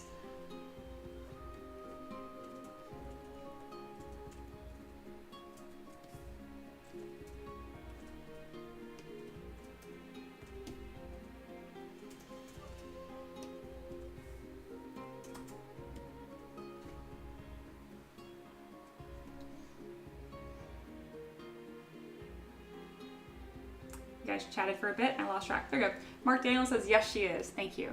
We'll be printing soon after you finish up. Awesome. If there's any issues, let me know. Taylor says, hello, fellow cat artist, to Eric. And then Eric responds with Ned Flanders. Ned Flanders, iconic character. Great character. When I was a kid, I found him really annoying, but looking back, like, I don't rewatch The Simpsons very much, but when I do, Ned's like one of my favorites. Mark says, I've thought about learning 3D model, but I lack the patience to learn. The trick with that is just learning in bite-sized pieces. When I was learning ZBrush, I never committed to more than 10 minutes a day, and that seemed to be very successful for me. And another big part of lacking the patience, because I'm right there with you, that's actually why I made classes on how to teach. I have an entirely separate Patreon that's about teaching specifically. It's M3DM Learn instead of just M3DM. And I actually made a bunch of videos and resources specifically because I could not find what I wanted online. So once I figured out how to do what I wanted, to make a video on it, because I was trying to make the resources I wish existed out there. Because I know what you're talking about. Oh my goodness. I have watched so many terrible tutorials on ZBrush. They'll take an hour to make a belt. And is it the prettiest belt you've ever seen? Sure. But it's not a beginner's tutorial. It's just kind of a waste of time. Alright, fancy render.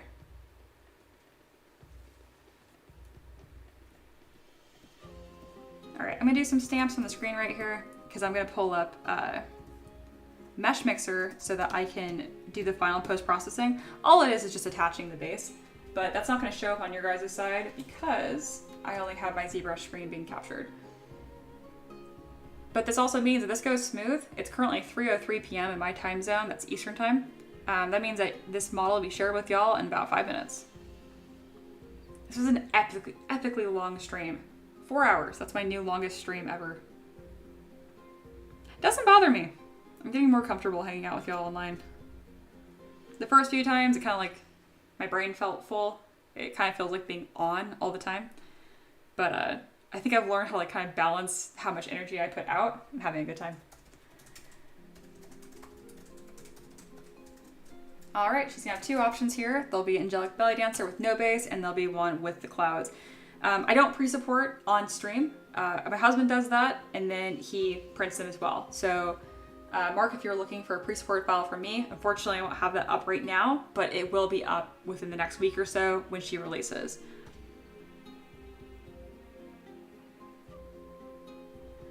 I used to do all the pre-supporting and test printing and everything, and then business was going great, so my husband quit his job, and now he does half of my job. And thank God, because there's a lot that happens outside of sculpting.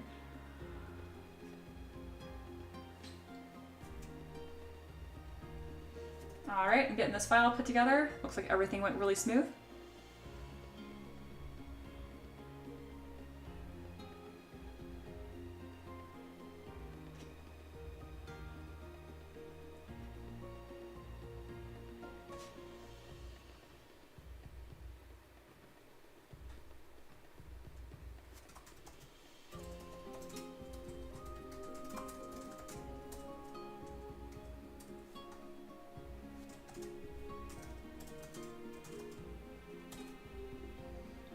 Alright, those files are uploading right now, and as soon as those are finished uploading, I'll share that Google Drive link with y'all.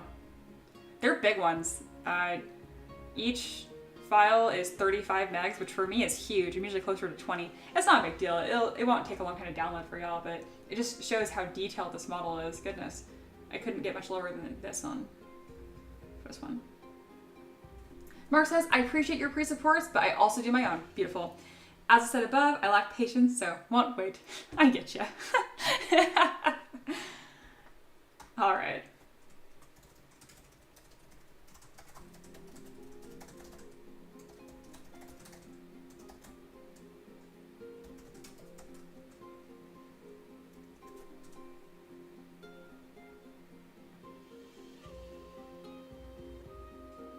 All right, free download link going up right now.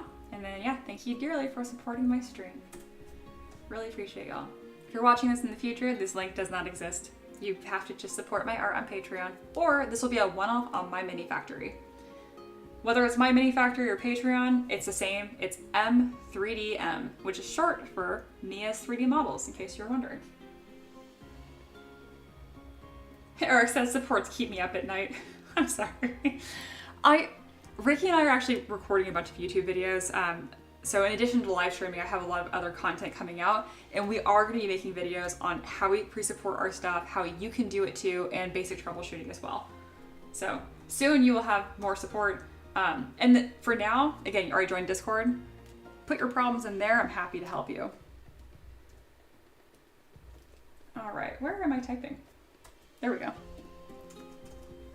So for now, I'm going to go back to the finished one, put up some nice renders, and that's going to be the thumbnail for this video.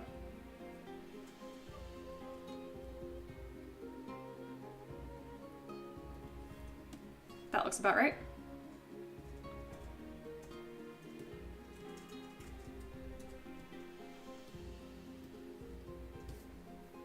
All right, let's get some fun lighting on here. Usually I rely on those render sets, but since I have all this nice poly paint and I want multiple angles, we're gonna do it with stamps instead. Eric says, wife mission accomplished. Good job.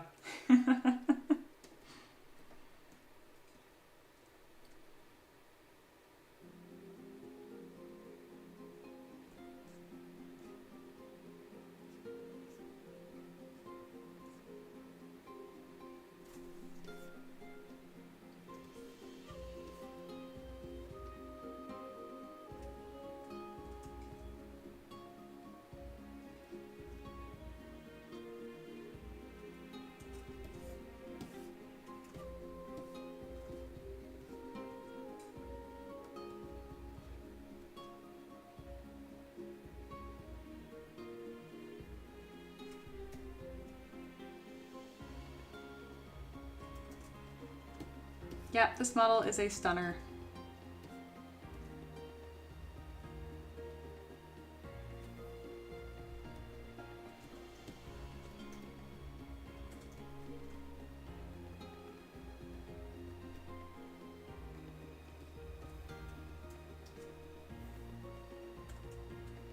Thank you guys so much for hanging out. This was a great stream, and I'll be doing it again tomorrow.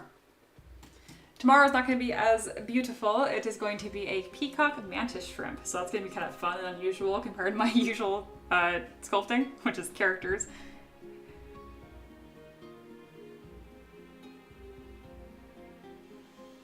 Had a really good time finishing this on stream though. I'm so happy the model is all the way done too. I always want to stop and cut the stream off early, but then I'm not going to want to do it off stream anyway. So I might as well finish the model all the way and share it here.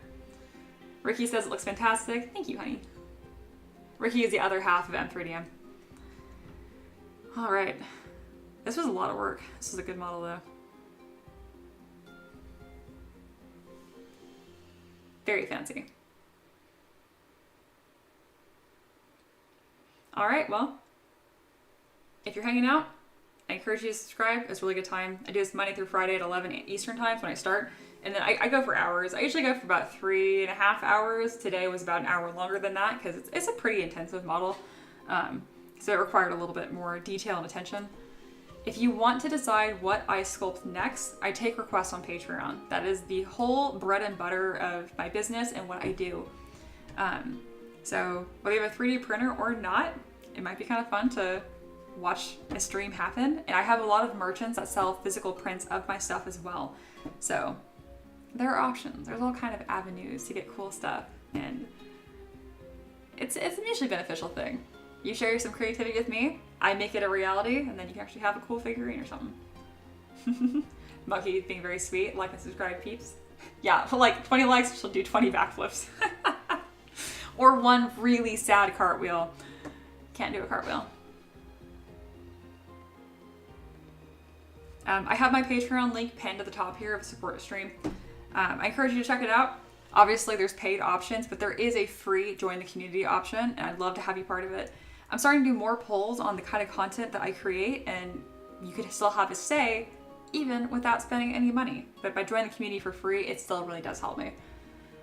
Pretty soon here, I'm gonna get like a buy me a coffee setup as well. That way it's not a subscription, because it's so easy to forget about those. If that's not your jam, I totally understand. But yeah, just by watching the stream, you're supporting what I do. So I really appreciate you guys being here. Thank you so much. I think that's a wrap.